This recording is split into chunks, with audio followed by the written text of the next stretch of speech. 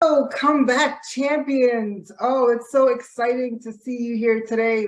My name is Samantha Mitchell. And so my purpose here today with you all is to fuel you with as much confidence as possible so that you could get to your dream destination. So I celebrate you all for taking time out for yourselves today and to really just focus on your journey and the growth that's forthcoming because you're making these investments in yourself. And so I celebrate you. And so I have a presentation that I'm going to pull up for you all. So let me pull that up.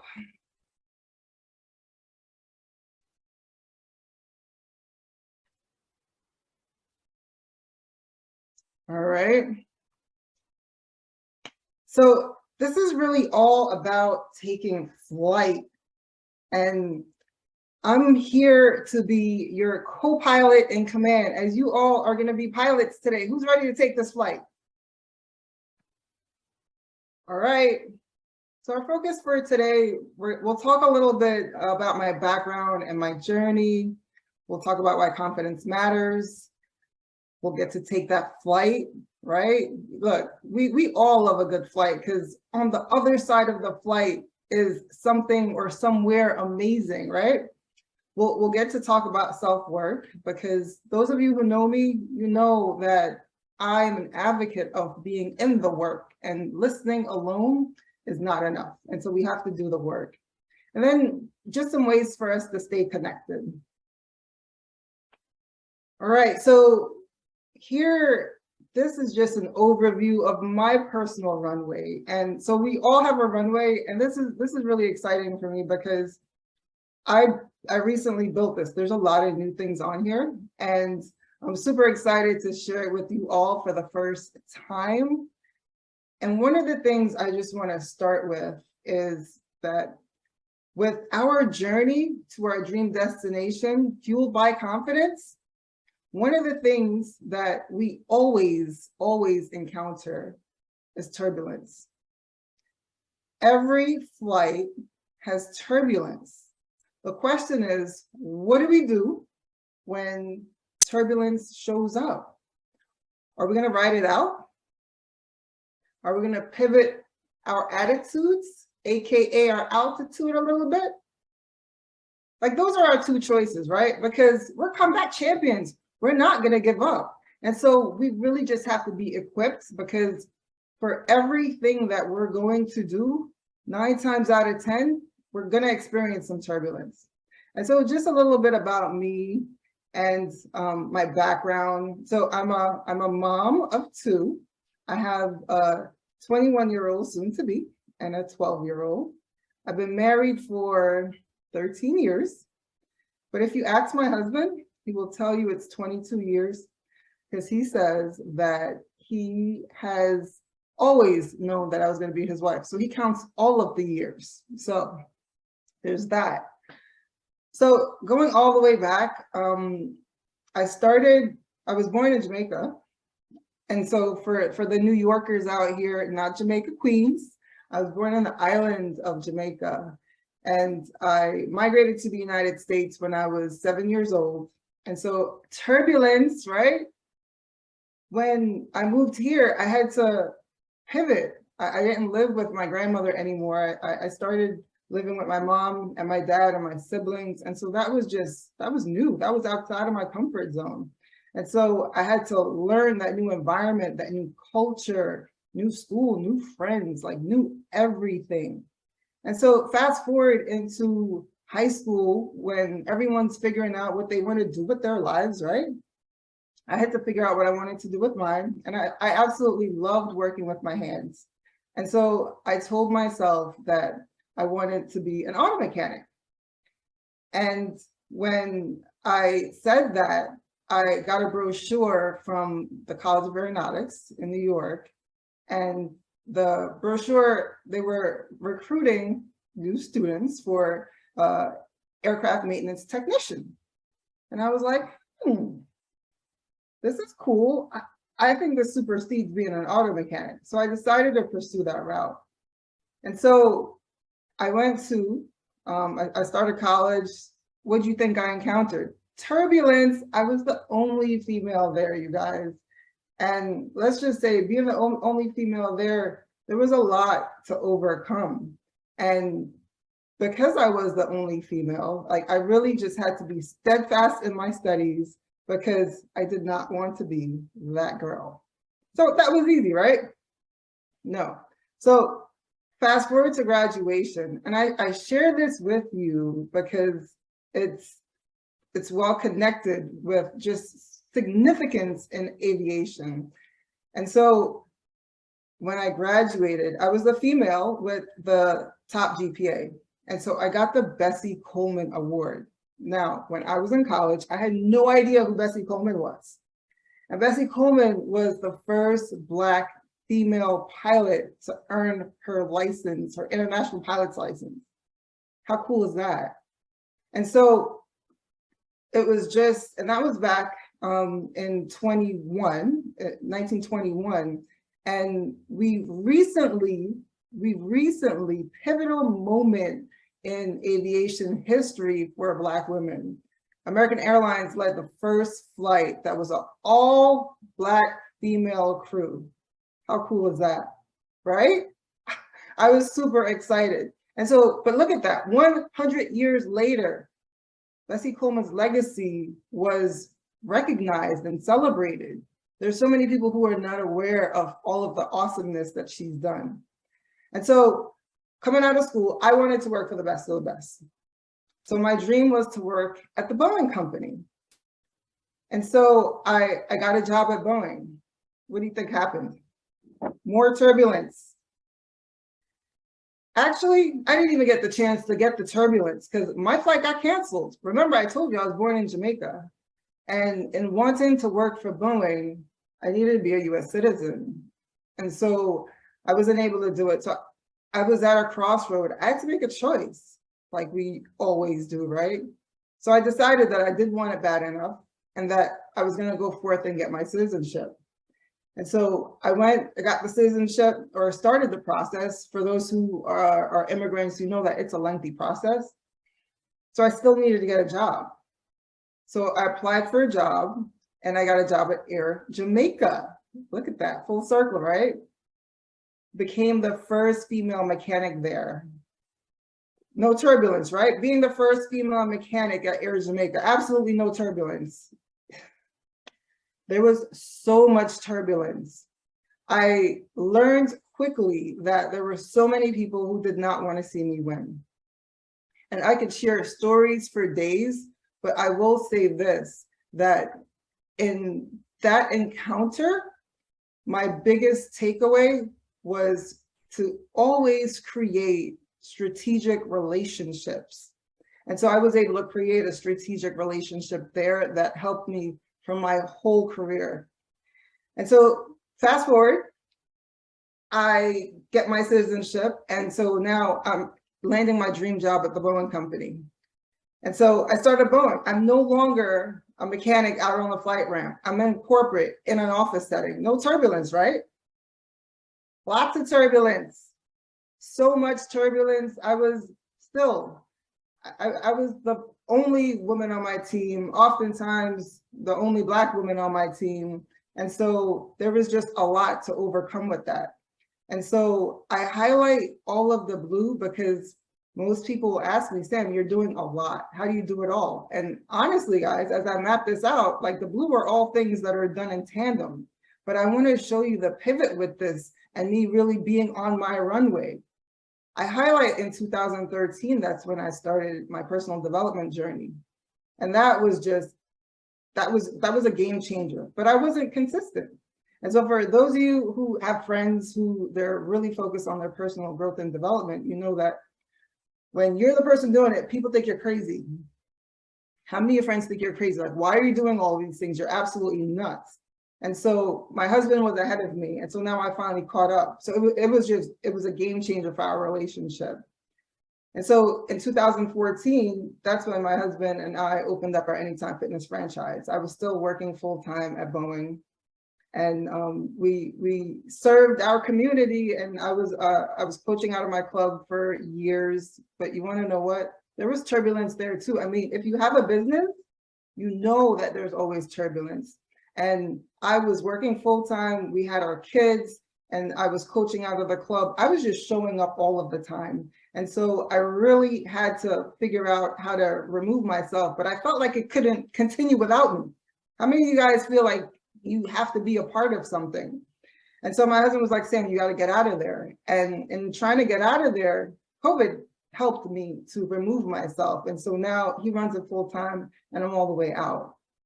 And so I went on, and 2022, it was just a pivotal year. That's when I went all in on my personal growth and development. And I became a best-selling author for my book, The 3 Keys to Unlock and Unleash Your Confidence, the Women Inspiring Nations, that's coming out in a couple of weeks. And with writing the book, it really just opened up doors for my speaking career, more turbulence, right? Learning who to find as your coach and all of the things. But I share all that to say, in doing all that, I discovered my passion. I've been in aviation for all of these years. I witnessed the pivot with Bessie Coleman. And then as I was starting this speaking career, that's when I identified that I needed to create the space for other Samanthas, the Black females that are in aviation, so that they know that they're not alone, that there's mentorship and sponsorship and scholarship opportunities, and just the ability to grow aviation and create awareness for the youth so that they're able to want to be a part of this awesome industry. And so all that to share with you is that every single major milestone on my runway for me to take off and land and take off and land, always turbulence. And so we get to choose. What are we going to do when this turbulence shows up? I always chose to ride it out, and it was not easy. It got easier when I identified, or I got more acclimated with my personal development. And I identified that things weren't happening to me, that they were truly just happening for me. Yes. And so why does confidence matter? You guys, how many times have you been in the airport, you looked out the little window and you see the aircraft being fueled up? How many times, right? The fuel is what allows this aircraft to take off. The confidence that you have is your fuel that allows you to take off so you can reach your goals, so you can get to your dreams. So it's really, really important to focus on that internal belief that regardless of what happens, that you're able to overcome it. You're able to move through life, your career, your relationships, without knowing all of the answers and being able to deal with all of the challenges, knowing that the turbulence is going to be there, but you're still able to take action. And so when it comes down to it, this between our 2 ears, mindset is everything. And in the event that you have all of the skills and your mindset is not aligned and you're doubting yourself, there's a lot of resources that we're able to do. I practice affirmations regularly. So when I'm in a space where I'm not feeling confident, I just pivot and I start to affirm to myself. And so it's time to get in the cockpit. And so this is me back when I started at Air Jamaica in the cockpit. This was an Airbus, it's not a Boeing, don't tell anyone, right? And so really just want to take you in and let you be the captain. I'm your co-pilot. I'm here to guide you. And so I'm going to take you on the flight. And so F is all about focusing on your mindset, that your internal belief. This is what's going to drive you to take off because you know that you can do it. You're able to identify that your subconscious, even though it's established from the time that you're created till 7 years old at about 80%, that you get to choose to reprogram it, right? L is for leave your fears behind. When fears are grounded, dreams take flight. And I want your dreams to take flight. And that means we need to learn to manage those fears, acknowledge them, and press on. Eyes, imagine yourself at your dream destination. Go back to the inner child when you were 3 years old and you were all about dreaming and visualization, and nobody could tell you anything because you saw it. And guess what? Your mind does not know what's imagined versus what's real. So if you imagine it enough, it becomes your reality. So we could practice that. The G's for gratitude. Gratitude is a must. Gratitude attracts abundance. And so it's important that we incorporate gratitude practices in our day-to-day practices. Have faith. All right, you guys are all, most of you've been in an aircraft. You get in the aircraft and you don't know who's flying this thing, but you have faith. So I need you to have faith. T is for trusting yourself. All of the external validation is cool, but until you believe in yourself, that's when it really matters. And so I always love a good challenge, you guys. And so the self-work challenge. For 30 days, identify a category where you will leverage 10% more confidence. And so you can choose it in a group, in the area of relationships, finance, your body image, health and wellness. Pick a category and make sure that you're leveraging your 10% more confidence. And I want to hear all about it, right?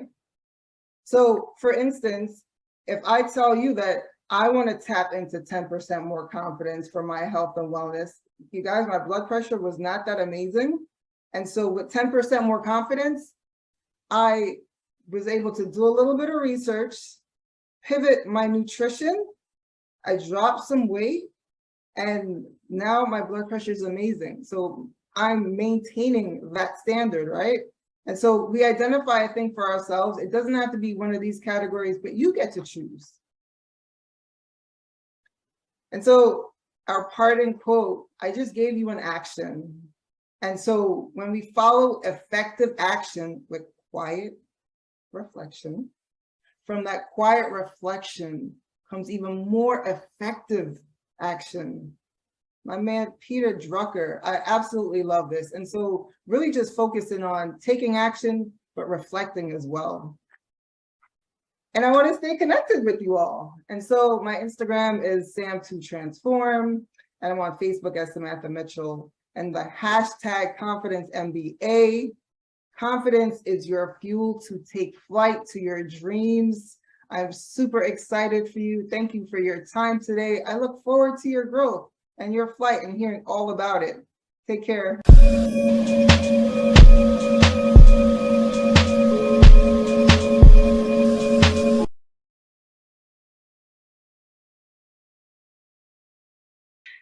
Hello, everyone. My name is Jennifer Nichols, and I want to talk to you today about how to use your story.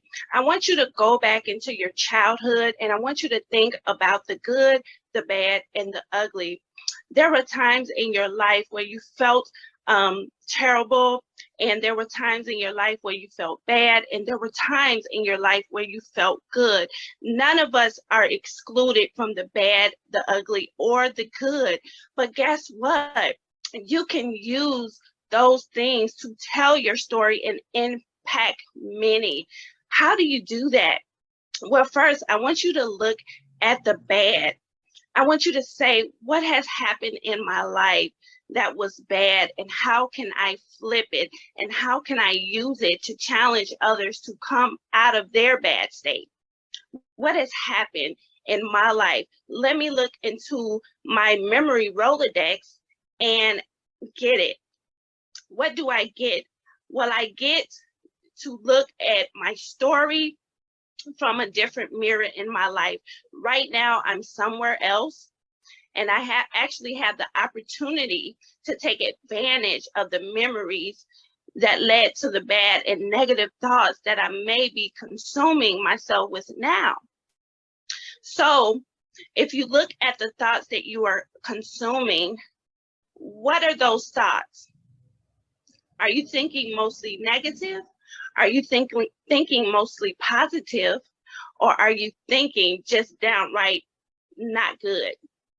If you're thinking any of those things, or maybe it's a mixture, maybe it's not one or the other, then tell yourself, how can I balance that out?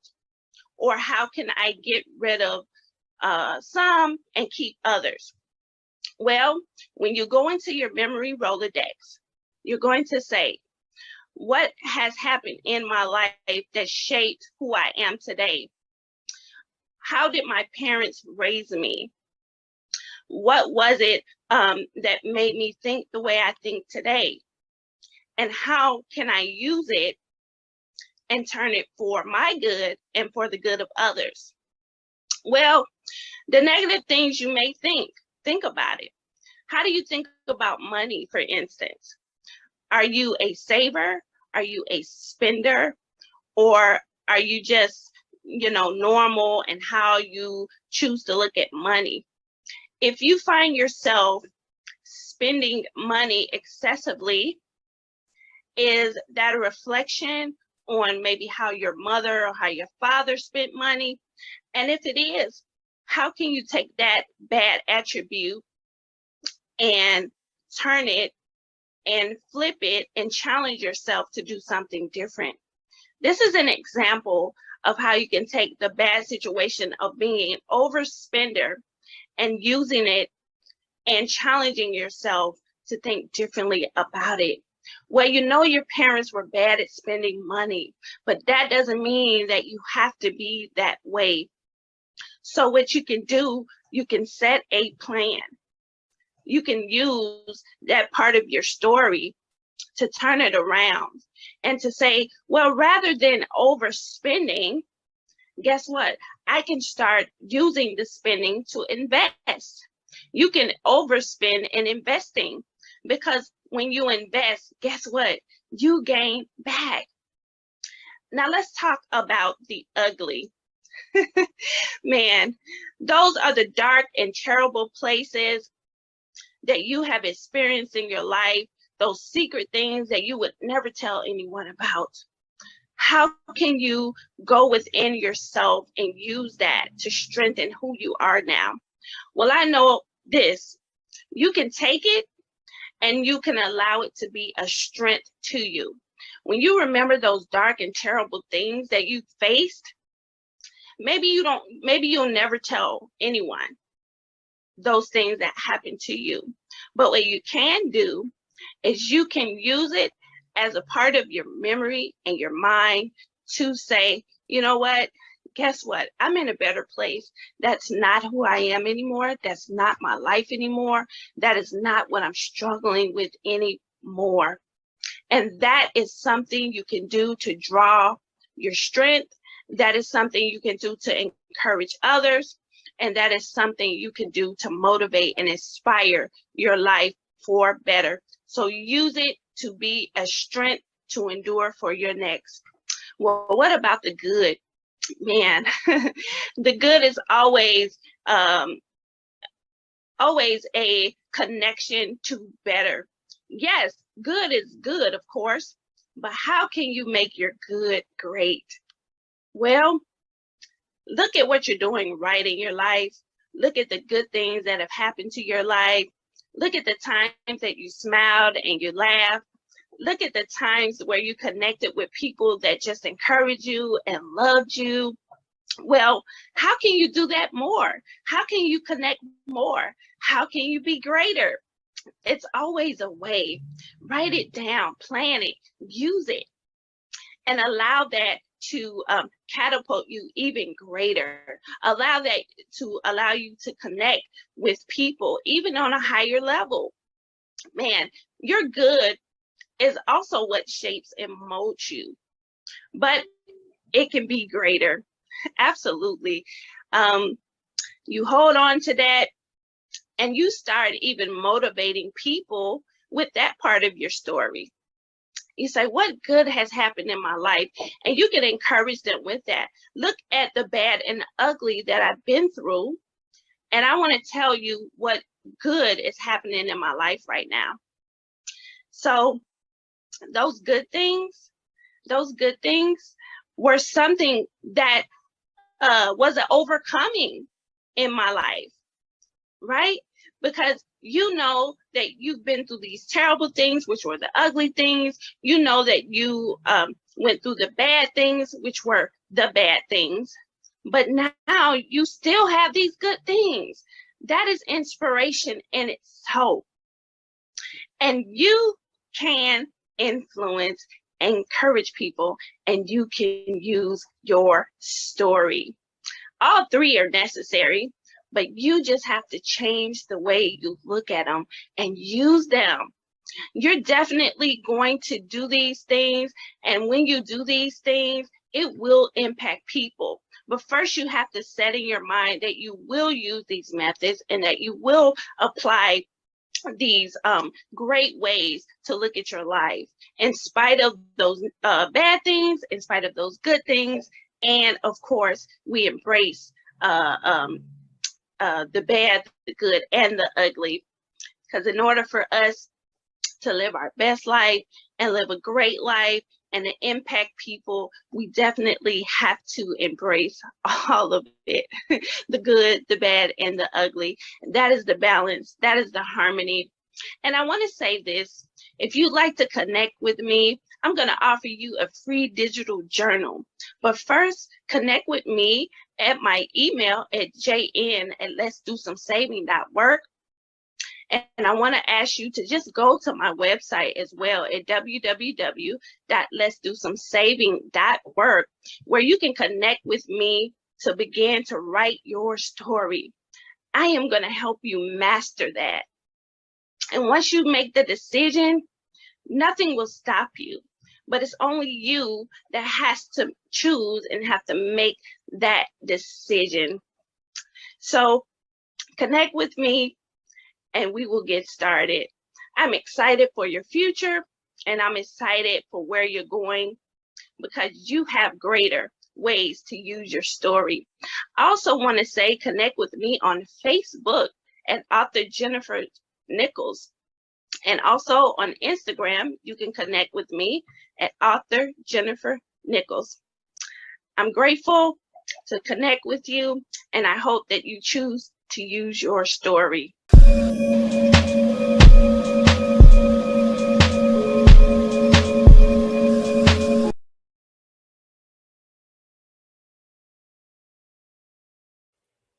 How often have you been faced with challenges in your life? Well, I can tell you, I had a very interesting challenge. My daughter rented something called a slingshot. For me, it's a high-powered tricycle. And yes, I got on it. And before I knew it, we were going 120 miles an hour, not wearing a helmet, nothing protecting us, but I was having a blast. How many times have you been going 120 miles an hour with no protection, no roof over your head, no helmet? Now, it's not legally required to wear a helmet when you're on these particular tricycles, but how many of you have been in a situation like that? Going 120 miles an hour, no protection. And it was fun, right? But if you have a helmet or a roof over your head, you have so much more confidence and you have that sense of protection and you're able to move forward. How many of you can relate to that? You see, that was the way I felt that particular day. I was on the slingshot and 120 miles an hour, no protection. But when it comes to our business, it comes to our life, we need protection. We need a roof over our head. We need to be wearing a helmet. Even though it's not legally required on you when you're on a slingshot, but when you're in business for yourself, when you're working for someone, you need protection. You want to make sure that everything is going as smoothly as possible. There's no bumps in the road that's going to throw you off, right? So what I want to talk to you today about is 5 simple steps that can help you overcome challenges that you may have. You see, we all have challenges in our life. And when we have these challenges, we make excuses for why we don't get things done.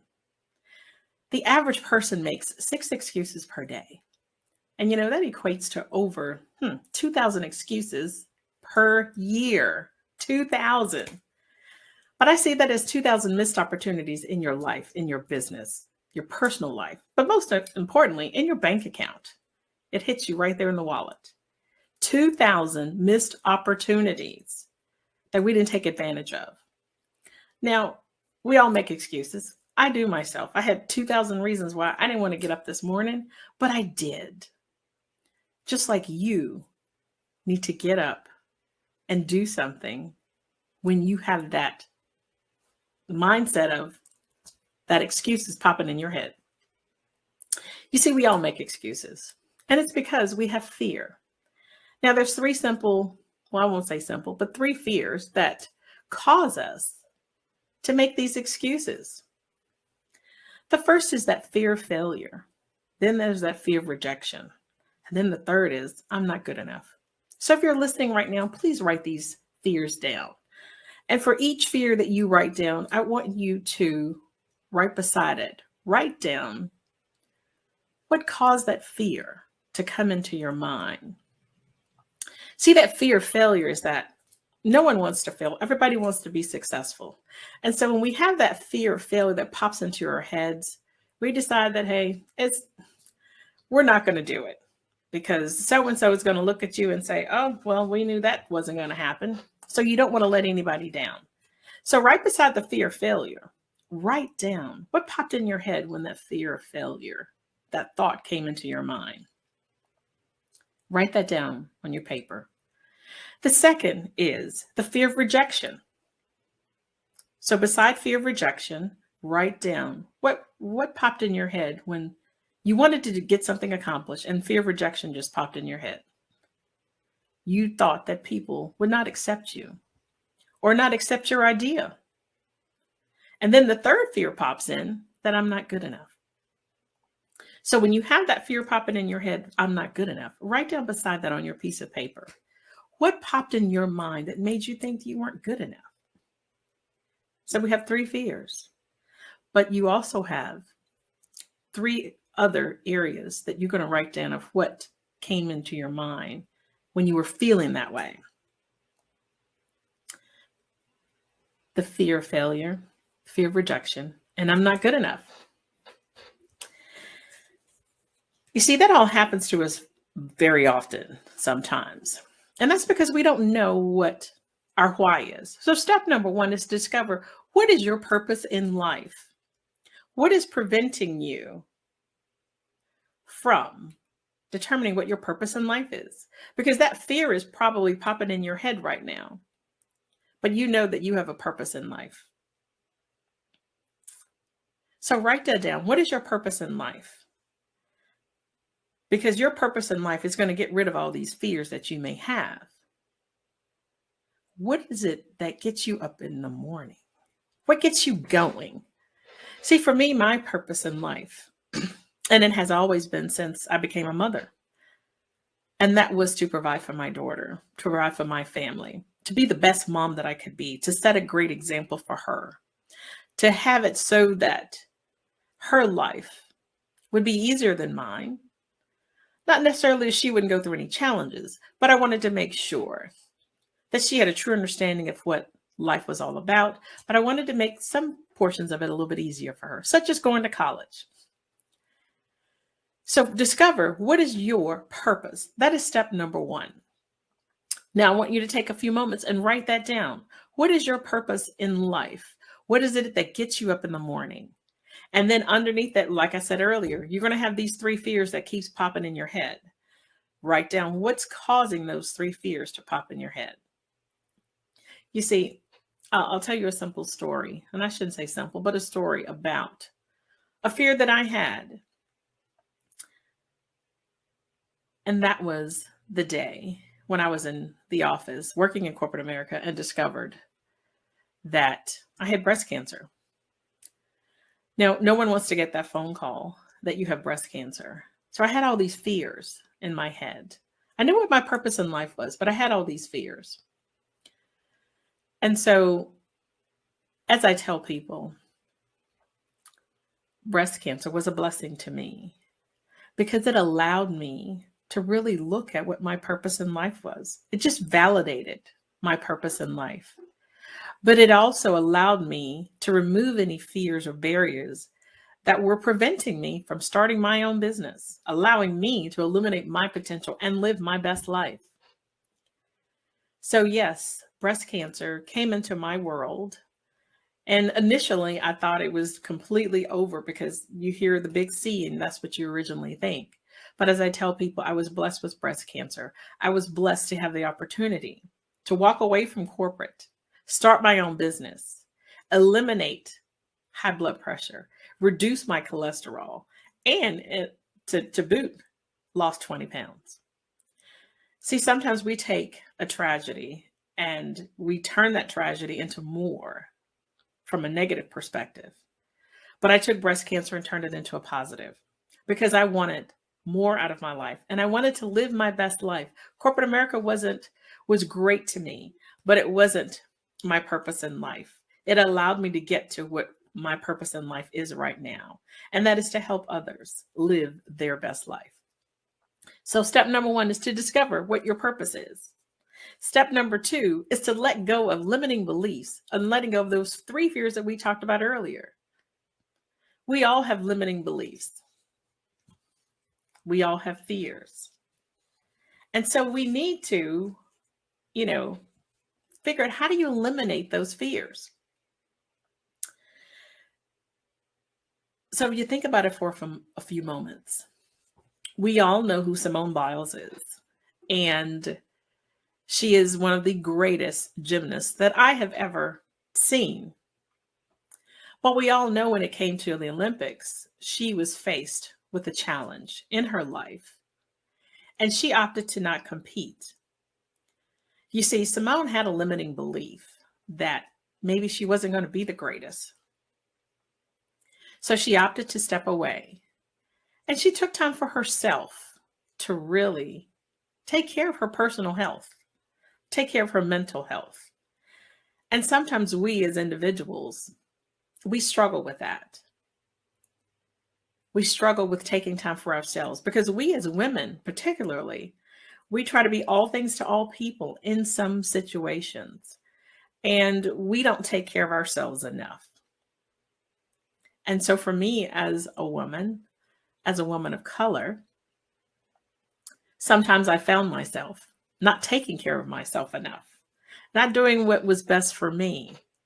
And as I said before, having breast cancer really took care of that for me. It allowed me to take a step back and really look at my life to see what was actually going on.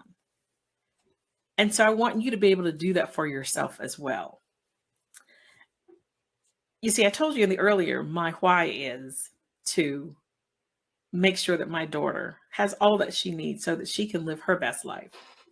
And so my goal was to really leave a legacy for her. And I knew I couldn't do it on a 9-to-5 job. Yes, the company paid me well, but to leave a legacy, it didn't allow me that ability to do so. So for me, what I started doing was investing in real estate. Now, some of you may say, well, I don't have the money. I don't have the time. I don't know how to do it. How do you get started? Well, for me, it was a side job. I still kept my 9-to-5, but on the side, I was actually building my business in real estate. So when I would get paid for a bonus, I would take that money, put it aside, and keep saving money so that I could have enough money to put money down on a property to have my first rental property. And so I did that. And the more that I learned, I, of course, had to invest in myself to get more education around real estate and how to run that business. At the same time, I'm working my 9-to-5 job. So I continued to do that. Now, it took a while, 10 years plus, but it allowed me to have some money set aside for her so that I can continue to build another property or buy another property. But see, I had limiting beliefs, and those limiting beliefs were from people that said, You're not going to be able to do that. And I was thinking that myself. I don't have enough money. I don't have enough time. And I don't know how. Those were the limiting beliefs that were in my head telling me that I couldn't do this. But, I just kept pressing forward because I said, if someone can do it in Coca-Cola to leave a legacy for their kids, or with Nike, then I can at least have a small piece of the pie to figure out how to leave a legacy for my daughter. And so I started, as I said, my side hustle with my corporate job. And day by day, I just kept nibbling away at it. I said I did some investing in myself, but I did. So I purchased different types of programs online. I did different types of networking. I went to different trainings, and I was able to learn a lot in real estate. And then I launched my business, started my rental property business. And to this day, I have several rental properties. So I was able to leave that, create this legacy for my daughter. I still have a long way to go. But what I want you to understand is that when people tell you no, then you say yes. Don't allow someone else's limiting belief to be your limiting belief. Don't allow that to happen, because you can do it. You can do everything and anything that you set your mind to do. So that's step number 2, is to remove any limiting beliefs. So what I want you to do is to, if you have a piece of paper, to write out, other than yourself, who will benefit if your dream is realized? Who will benefit? So for me, it's my daughter who's going to benefit. But I want you to take a few moments and write down who will benefit if your dream is realized. So my point to you today is to trust yourself, have faith in yourself, and know that sometimes you have to go it alone. And see, for me, I did. I had to go it alone because friends and family didn't think that I could do it. They didn't believe that, I could make some money in real estate investing and not lose my shirt, because that would really, when I started this was 2007, 2008, and everybody was losing money. But actually, that was the best time for me to do it. So make sure that you take out this piece of paper and write down who will benefit if your dream does actually come true. And I know that it will. Step number 3 is that you need to stimulate your mindset. Now, we sometimes find ourselves getting into this, what I call comfort zone. And we're comfortable with, the way things are. The old saying is, if it's not broke, don't try to fix it. Well, yes, you should try to break it and then refix it. So sometimes get out of your comfort zone. Connect with people that you've never connected with. Have discussions and meetings with people that you've never had discussions with. Learn something new that you've never learned before. So get out of your comfort zone. The second point of that is to the learning zone. Is to learn something new about yourself, learn something new about a different trade or business that you're looking to do. So get into that learning zone. And then the third zone is the growth zone. So once you've connected with new people that think differently and are doing some different things, you've learned something new, you're ready to be in that growth zone so that you can propel to that next level of where is it that you really want to go so that you can live your best life. So one of the areas that I did when I was in my growth zone was I branched out into a new arena, and that was in coaching. So I've got my real estate business, but then I wanted to help more people. And so I invested into the John Maxwell organization and became a certified coach, trainer, speaker with his organization. So I expounded my network, and people will tell you your net worth is what your net work is. And so my network grew from connecting with real estate and now connecting with John Maxwell. So sometimes we have to do some things differently in order to expand our knowledge and expand our bank account. So a story I'll tell you is that, when I graduated from high school, my first thing was to be an accountant. And I thought that's all I really wanted to do. But as I matured in life, went to college, met new people, worked in corporate, I realized that, my skill set was really helping people. And so you may find yourself that, hey, you've got this degree, you're working at your 9-to-5 job and things are great, but you have this burning urge to do something different, or you're ready to transition from your 9 to 5 because you've worked your 30 plus years, you're ready to retire, do something different.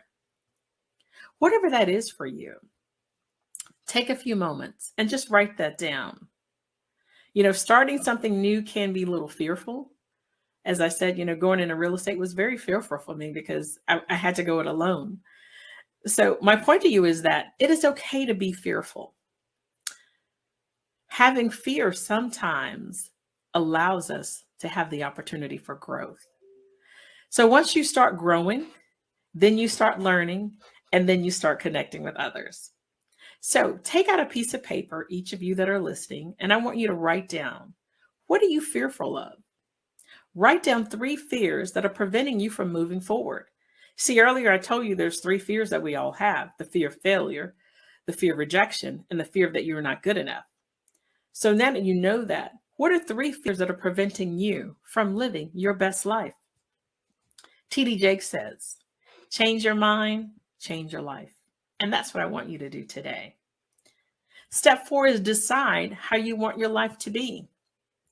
Invest in yourself. You may have to travel to do something differently, or may take a job that is in a different city or different location. Maybe you want to be a business owner, or maybe you're ready for that next level job at your company that you're working for. Whatever that is. But you need to decide how you want your life to be. So that's step number 4. Now, the 5th and final step is that, before I do that, what I want you to do is to take out a piece of paper and then write down these 4 things. You need to have clarity in your life.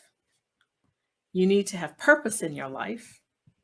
You need to trust yourself. But most importantly, you need to believe in yourself so that you can make things happen. Because if you don't believe in yourself, then what are the chances of someone else believing in you? The 5th and final step is to be honest with what you're willing to give up. Yes, we all have to give up something in order to get to where we want to be. Unfortunately, we do. So number 1 is, are you willing to give up friends that are not willing to help you get to where you want to be? Are you willing to give up a new way of thinking, a new way of doing things? Are you ready to eliminate any bad habits that are getting in your way? And are you willing to put in the time and the work to get this done, to reach your goals so that you can illuminate your potential and live your best life? We all know Elon Musk. He is the world-renowned richest man in the world with Tesla. He's had a lot of challenges. A lot of people didn't like him. A lot of people didn't believe in him. But look at him today. He's very successful. So I use that as an example to share with you that you can do anything that you believe that you can do. You see, when I was going through my transition of my 9 to 5 to becoming an entrepreneur, I realized the 3 things that I needed to do to recreate myself. I had to recognize who I really was. Number 2 is I had to recognize my faults, and I had to be okay with what my faults were. Number 3 was I had to realize that I was the boss, and I had to be accountable for my actions, my behaviors, as well as my mistakes. So my point to you is that you have to be okay with who you are. You have to be comfortable in your own skin. You have to be comfortable in receiving feedback, whether that's positive or negative, without getting defensive to others. You have to be willing to change. And you have to be willing to know that you don't know it all. So sometimes you have to connect with some people that can help you out. And trust me, I had to do that a lot. I had to connect with individuals who could help me learn more, connect with more people, get to where is it that I wanted to go. So my takeaway for you is this. Make sure that you are comfortable with your core values and your beliefs, and that they match your actions. Be comfortable being uncomfortable. And don't be a people pleaser, because sometimes we want to make sure that people are happy with us. So don't be a people pleaser. So what I want you to do today is to write down one simple one action that you want to make, one action that you need to take before the end of 2022 so that you can reach your goals and objectives. And beside that action, I want you to write down one thing that's preventing you from getting to that action. So your assignment is to write down one action. And then beside that, what is preventing you? What's getting in your way? What's challenge or obstacle is preventing you from taking that action? See, this is one of the things that I do in my Illuminate Your Potential, Live Your Best Life, taking your excuses and turning them into actions. So I have a blueprint that will take these excuses, put them into actions.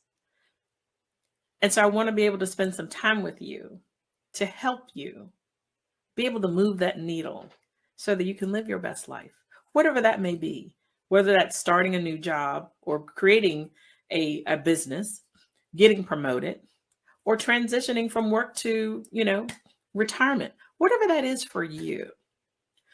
My job is to make sure that I provide you the services that can help you live your best life and illuminate your potential.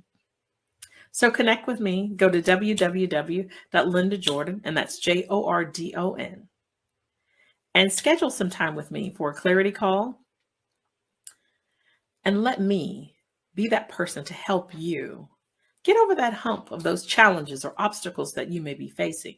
Let me help you take those excuses and turn them into opportunities so that you can live your best life and illuminate your potential all at the same time. I hope that what I've shared with you today has been uplifting, and I hope that it is providing some insight and some excitement for you. Thank you for your time today. Thank you for allowing me to pour into you and to share with you some of my experiences that have helped me along the way. So I hope these 5 simple steps to overcome any challenges and obstacles in your life will help you propel and get to that next level. Thank you for your time today. I hope you will enjoy the rest of the summit and have a wonderful afternoon.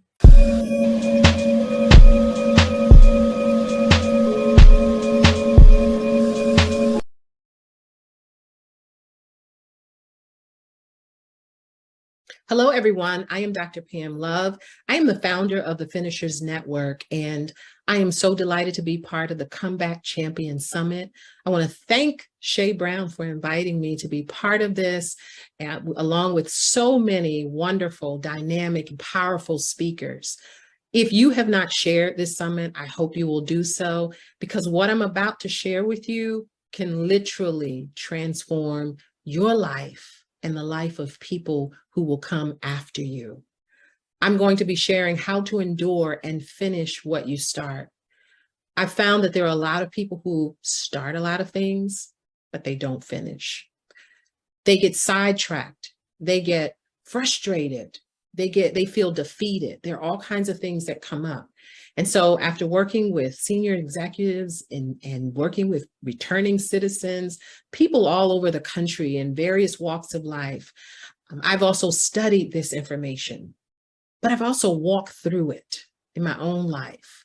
I've had my own challenges, had my own situations and circumstances that could have stopped me, but I am a finisher. And so coming through those things, I want to give you some keys that can help you move forward. Many of you know part of my story of molestation and drinking and all kinds of things in my younger years, and then bankruptcy and 4, I believe it's been now 5 car accidents and an elevator accident. I've been through situations that could have killed me, caused me to be in a mental institution, or to cause me to be incarcerated. And yet I'm none of those things. And it was in the midst of some of the most difficult seasons in my life that I was able to persevere by the grace of God. I can't take all of the credit. It was by the grace of God that I was able to move forward.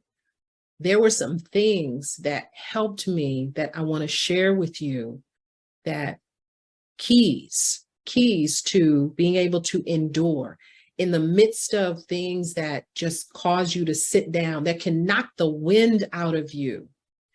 Most recently in 2021, I had an eye stroke, totally unexpected. No signs of anything. It was shortly after I had taken the vaccine, and I'm not anti-vax, but this was shortly after the vaccine, and all of a sudden, I can hardly see out of my left eye. I'm seeing all these floaters and things are happening. And so I go to the doctors and they tell me, no, ma'am, you don't have floaters. You've got blood in your eye. And as it turned out, again, I'd had this eye stroke. Most of my work was virtual. So what do you do when you no longer can work? So not only is this affecting me physically, but now it's going to affect me financially. And I sat down, just for transparency, I sat down, I cried.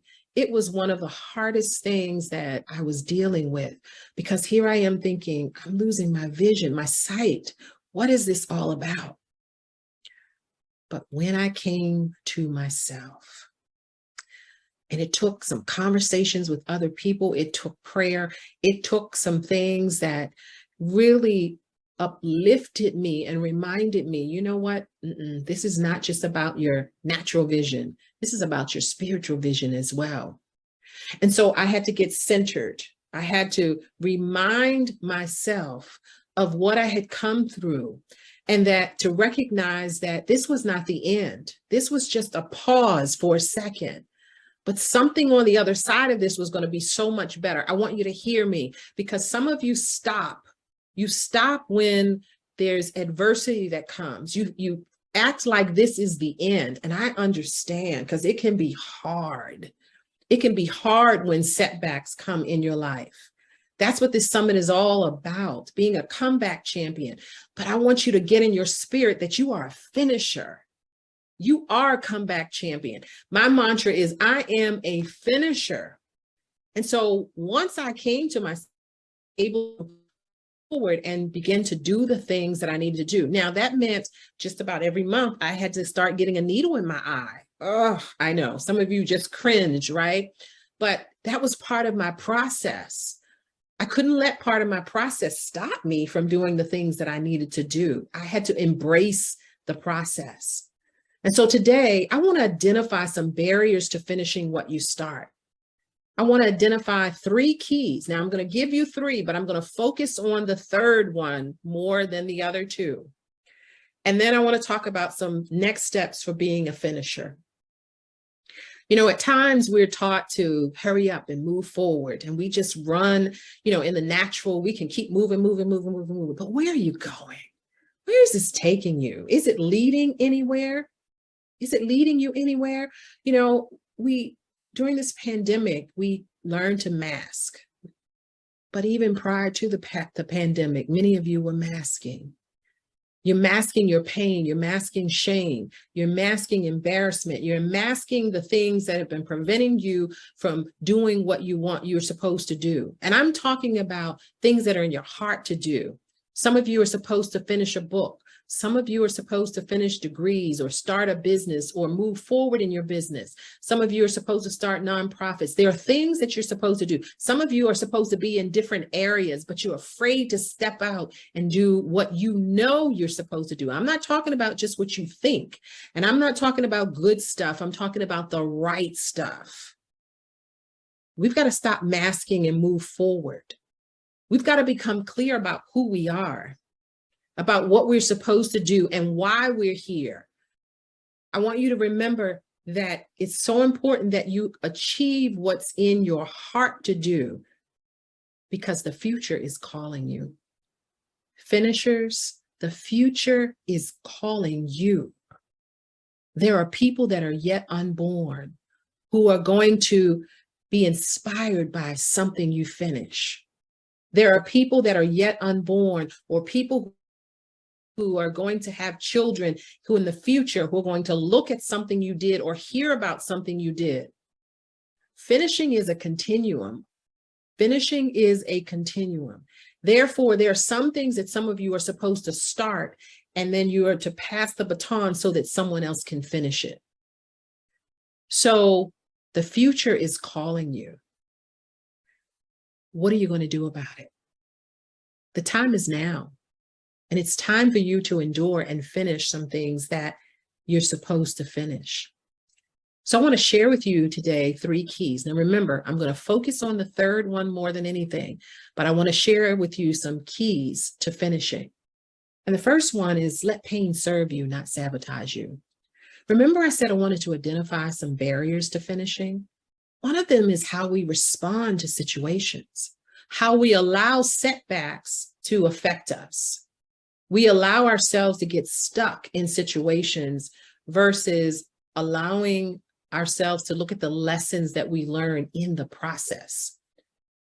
How can pain become your friend instead of looking at pain as your enemy? There are lessons in obstacles. There are lessons in setbacks. What is it there to teach you? What is it there to develop in you when you're going through difficult situations? So let pain serve you, not sabotage you. There's so much more that I can say about this. There's some other things that I have in terms of a course and coaching that I do to share about this particular key. But as I said, I want to focus more on number 3. Now, number 2, it says get rid of distractions, but some of you may say, wish we could do that.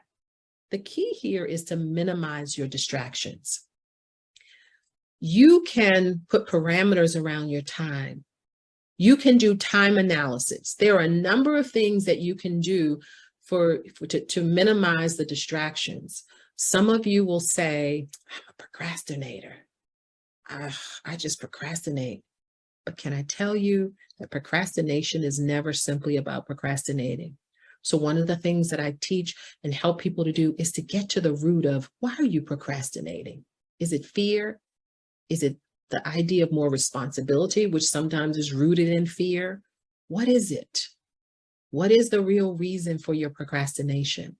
So minimizing your distractions is something that you can do to eliminate the barrier of distractions, which keep you stuck and give you excuses. We say finishers make progress, not excuses. Here's the third key that I really want to focus on, and that is grit. It is so important that you develop grit. See, this gentleman looks like he's in pain. He's struggling to keep himself up with one arm, but guess what? He's still staying up. And so I want to look at some key components of grit to help you to be able to endure and finish what you start.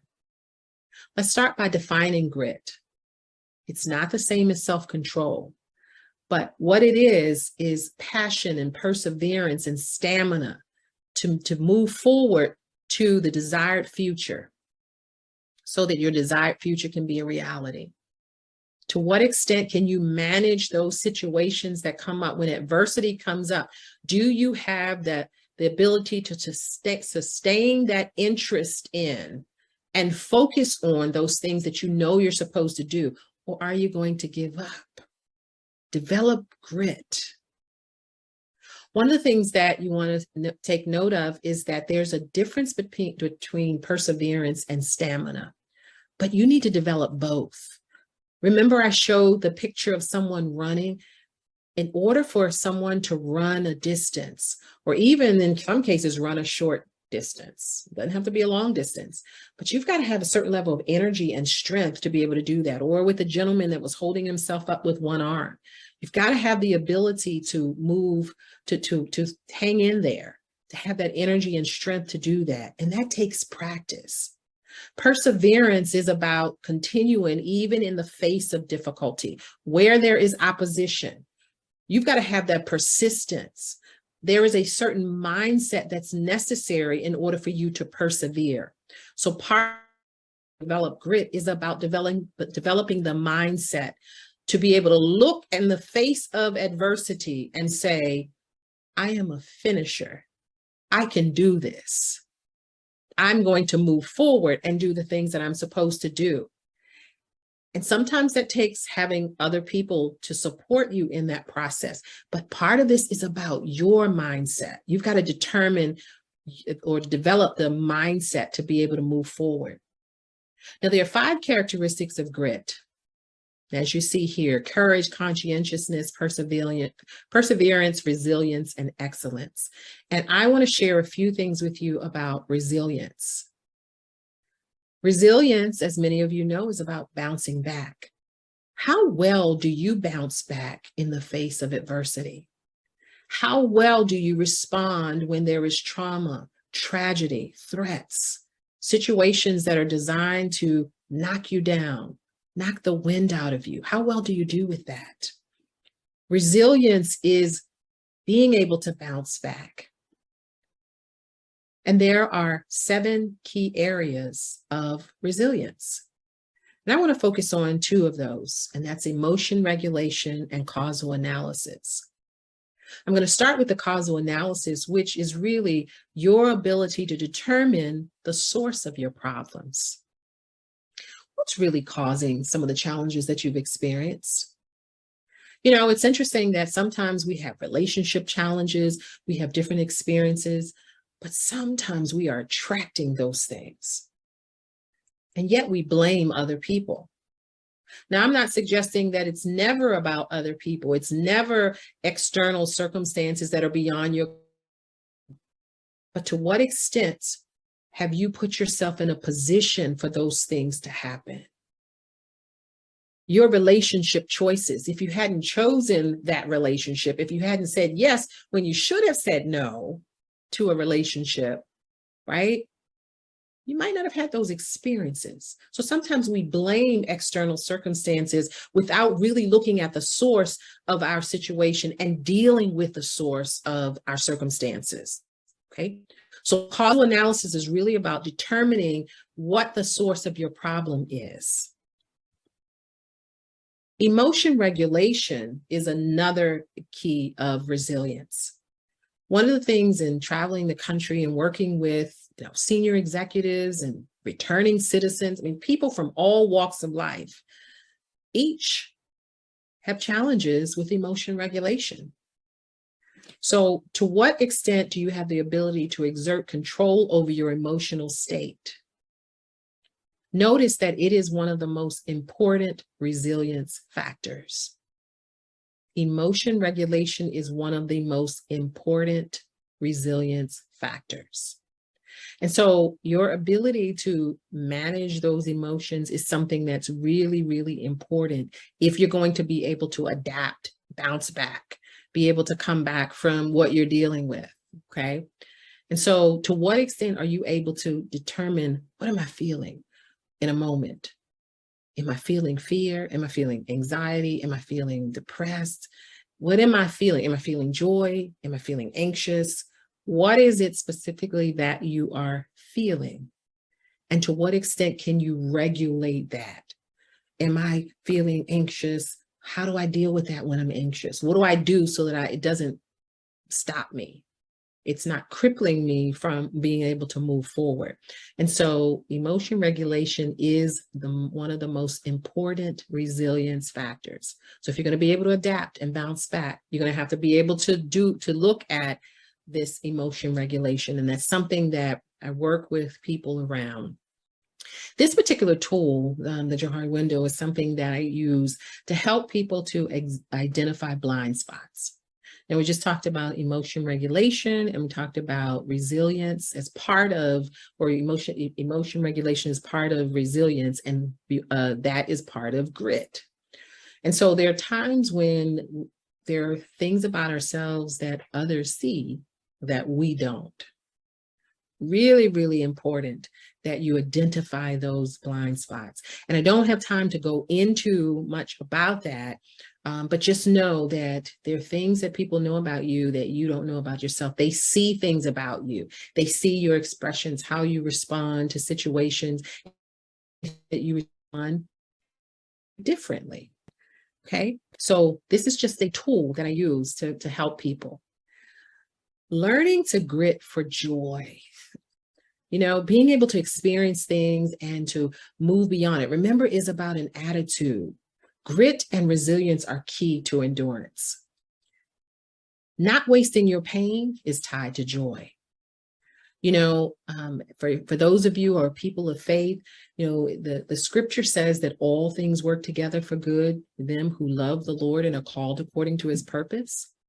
Well, one of the things that I've learned is that if that is true, which I believe it is, then when I'm going through situations and circumstances, then I say, this has to work together for my good. It has to come together in some way that's going to be good on the other side of this. So once I get myself up, after I've cried, after I've had my moment, my pity party, whatever it is, then I sit there and say, remind myself. And sometimes it takes other people reminding me, look at what you've come through before. You know this is going to work together. You're a finisher. Sometimes it takes other people in your ear. Part of finishing is having the right support, having the right cheerleaders and champions in your ear that can help you. So don't waste your pain. Notice it says the process of endurance requires practice, persistence, patience, self-awareness, stamina, and support. All of these things are part of grit. If you're going to learn to grit for joy and move forward, if you're going to learn how to endure, these are some of the things that you've got to learn how to do. So what now? I've shared with you 3 keys. I've focused on the third one, which was grit. Talked about resilience as important if you're going to be able to grit. I've said that emotion regulation and causal analysis and impulse control and other things are keys to resilience. If you're going to adapt, if you're going to deal with adversity, situations, if you're going to be able to come back from situations and achieve the things that are important to you, those goals that are in your heart, what can you do? You've got to learn to endure and finish what you start. I've given you those keys. Let pain serve you, not sabotage you. Minimize your distractions. Learn to grit. This is very important. You got to learn how to grit. Here's an affirmation that we say as finishers. I am a finisher. I make progress, not excuses. I am a victor, not a victim. I run a race to finish it, not just to say I'm in it. I am a finisher, and I will finish everything that I was born to finish. I want to thank you. If you're interested in a free 30-minute coaching consult, text the word finish to 410-615-6477, and you'll get this free 30-minute coaching consult where we can talk with you about how you can move forward and learn how you too can be a finisher. I want to thank Shay Brown again and the Comeback Champion Summit. I am a comeback champion. I am a finisher, and I want to help you to be able to finish what you start. The things that I share with you today are just a snippet of the things that we can work together to accomplish, to help you to move forward so that you can achieve everything that's in your heart to achieve. Because remember, as I said, the future is calling you. What are you going to do about it? Do something. Take action today. Text me. Text the word finish to 410-615-6477. It's been a pleasure. I look forward to hearing from you.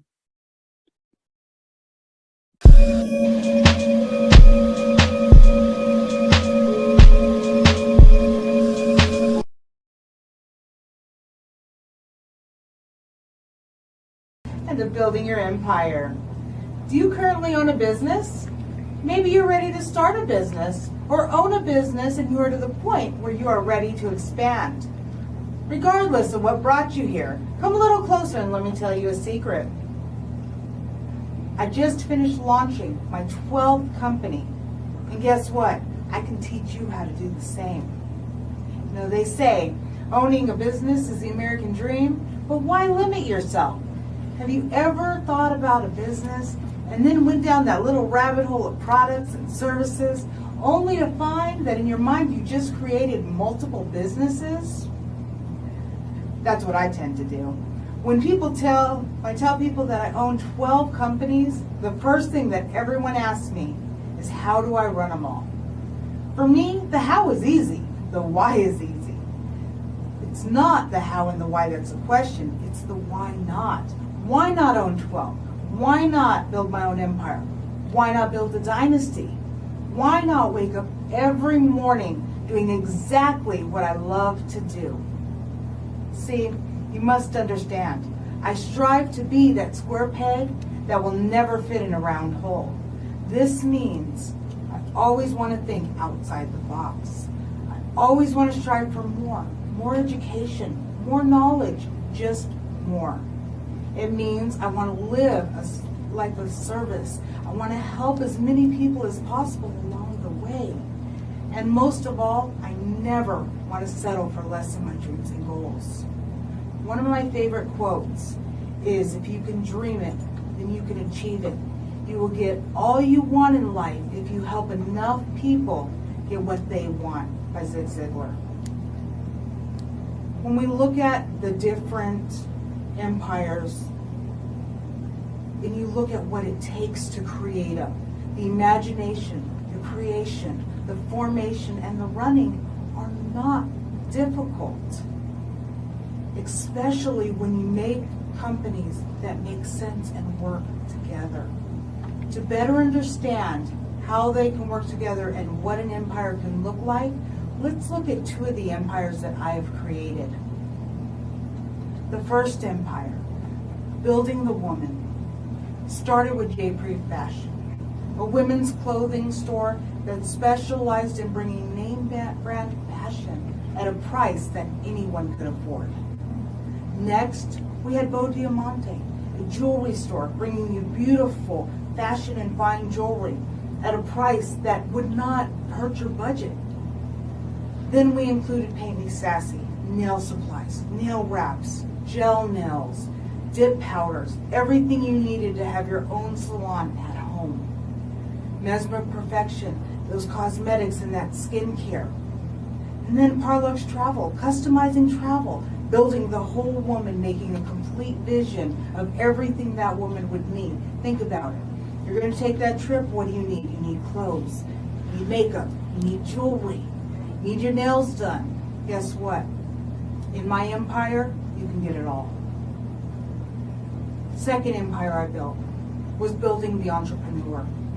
That started with Marpoms, a business service company specializing in bookkeeping, business startups, and different business services, from training and development to human resources.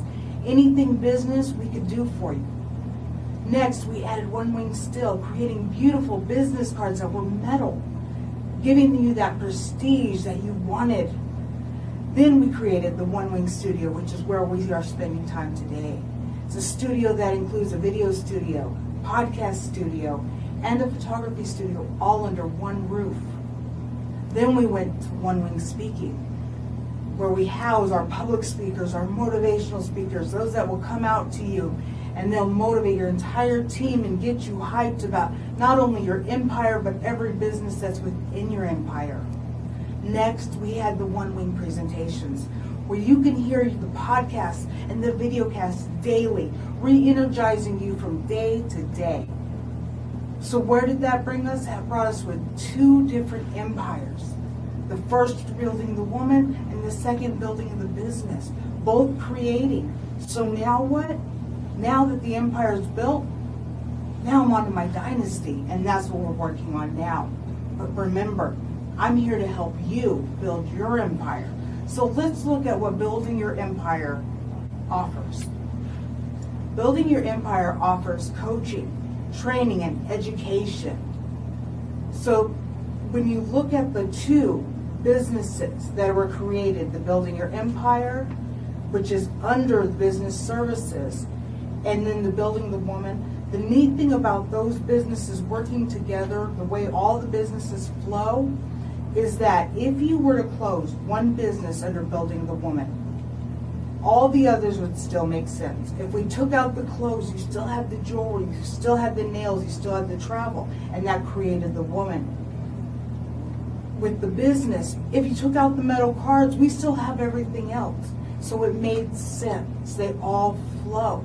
And that's what you want to do when you build that empire, is you want them to flow together. This also means the opposite, that you could close or sell, or you could add, because everything flows together. You could also create one large business where you consolidate all those ones into one mega business. An example of this would be Walmart, Target. They have these mega businesses with many departments, and you could create that too. And everything would still function grow, and make sense together. When you look at owning multiple businesses, it has its advantages, but yes, it also does have its disadvantages.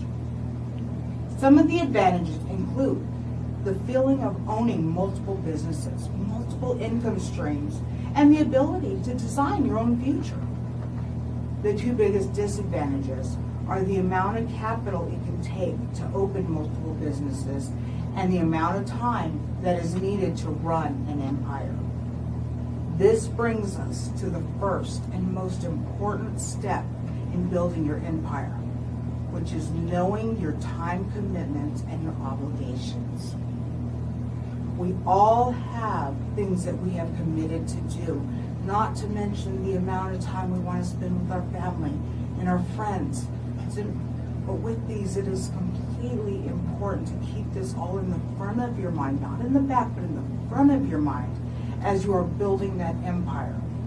Let me explain. As you sit there thinking about that empire you want to build, you also must look at the amount of time that is required to build each business. Some can be done on a part-time basis, some on a full-time basis. Some you can continue your current job, and some you'd have to let go of your job to build. Now, when you're doing multiple at a time, each one takes a different amount of time. Once you know what it will take, then you can look and see, does this align with my personal commitments? Does it align with my family obligations and the contributions I want to make to my community, my family? Can I create a successful work-life balance? This is so important. The balance is what will keep you motivated, keep you thriving, keeping you not only enjoying your business, but enjoying your home life, enjoying time with your family. It's what's going to keep you going. So that work-life balance is so important. Because of that importance, let's look at a few tips for creating that work-life balance. The first tip, make sure that you prioritize everything you're dealing with. When you prioritize it, you're making sure that you are handling those most important tasks first. So things don't get finished at the end of the day, you've handled everything that had to be handled immediately. Second, delegate. Delegate those tasks to others. It'll allow you to free up more of your time. You don't have to be the be-all in your business. That's why you hire others. That's why you bring in employees to help you do that. Delegate those tasks. Free up that time. With that time, you're then able to rest. You need to rest mentally and physically to keep going. You're no good to anybody else, not to your family, not to your employees, not even to yourself. You are not good to anybody if you do not take care of yourself. Next, you want to ensure that you have systems in place in your business. Your business should be able to run without you there. If your business cannot run without you there, and if one employee leaving or one client leaving will bring down your business, you need to look at the systems you have in place and change those systems so that your business can function without you being there. A successful business is system-based, not people-based. Remember that. It's system-based, not people-based. The last thing, remember, you're human and things are going to go wrong. I don't care how well you plan it, there will be things that go wrong, but that's okay. Learn from them. If we continue to learn from our mistakes, we will continue to be successful, we will continue to grow, and our businesses will likewise, it will grow and thrive with the learning we're doing. You're out building your empire. We try to offer as many services so that we can help you build that empire. So under that, we offer you the one-on-one coaching and mentoring with you individual, multiple entrepreneurs. We'll come out to small businesses and meet with the entire team. We have detailed educational programs that will walk you through running multiple businesses, all the way from conception to where you have your empire. We'll do speaking engagements where we'll come out and talk to your business, to students, to different groups. We do group trainings and group mentoring. We do all this because why? We want you to build your empire. We don't want just our empire. We want everybody to have that successful empire. So here's where it starts. Let me tell you. For everyone that attends the Comeback Champions Summit, I will offer a free 30-minute one-on-one. And that's not all. I'll offer you an additional 10% off any additional services or bookings that you do. That way you can take part in all of these services and grow that empire. Because remember, that's what we want. We want to see your empire thrive. You can reach me at jmarcus@marpalms.com or www.marpalms.com or phone number 469-750-6027. Again, that's jmarcus@marpalms.com, www.marpalms.com, 469-750-6027. And the first thing I want to tell you is I'm going to leave you with one last quote. Life is a song, sing it.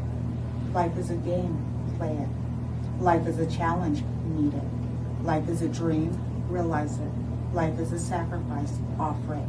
Life is love, enjoy it. Sai Baba. I want to thank you for attending this, and together, let's build your empire because it matters. Thank you.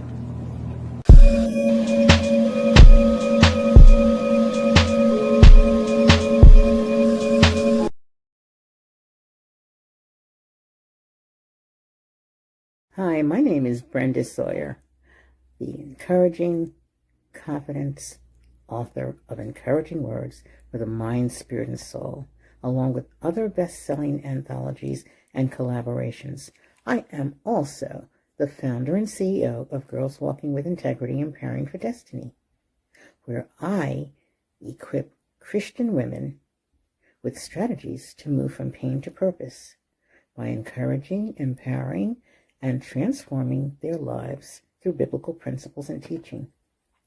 And I just want to welcome you to the Comeback Champion Summit, where I am honored to be on this platform once again to speak to you about the topic of how to be transformed by the renewing of your mind.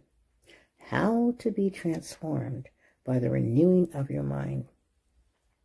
Now, I know you think that, okay, well, we have to renew our mind in order to be transformed.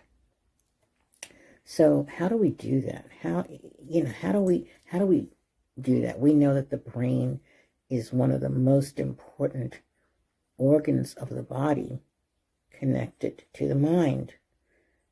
We use our mind to think. We use our mind to, well, our mind is very important to us. And what we think is very important. What we think also determines how our lives are going to be changed. In order to change our lives, we do have to transform our thinking. We have to be transformed by the renewing of our mind by changing our words and what we speak. Now, I know that we are all, we decide, we make choices, and we have, we make decisions, we have free will, and we can really say whatever we want to say. We can think whatever we want to think. We can make decisions. We have the free will to do so. But when we say that, we could be speaking the wrong words. Does anybody, do we ever think about speaking the wrong words? Because it says to speak things into existence. You want to be able to speak things that you want to see into existence. I always say you want to be the change that you want to see. So I want to be the change that I want to see. So I try. It's a practice. It's a daily practice. It's not something that that just happens, because in the world that we live in today, We know a lot of things go on, very negative things. And so, how can we be transformed by the renewing of our minds if we're around all of this chaos and turmoil, hustle and bustle? We have the power to do that. We have the power to take control over what we think. Now, it's very true. We have the power to take control over what we think. How do we do that? This is the part where we're coming into the transforming our minds. We do that with practice. We do that with going over it in our minds. Because when we think, we say, whatever we're thinking, that's what we could be feeling. Whatever we're feeling, that's what we could possibly say. So, for example, I'll give you an example of, you can say, sometimes we can say, my feet are just killing me. Now, it's not a bad thing to say. It's not a bad thing to say. But when we speak those things into the atmosphere, they tend to take what I'd like to call root. My feet are just killing me. I'm just dying to get there. Those are words that are not going to empower you to think on a positive level. Okay, there's a scripture I'd like to speak to you about, and that's Proverbs 18:21. And that says, death and life are in the power of the tongue, and those that love it will eat the fruit thereof. Well, now, what does it mean by death and life in the power of the tongue? What's the scripture actually saying to us? This scripture is saying to us to speak life, not death. Now, even though life and death, it's a part of what we have to go through, this transitions. So we can speak life over our situations instead of death. So instead of saying, my feet are killing me, they're just killing me. You're speaking that. You're feeling that. Even though you feel it, maybe could you replace the statement with, I really think I need to rest my feet today. And even though they're hurting you, you don't have to speak that. Okay, you don't have to speak that. Now, it sounds like, oh, I don't know. I have to speak what I think, and I have to speak what, I want to say whatever I think. That's, yeah. But what we're trying to do now is renew our thinking. We have to transform the way we think. In other words, we're conditioned to think so many different things. And because we are, sometimes we may be brought up in different households where it may say, you're just so ignorant, or you're just so, you'll never be anything. Now, I do know that those words are powerful, and they can take root, especially in a young child. If you're saying something like, you're just ridiculous. Look at you. Those are negative words, yes. And they do take on negative thoughts. So we can replace those words with, you're doing such a great job. Especially if we're talking to children. You're doing such a great job. And that takes root in that child's mind. It would also take root in your mind. So if you have an employer that says, I don't like your work. Okay, well, that may be a reality. And then if they add, I think you're lazy. Well, there's something that, okay, you're thinking, Okay, my supervisor just called me lazy. Are you really lazy? Are you really lazy? Do you feel lazy? Do you go to work every day?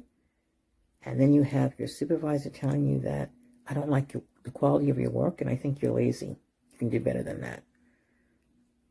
That takes root, because now you're thinking, am I lazy? I don't know. I mean, I go to work every day, but am I really lazy? So we're wondering now, these things that we think, they have to take root in our mind somewhere, because you hear them, you say them, and they become almost a reality of what you're thinking. So in other words, your words can become the reality that you think. You ever hear the saying, well, you are what you eat? Well, so I think that we are what we think. So why not be the best person that we want to be?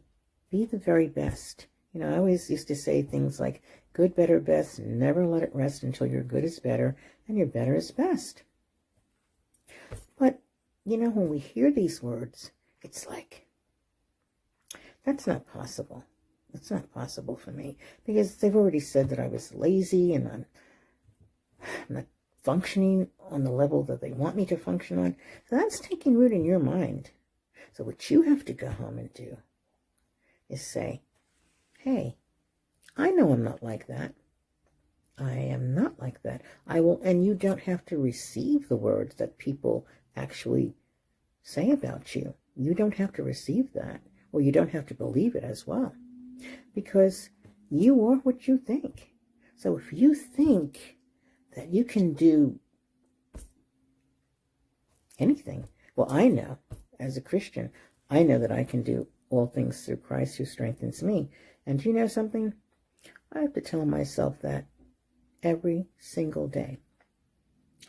I may say, and it's okay to say you're tired. That's fine. I'm not saying that you can't say that or you shouldn't say that. But, you know, when you keep thinking the negative thoughts, being around the negative people, hearing all of the negative gossip, it takes root. It gets in your spirit. How do we change that? Well, we change our words. We change our words, because we don't want the negativity in our lives. I know I don't. So we're gonna speak what we want to see. We're going to speak what we want to see. We're going to think the way we want things to be. Because if we don't do that, then we're basically following what people want us to do. We're following what they think about us. In other words, their ideas about us. Now, I know that I am who God says I am. And he says that I'm fearfully and wonderfully made. So I'm going to speak that over myself. And what anybody else speaks over me, I choose not to accept it. Because as I said, we have free will. We've been given free will, free choices, free decisions. So we can make a decision by speaking ill of something or negatively of something, or we can choose to speak positively about something. You know, I just love you to death. Now, there's nothing wrong with that. But think about what you're speaking. Even though death and life are realities, they're not bad. But I just love you to death. Well, think about it. You know, why not say, I love you to life. I love you to life. Not, oh, I just love you to death. You don't mean any harm by that, but sometimes your words will be able to, I always say to the universe has ears. And whatever you put in the environment, in the universe, and the atmosphere will come to pass. So we know that we're not going to live forever. We do have a time that we're going to expire, but we don't have to make it sooner than it really is. So, like an untimely demise. So, sometimes people say, oh, I just can't take it anymore. My kids are getting on my nerves. What gets on your nerves? There's nothing that, when you think about it, nothing really gets on your nerves. You have a nerve and something gets on it. No, that's not true. It's just these are just words that we speak. Okay? These are just words that we speak. So what I'm saying is to be mindful of what we're speaking. Be mindful of what we're thinking. Because what we're going to speak is going to affect what we think. Vice versa. What we think is going to also affect what we speak. Sometimes I just say things just, whatever I say what I feel. Well, okay. But remember, behind each word and action, negative or positive, there are going to be either negative or positive consequences. So to renew your mind, transforming your mind, I like to transform my mind with the Word of God. Because in Romans 12:2 says, be not conformed to this world, but be transformed by the renewing of your mind. So what does that exactly mean? It means that we have a choice to conform to the world. If we want to do everything the world does, we can do that. We do have that choice. We have free will. But do we want to? With all the things that are going on today, I mean, just because you see someone else do something negative, does that mean you have to do it too? Because someone else says something negative, do you have to say it too? No. So it's do not be conformed to this world, but be transformed. Make a change in what you're saying and what you're thinking, because that makes a very big difference in how you live your life, how other people see you, and how you see yourself. So we have to be very mindful of that. And I find that when I'm reading the Word of God, that really strengthens me and really renews and refreshes my mind and what I think. So I'm not going to sit here and tell you that I don't think negatively, because I do, because I'm human. We're all human. We're not perfect. But what we want to do is be transformed, change. As I said earlier, be that change that you want to see and that you want other people to see. You don't want to have to say the words, and you'll regret words that you might regret the words that you say. So I've said different things. Okay, so for example, even in my childhood, I'll tell you, I had teachers, okay, that were very, very, very, some of them were nice. I'm not going to say all of them were. I'll say some were nice and some were not. But they would actually say to us, the entire class, and I was in that class, and they would say to us, you know what, you're all stupid. You're all ignorant, and you will never amount to anything. Now, can you imagine a teacher saying that to you? To a child? And see, back in my day, we had to respect the teachers. So, of course, you go home and you tell your parents. But that wasn't a good thing. So it depends on what you believe about yourself. Do you believe that you're stupid? Do you believe that you're ignorant? Do you believe that you're not going to amount to anything? No. One thing, I didn't believe that. I didn't allow myself to believe it. I always said, something, I'm going to prove this to me, myself, and myself. that I can do it. And I did. Otherwise, I don't think I'd be here talking to you today. I wouldn't be here talking on this platform or speaking on this platform if I had that same mindset. So I had to actually be transformed and renew the things in my mind. I didn't play that over in my mind like, oh, you're stupid, you are you're never going to amount to anything, you're never going to get a job, you don't understand the math, you don't. I have 2 master's degrees. I could have worked on a PhD, and I'm not boasting in myself. I boast in the Lord because He has given me that that power and authority to do the things that I'm doing. But I just didn't let that, even bother me too much, because I'd go home and I might feel like, I probably felt a little like, okay, who says that, I mean, who does it? And my parents, told me, that's not who you are, So whenever people talk about you or say something about you negatively, you don't have to accept that. And you really don't have to respond, to that. Not really, if you don't choose to. But think about, before you respond, think about what you want to say instead of blurting something out that you might be sorry that you said. But I could have been anything. Growing up in New York City, in the projects, I could have been anything, and I could have let that take root. I could have let that take root in my life.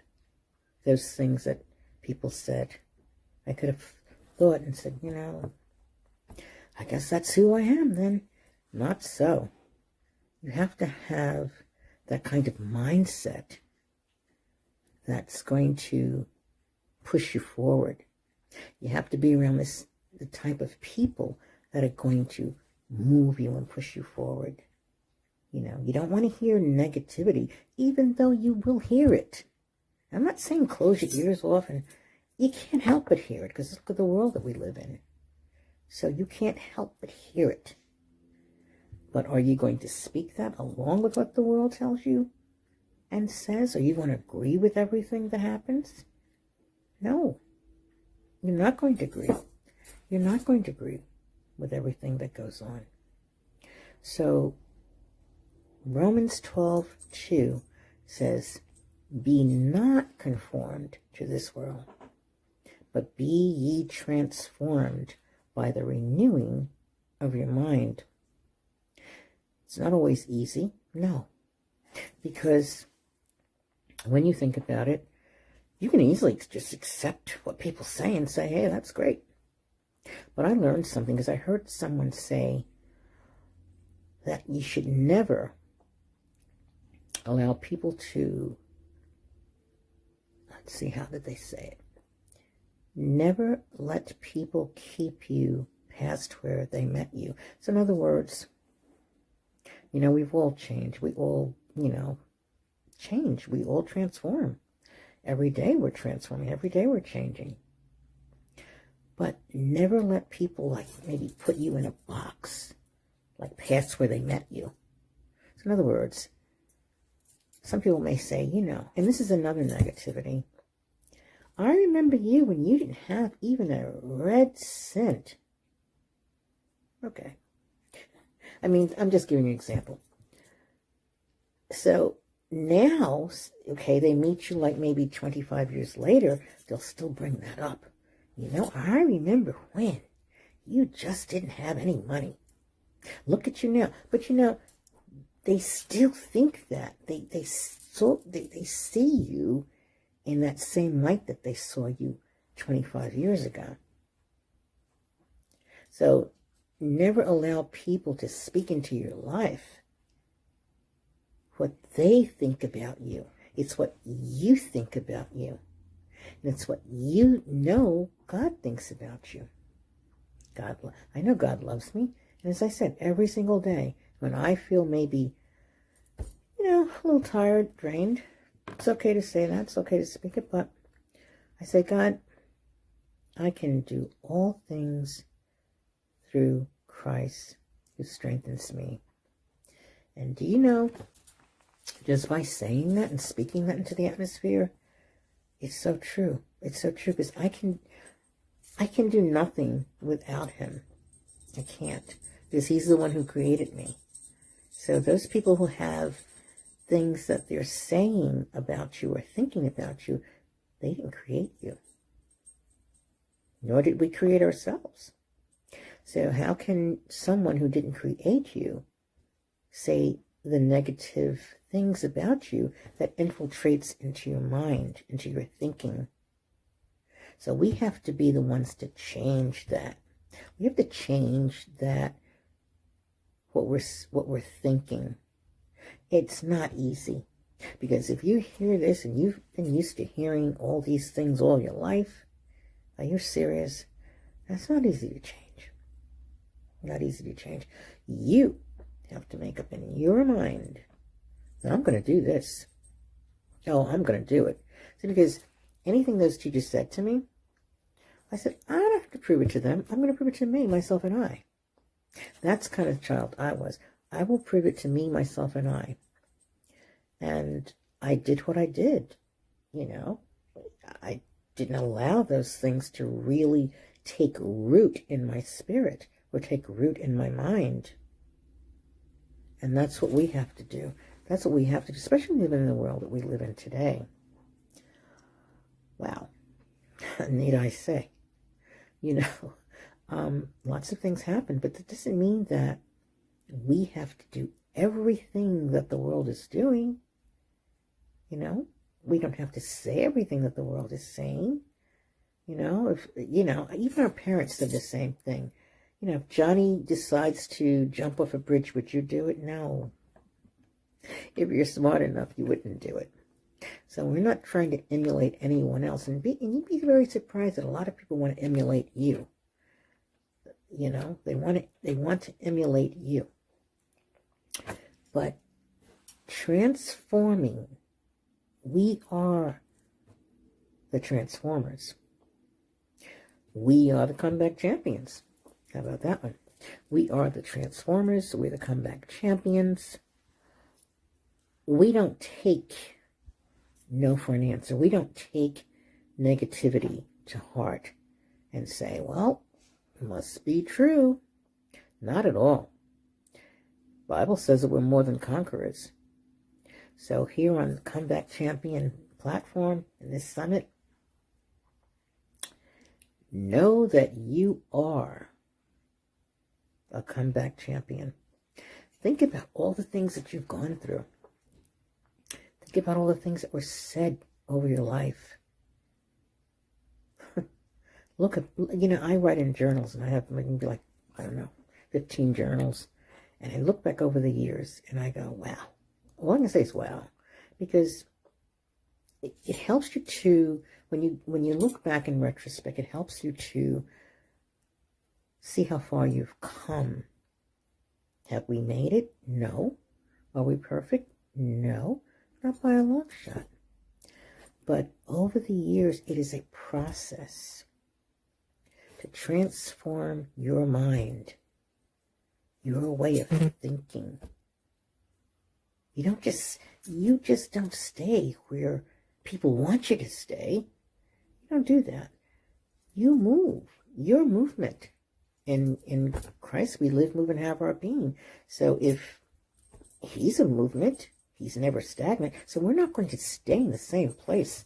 God forbid we stay in the same place for 10 years. So that means we're ever evolving, ever transforming. Okay, so death and life are in the power of the tongue. Those that love it will eat the fruit thereof. They're talking about if you love to speak all the things like negativity, death, you know, it's just, oh, it's gloom and doom. You know, you ever get on the phone with someone and they start to like, oh, well, oh, I just feel, and you're like, not today. You don't tell them that, but because that drains your spirit. It does. Think about it. You're on the phone with someone and they're telling you all the woe with me's, woe with me, I'm. So instead, here where we can use our I am statements, like the I am affirmations. You can look in the mirror every morning. It takes about 2-3 minutes, and say. You don't say what you want to say.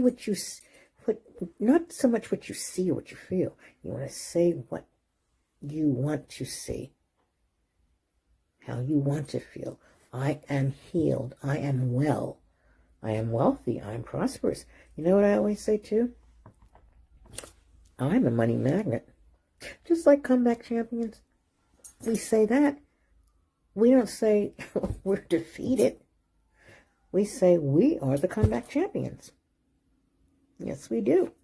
That's an I am statement. You know, I am a comeback champion. I win every time. Winners never quit, and quitters never win. It's as simple as that. So look in the mirror 2 or 3 minutes or so, a day if you have time, and speak those things over yourself. I am going to have a great day. Well, this is the day that the Lord has made, and I will rejoice and be glad in it. I am intelligent. I am wealthy. You know, it also says in the Bible that God gives us the power to get wealth. See, a lot of times, the world's thinking, we don't have any money, we don't, you can't, you can if you want to. You can listen to that and believe it, because the more you hear it, the more you're going to believe it.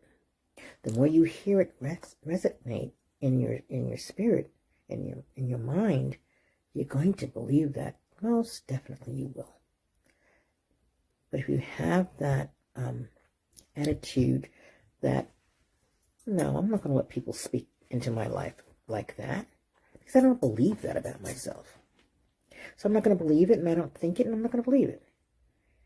I am the righteousness of God through Christ Jesus. I am healed. I am the head and not the tail. I am above and never beneath. I am the lender and not the borrower. Speak these words into existence. As we're speaking, we're thinking a different way. So when we're speaking these things out, it also affects our thinking, the way we think. So you keep saying, I don't know what I'm going to do. I don't have... Even when people say, I don't have any money, I don't have... You know what? Here we go again with the Bible. God also says, what's in your hand? What's in your hand? What did I give you? He gives us so many different things that we can use. So we really have no excuses. We do make our choices. We do make decisions. It's a part of life. It's a part of life. But we want to try to make the right decisions. Not all the time will we. That's reality. But what I'm saying to you is, we have to be transformed. We can't be conformed. We have to be transformed. That means changing all of the time. Changing our thinking. Changing the way we speak. Brain's very powerful. The mind is very... You know what it used to say? Mind's a very terrible thing to waste. They said that. And it is. It's a very terrible thing to waste your mind. It's not good. So you don't want to waste your time thinking negative thoughts that come into your spirit. You don't want to, and you really don't want to waste your time. Not that you don't like everybody, it's okay, but you don't want to I don't waste my time with time wasters. I don't. I want to, spend my time more or less with people who are going to encourage me, like I'm an encourager. That's my platform. Encouraging Words for the Mind, Spirit, and Soul. That's my book, along with other best-selling anthologies and collaborations. I love to encourage. So as I encourage other people, I first must encourage myself. I have to think that about myself. I can't be thinking like, I can't do this today. I mean, I don't know what to, think. Say what you think the way you want to think. That little 2 to 3 minute exercise in the mirror in the morning will help you. It's a process. It doesn't happen overnight. It's not like a magical thing. It's a process, and you have to trust the process in order to get it done. So we are comeback champions, and I'm on this platform once again as a comeback champion. And I'm just grateful. I'm grateful to be here. I'm grateful for platforms like this. I'm grateful for this summit. I'm grateful to speak into your lives, because what I'm speaking right now is really speaking right back to me. And I will not speak gloom. You will never hear me speak gloom and doom to you. Never. You can ask any of the people who speak to me. They'll always say, she always has something positive to say. Because I'm thinking in that manner. It is a process. It's not going to happen overnight. Trust God and trust the process. You're more than a conqueror. You're fearfully and wonderfully made. You're even a money magnet. I believe you are. Money, I always say, money locates me and finds me. I don't run after money. Money runs after me, locates me, and finds me. See, these are the things that we have to change. It's almost like reprogramming yourself or your mind. You ever hear people say, oh, you got to reprogram your mind? But that's just similar to, transforming and renewing your mind. Renew your mind with the words that you want to say. And when you say these words, it's coming from your mind. You're thinking these words. If that makes sense to you. I don't know if it does, but so what I'm saying to you now, tonight, actually, I'm saying to myself. And believe me, it really helps when you put those words out there in the atmosphere. Because the atmosphere, believe it or not, the atmosphere has ears. That makes sense. But we have to be transformed by the renewing of our mind. And how do we do that? By putting all those things, all those negative things behind us and move forward with the positive. So that we can say that we are comeback champions. I want to say a very blessed day to all of you. And thank you so much.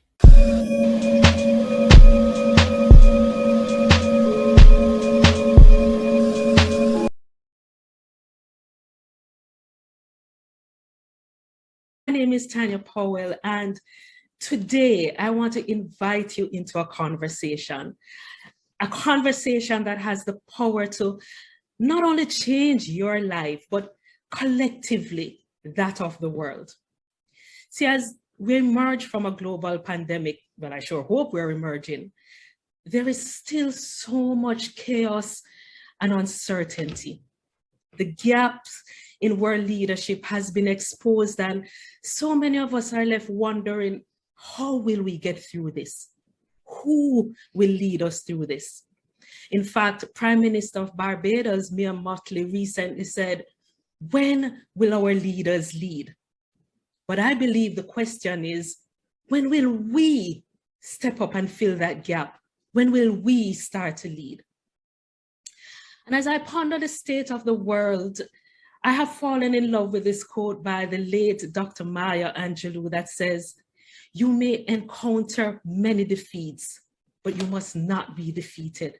In fact, it may be necessary to encounter the defeat so that you can know who you are, what you can rise from, and how you can still come out of it." These words, ladies and gentlemen, have become such a source of inspiration and a call to action for me. So even as we face several global crises, I know that chances are that you have a personal disruption going on in your life. So many of us are battling fears, anxiety, worries.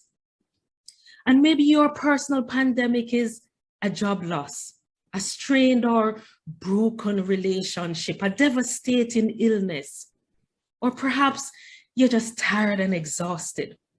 And maybe you've lost sight of your goals and dreams and lay awake at night wondering, what is my next step?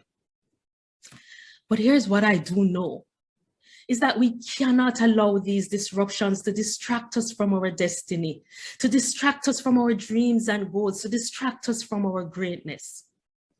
See, as you look at your life, as you look at your goals and dreams, I want you to ask yourselves these questions. What if there was a way for me to thrive through it all? What if I could grow through it and emerge reinvented, happy, living the life of my dreams? What if I could lead myself to my greatness? And so today's conversation is not just about my story leading myself through adversity, but hopefully will equip you to do the same no matter what your challenge is. So let's dive in. In fact, I want you to write this down. This is a quote by Albert Einstein that has also started to guide me. And it says, "Adversity introduces man to himself." Of course, you know, for me, it's adversity introduces woman to herself. And so if ever there's a time to assess our dreams and goals, that time is now. So let me ask you, how are you showing up for your goals and dreams?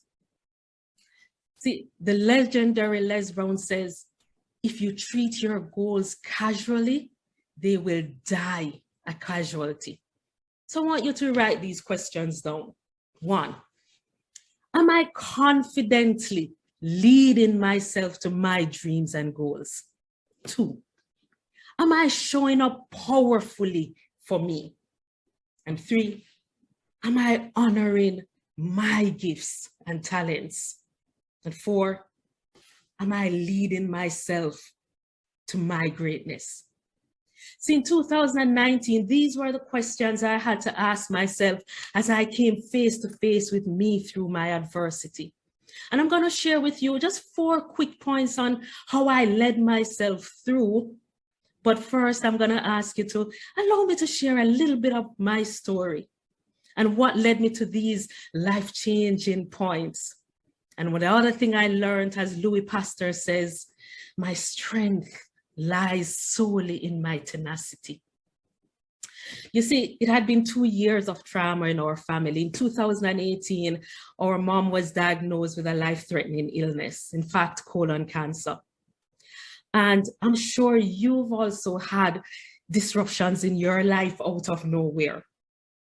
But in order to give mom the best shot at her life, living her best life, we found a specialist overseas. And so in December of 2018, I quit my job, went overseas, spent 7 months being her caregiver. We returned home in July of 2018, and mom is doing well, and she continues to do well. And I'm all ready to resume my life. And here's the thing, ladies and gentlemen. We've all had experiences in life where we have back-to-back blows. Because as I was getting settled, I'd just celebrated my birthday. As I sat across from my doctor, I remember it was a beautiful Wednesday afternoon. he gently took my hand. He leaned forward and whispered, "I'm so sorry, Tanya, but you have breast cancer." And in that moment, I felt like I had hit the floor of life again. And that night, as I lay in bed, engulfed in tears, I realized that perhaps I was prepared for my journey by mom's journey. And so I remember I sat up in the bed and I looked up to God and I asked, okay, how can I grow through this instead of just simply go through this? And I decided then and there that I was going to lead myself through this mess and create an even greater life. In fact, I remember it was March 25, 2020, as I lay in the hospital bed post-surgery, as I stared up at the ceiling fan going around and around. I remember the poem by Dr. Miles Monroe, and this is not verbatim. And it said, the wealthiest place on earth are not the gold mines of South America or the oil fields of Iran or Iraq. They are not the diamond mines of South Africa or the banks of the world, but that the wealthiest place on the planet is just down the road. It is the cemetery.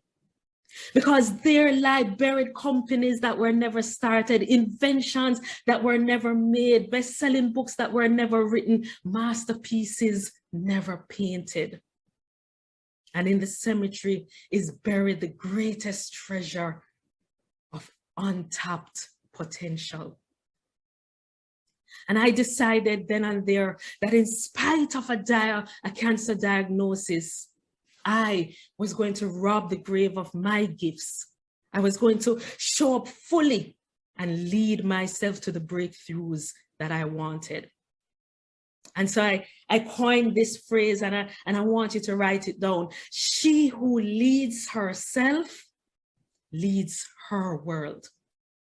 So let's talk about self-leadership. I love this definition by Coach Melanie Ann Lear that says, self-leadership is the ability to walk with duality. It is the ability to hold the floor while raising the ceiling.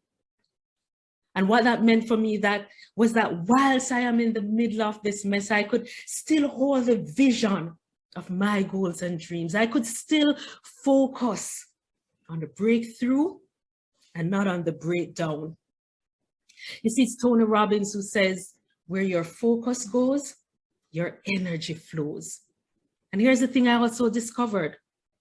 I discovered that where my mind went, my body followed.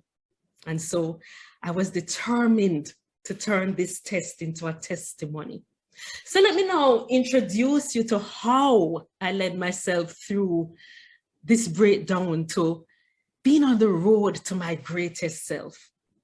And I'm confident that this process works because as I stand here in front of you, in 2021, I became a multi-best-selling author, an international speaker and coach. I was intentional in creating the life I wanted, even as I was in the middle of chemotherapy, surgery, radiation, even in the moments when I was flat on the ground. So follow these steps and unleash that even greater side of you that you haven't even met yet. But I want to caution you. These are simple steps, but that they are not easy. Because easy demands commitment, easy demands discipline, and easy demands focus. Easy demands joy. Easy demands passion. But commit to them and they'll be easy. So remember the acronym LEAD, L-E-A-D. So step one is L, learn. We gotta learn, unlearn, relearn. There's so much information at our fingertips. And so we have to be discerning of the information that supports our dreams and goals. We gotta tap into what drives us and what empowers our dreams and goals and leave the rest. We got to unlearn the beliefs and the systems that are limiting us and keeping us stuck. We have to create that shift in our thinking, that shift in our being. In fact, sometimes it's not about trying harder and doing more of the same. But perhaps the question we need to ask is, who do I need to become? And we got to relearn and reframe and have a new perspective. See, one of the things I came to learn is that magic happens in the down times. It's in the down times that the lessons make us wiser, stronger, more purposeful. So I want you to lean into those down times and ask yourselves, how can I grow from this? What can I learn from this? As a mentor of mine would often tell me, Tanya, never ever waste a crisis. And step 2, E, evolve and transform. The focus then becomes on our own growth and evolution and transformation. We now need to take the lessons and the information and transform our lives. You see, it's in our transformation that we give others hope. We inspire others, that we become our greatest selves. We have to embody our evolution, walk with it, live with it, so that we give others permission to do the same. It's Dennis Waitley who says, it's not who we think we are that holds us back. It's who we believe we are not. And so we must believe with unwavering certainty that we were made for a time like this. We were made for now. And so I want you to commit today to unleash your experiences, your knowledge, your gifts, so that you can transform the world. And step 3, attitude. Master your attitude. And when we talk about mastering our attitude, we're talking about mastering our thoughts, our feelings, and our actions. So I want you to ask yourself this question. Am I keeping my commitments to me? See, when things get hard, it's so easy for us to break out of self-integrity. And the first word we break is the one to ourselves. You see, execution is a result of being self-integral, honoring your word to you. So how do we even start to master our attitude? We got to cultivate an unshakable attitude of gratitude. I've found that gratitude keeps us connected to God, keeps us connected to source, and what we focus on expands. And I want you to also understand that magnificence happens when you can be grateful in the downtime, when you can find a seed of good in it all. I remember there were days during my chemotherapy when I was in pain, but I was grateful. I was grateful that I could feel pain because it meant I was still alive and I could still keep going. And then we got to master calmness of mind. It's in calm of mind that we receive inspired words and actions. That's when we connect to our greatest self, to the greatness within us. James Allen, in his book, As a Man Thinketh, says, self-control is strength. Right thought is mastery. Calmness is power. So say unto your heart, peace, be still. And number 4, we got to decide. We got to decide on the life that we truly desire and commit to it. Everything begins with a decision. And once we make that decision, we got to ask ourselves, do I have all in as long as energy? As long as energy that says, I am in on this as long as it's going well, as long as I'm getting paid. But you see, as long as energy fizzles on the first gut punch? Or do I have all in no matter what energy? Energy that is focused and sustained, energy that is centered around my purpose, and so it does not fizzle. And so today, make that decision to unleash your greatness and back it up with all in, no matter what energy. Ladies and gentlemen, I want you to write this down. It's about walking with one foot in gratitude and one foot in desire. One foot in gratitude, one foot in desire. And so as I close, know that we do not have to see the entire staircase to get going, but we only need to see the first step. Step out in confidence and unwavering faith, knowing that you are stepping into your greatness and you will not fail. Self-leadership is about walking with the duality of feeling the fear, but taking action in spite of. We see the light because we've been in dark. We feel warm because we felt cold. We taste sweet because we've tasted sour. So too, we're courageous because we felt the fear. So be bold. Les Brown says, you don't have to be great to get started, but you sure got to get started to be great. And you have greatness within you. So today, commit to honoring your gifts and talents. Commit to showing up powerfully and purposefully. Answer your call. As I love to say, it's your call. It wasn't a Zoom call or a conference call. Answer your call. Decide to show up, because as you lead yourself to your greatness, you give others permission to do the same. As you empower yourself, you empower others to their greatness. As you lead yourself to your highest self, you attract and lead other leaders. And this, ladies and gentlemen, is what the world needs more than ever. Leaders leading leaders. So lead, L-E-A-D. Lead yourself to your greatness. I just created a powerful checklist to lead yourself. If you would love this as a gift, just send me an email to tanya@tanyadpowell.com and put in the subject line, Comeback Champion, to receive this gift. Connect with me on Instagram at TanyaDPowell1, and let's transform the world together. I leave you with this quote from Jamie Kern Lima. You are a real life miracle and a living, breathing force for good. And the power has always been inside of you to believe, not only in yourself, but also in the power of your wildest dreams.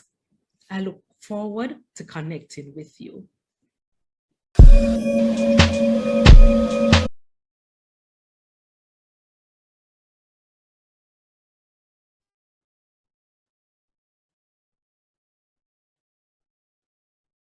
Close your eyes. Take a deep breath. And another one.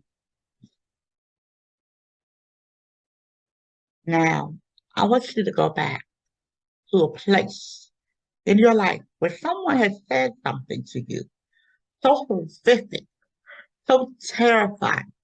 They have done something to you so just out of pocket that has changed your whole mindset of who you thought you were. Changed your whole mindset of who you thought you were, who you thought you were. It changed everything that you ever knew about yourself. It all changed with this one split second. It all changed in this one split second. Everything that you thought you knew about yourself just changed. Now, some may have had that moment, some may not. I've had that moment. 9th grade English class. Sitting in 9th grade English class, just chilling. You know, the bell hadn't rung yet, so that means that the teacher wasn't teaching yet. We were all just kind of congregating around in class. You know, not really doing anything too serious, just congregating. I was in my seat, and there was a young lady that sat directly in front of me. And she turned around and looked me dead in my face and said, I mean no harm. Let me pause there for a second. If somebody tells you, and you may know this already, I'm just going to say it anyway. If somebody says to you, I mean no harm, 9 times out of 10, there's going to be some harm followed behind the next statement. I'm just saying, I digress. All right, so she proceeded to say to me, I mean no harm, but if I had a child that looked like you, I would throw it in the trash can. So I paused because I'm trying to process what was just being said to me. Like, what do I do with that? How do I process that? Like, first of all, what type of person are you? Okay, to say that to another human being.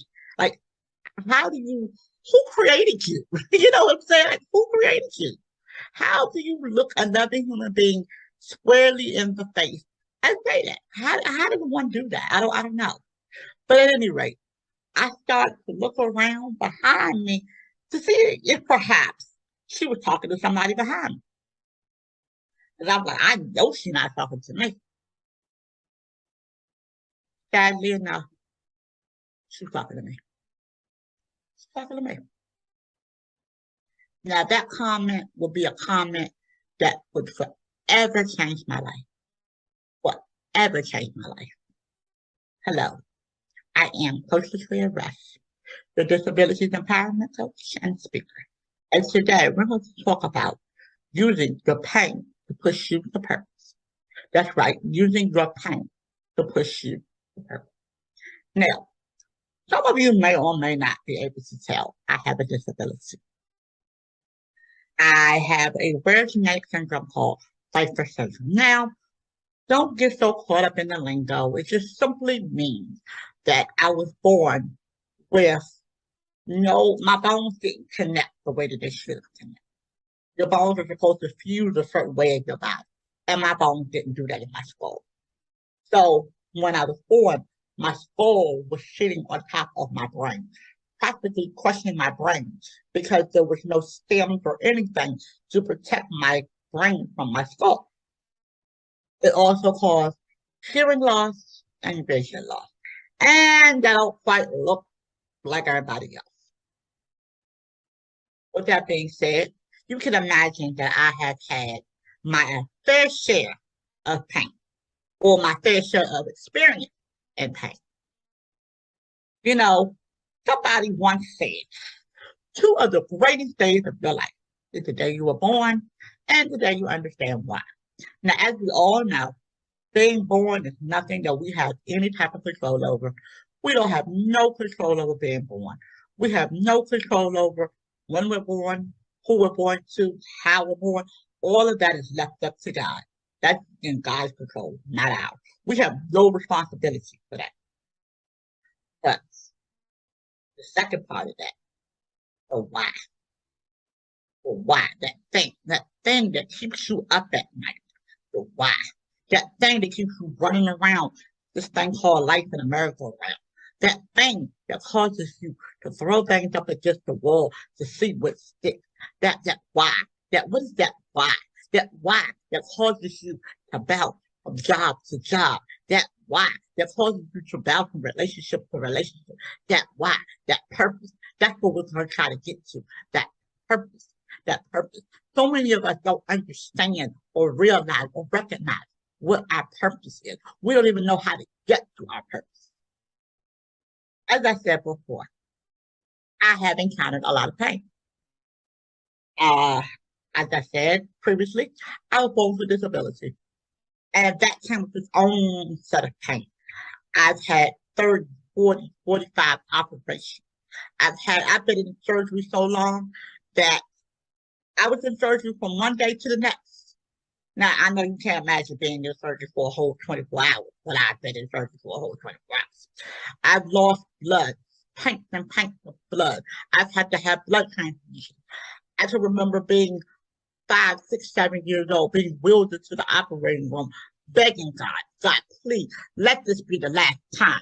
God, please, let this be the last time. I don't know how much more my body can take. My body can't take anymore, God. I can't do this anymore. Please let this be the last time. And God said to me, hold on. I got you. So, on top of having a disability, God felt like I needed some special parents. My mother was addicted to crack, and my dad was an alcoholic. No, wait, my dad was not an alcoholic. My dad was a drunk. Let's just be all the way real life. My dad was a drunk. He did not attend any Alcoholic Anonymous meeting. The only meeting my dad attended was the meetings at the liquor store. That was it. So, growing up in a tumultuous household, sometimes coming home to fussing, fighting, arguing, the police at my house, coming home to no food in the refrigerator, coming home to just chaos, pain, more pain. Going to school, getting bullied, getting picked on, getting laughed at, getting teased, pain. At the top of it all off, I don't know foster care. My parents finally got to a point where they couldn't take care of me anymore. No surprise there, no shock there. They get to a point where they can no longer take care of me. And I have to go to foster care, where I'm passed around from home to home to home to home to home. I think in a matter of a year, I was in 4 different foster homes in 1 year. 4 different foster homes in 1 year. I never said a pain. Each foster home was met with its own level of abuse and neglect and abuse and neglect and abuse and neglect. More pain. And again, I'm going back to God at this point. Okay, I'm like, okay, God, really? Really? Like, this is what we're doing? Like, I don't understand. Like, I'm confused at this point. I need some answers. I need to know what's going on. Like, okay, the disability, the parents. Now I'm in foster care. What else you got for me? You got anything else for me? Can you got anything else for me? Anything else? Because at this point, I don't think I can take anything else. Hold on. I got you. Hold on. I got you. And every time I went to God, that's all he kept telling me was, hold on. I got you. I managed to survive foster care. But I never understood why I had to go through all of that. Like, to me, it never made sense. I never understood why I had to go through all of those trials and tribulations until now. I understand now that every one of those situations that caused me pain is to get me to this point right here. Because I went through that pain, I became a college graduate, not once but twice. Because I went through that pain, I became a 7-time published author. Because I went through that pain, I became a business owner. Because I went through that pain, I'm standing here before you whole. Because I went through that pain. If I had not went through that pain, I wouldn't be standing here before you. If I had not went through that pain, I would not be able to stand up here and speak to you the way that I'm speaking to you. I'm speaking to you like this because I understand what my pain was for. I understand why I had to go through that. I understand what the purpose, come on now, what the purpose of my pain was. Now, I'm going to give you three, count them 1, 2, 3, 3 techniques that I do that work for me and my pain. Now, some of you guys' pain may not be nowhere near what I've gone through. It may not be. It may not be as bad as mine, or it may be worse than mine. But at the end of the day, pain is pain is pain. And I guarantee you, these 3 simple techniques that I'm going to share with you right now is going to help you get to know and understand how to use that pain and to push you to where you should be. Okay. Tip number 1, recognize Recognize. What do you mean, Latricia, recognize? Recognize, when I say recognize, I mean feel it. I mean feel what you need to feel in that moment. See, that's the problem. So many of us are scared to feel pain. So many of us are scared to sit in it for a second and get what we're supposed to get from it and feel it because it hurts. I know it hurts. I know it's not comfortable. I know it feels bad. I know it doesn't feel comfortable and it doesn't hurt. And it does hurt. And it doesn't feel good. It's not comfortable. And it hurts.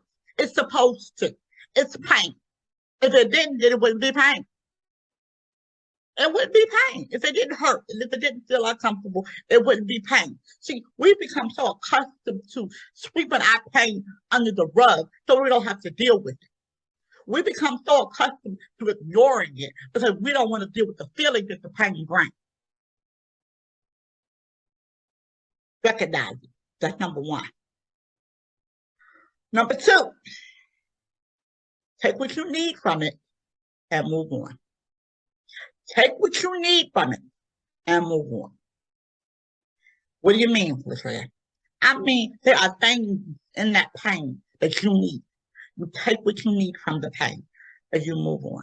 You take what you need from the experience and you move on. You don't sit in it. You don't soak in it. You don't have a pity pat party in it. You take what you need from it and move on. People often ask me about all the things that I've gone through. When I tell them my testimony and I tell them all the things that I've gone through and all the things that I've had to endure, being in foster care, being put out, being homeless as a kid, all the stuff that I've ever had to endure, I tell people about it. And they often say to me, wow, you're not crying, you're not upset, you're not angry. And I tell them, if I sat in a corner and I cried about everything that ever happened to me, I'd be crying forever. Life is too short for that. So I refuse to allow my pain to hold me hostage. I refuse to allow my pain to keep me stuck and stagnant. So therefore, I took what I needed from my pain. I took what I needed from that experience that I had with that young lady in 9th grade. I took what I needed from it and I moved on. I no longer allow it to control my life. I no longer allow it to determine who I am. I no longer allow it to determine where I'm going to be and where I'm going to go and what I'm going to do. I no longer allow it to. I don't. I took what I needed from it and I moved on. Lastly, number 3, I use it. I use it.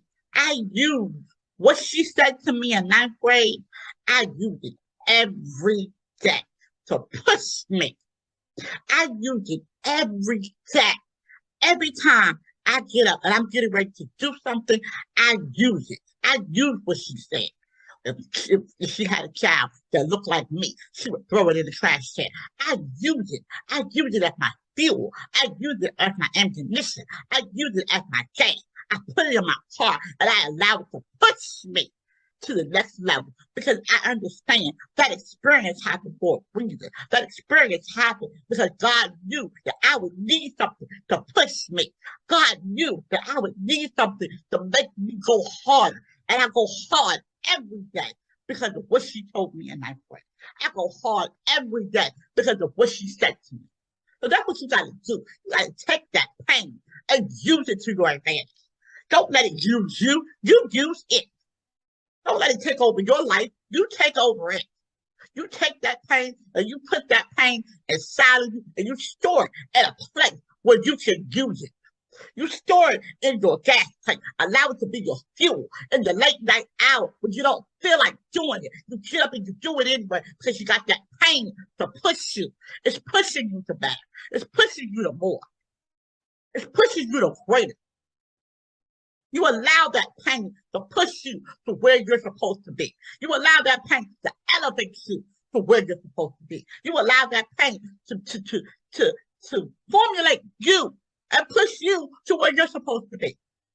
That's what the pain is there for. That's the purpose behind your pain. The purpose behind your pain is to push you to higher, to greater, to better, to more. That is why you went through what you went through. Come on. That is why you have experienced what you have experienced, because God knew that you would need a push. God knew that you would need something more. God knew that you would need something to push you and motivate you and encourage you and take you higher. He knew you would need that.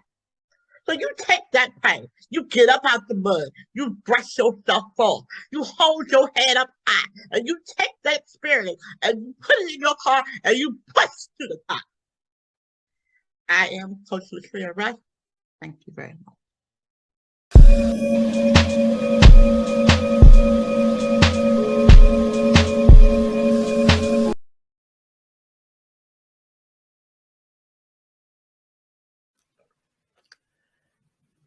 Her name is Beauty by Bella. Her name is Beauty. You can call her pretty. Her friends call her cute. Strangers say appealing. She spends her days wandering, draws eyes wherever she goes, like a worm lures fish or a magnet draws metal. Everyone wants to be her. She thinks the world is gorgeous. Everyone gets to be unique, to have their own skin. She wishes she was like them, but everyone who takes her picture, everyone who tells her what she looks like, gives her a different image. She is not unique. She looks like everyone at one point or another. She doesn't know who she is. All she wants is to be unique, like you. Beauty is her name. How often do you hear the term beauty? And when you do hear it, do you think about beauty on the outside, or do you think about beauty within? The term beauty can have so many different meanings. However, when you think of beauty, people tend to only look at the outside. They look at the person with the beautiful eyes, the beautiful hair, the beautiful face, the person with just the beautiful body, the person with the beautiful car, the beautiful home. Folks tend to look at the outer beauty. But what about that internal beauty? What about that beauty within? The person with the beautiful heart, the person with the beautiful personality, the person with the beautiful soul, with those positive vibes and those positive energy, the person with the beautiful mind who can inspire, encourage, support, be genuine, and be authentic with people. What about that person? The beauty within. The challenges of life can impact one's mental health and overall well-being. Teens to young adult females, they face their own set of challenges. Those challenges include self-esteem, self-worth, depression, anxiety, self-harm, suicidal ideations, and their own beauty, defining their own beauty. Not to mention the impact that COVID has had on society today. We're all facing different challenges in our lives today. The stigma of seeking mental health services prevents many from seeking necessary help, especially those in the teens to young adult population. We all struggle within our culture, within our community. We struggle with seeking mental health services that are necessary. You know, back in the day, it was what goes on in this house stays in this house. You know, or I don't want to see a therapist or anyone because I'm not crazy. But no one is saying you're crazy. All we're saying is that there's a point in our lives where we all need some type of help. And it's okay. It's okay to seek that help. It's okay to not be okay. Those individuals like myself are out there to hold your hand. Those individuals are out there to say, you know what? You don't have to do this alone. We're going to walk this journey together. I'm here to walk this journey together with you so that all those things that life has plagued you with, you can find the beauty within. Beauty is her name. During this time, my focus is to see what is beauty in regards to emotional and physical, from the emotional and physical standpoint. We're going to look at ways to improve our overall emotional and physical well-being. We're going to look at coping strategies, and we're going to just look at different things. I'm going to share my story with you because we all are unique. We all have our own unique story, and I will share my story with you. So our time together is great. It's going to be a great time. You're going to be inspired. We're going to be encouraged. I hope you feel supported. But we're going to look at some of the most common mental health disorders that are out there, like depression and anxiety. We're going to look at self-harm, and we're going to look at suicidal ideations. We're going to look at all of those things because those things impact our lives. Those things are who we are. And we're going to look at those things, and we're going to walk the journey together. We're going to walk the journey together. So who am I? Who is this chick right here talking about what we're going to do and this and that? My name is Trish Noel, and I am honored to be a part of the Comeback Champion Summit. Yes, I am like stoked, super excited. Stoked. Do people still say stoked? But I'm so excited about being here. I am back. I have my story. I am the founder and the CEO of Noel Integrated Services Incorporated. It was established in 2020, right during the height of COVID. Because why? There were people who were going through stuff that looked like me, who wanted somebody to talk to that looked like them. So here I am. I am also the founder of a support group called Just Breathe.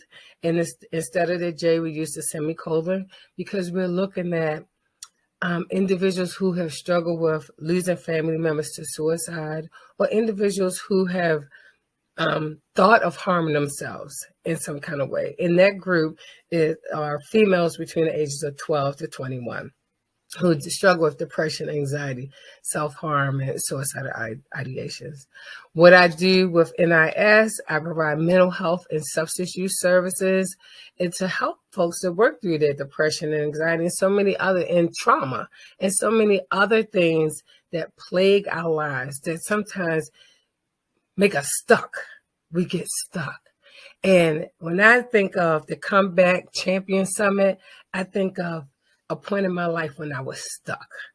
As a mom, as a married woman, I was a married woman for 28 years, 3 children, and then you get hit with a divorce. And you're like, what do I do now? What do I do now? So not only was I hit with the divorce, but I'm dealing with health issues. So I'm dealing with managing chronic pain. Okay, so what do I do? So there was a point in my life where I wouldn't even say I hit pause. I would just say I stopped. It's like, at what point do you start living and not just existing? And I felt like I was just existing in life. Like, okay, now who is Trish? Trish is no longer this person's wife. Trish is still these children's mother, but Trish could not figure out who Trish was. Trish lost her identity. So the Comeback Champion Summit, let me tell you, Trish has been on a journey of finding herself. And I always tell folks, it's faith over fear. Totally God. And I had to be in that valley for a minute. I had to be in there. I had to seek therapy. And I'm like, I'm a therapist. I should be able to help myself. No, not at all. I had to seek help. I had to get somebody to hold my hand on the journey as I was coming up out of that valley. And it's still like, I always say, I'm not like 100, I'm not way, way up here, but I am not in the valley anymore. The comeback kid is coming back. She has came back, and she continues to work on I continue to work on who I am, improving myself, surrounding myself with powerful people who will not only encourage and support me, but those people who will give me that kick when I need that kick. We're like, you know what, Trish, you can do this. You could do this. So as a result, Noel Integrated Services was birth. And yes, I struggle with imposter syndrome. Like, can I do this? Will people come to me? What am I supposed to do? I have a family that's totally dependent upon me now. What am I supposed to do? I've got to do something.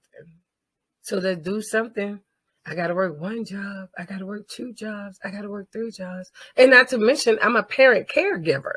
So I'm like 3 kids, a mom just aging. Whew, I had to breathe. And for so long, I had stopped breathing. And I had to figure out Trish. And in the midst of me figuring out Trish, my middle child was going through her challenges. And I'm a therapist, and I'm thinking, why can't I not help my own child? My own child who was experiencing bullying, was experiencing low self-esteem and self-worth in school as we transitioned from Maryland to North Carolina. It was things that she was experiencing, and I thought I was helping her. And come to find out, she was going through things that she didn't share with me. And I was devastated. I was devastated as a mom. I was devastated as a therapist. Like, this is what I do. This is what I do all day long. How did I miss it? And I had a dear friend to say to me, Trish, you're too close. Your mom, she's trying to protect you. So out of all of what she went through, and once I got over my own shame, once I got over my own embarrassment, the comeback was there, because it wasn't about what other people thought of me anymore. It was about me overcoming the obstacles that were placed in my path. It was about me overcoming my fears and my embarrassment and my shame, and me being the mom that I am, me being the professional that I am. And as a result, my daughter came to me and said, Mom, I'm not only experiencing this, I have friends that are experiencing this. So we birthed Just Breathe. We birthed the support group, and the support group is there to help that age range. And she and I now are we're out there. Young women come to us from the ages of 12 to 21 that are struggling with different things, and we share.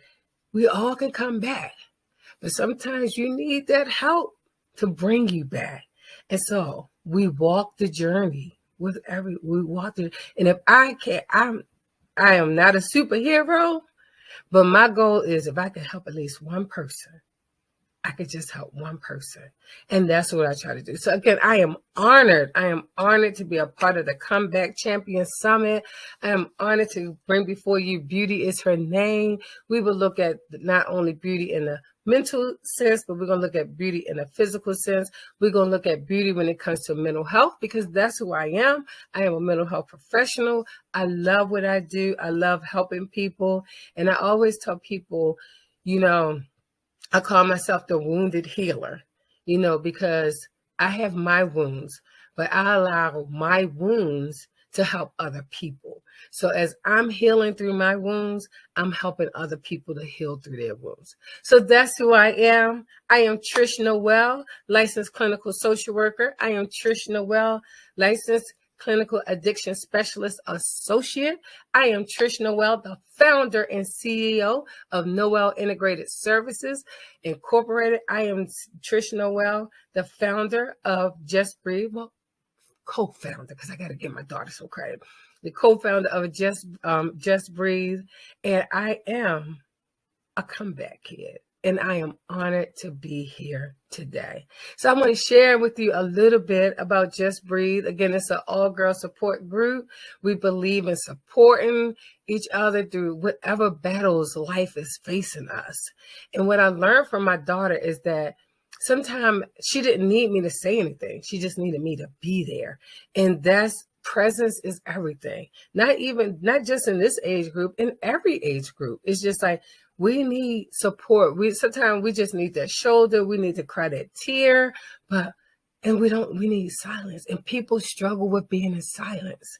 Like, sometimes silence is good. It gives you a chance to reflect, and it just gives you a chance to breathe. So with Just Breathe, we support them. There's the girls basically run the group. I'm just there to facilitate it, to provide professional guidance as they work through trying to gain control of their lives, as they work through developing healthy coping strategies. That is our goal with Just Breathe.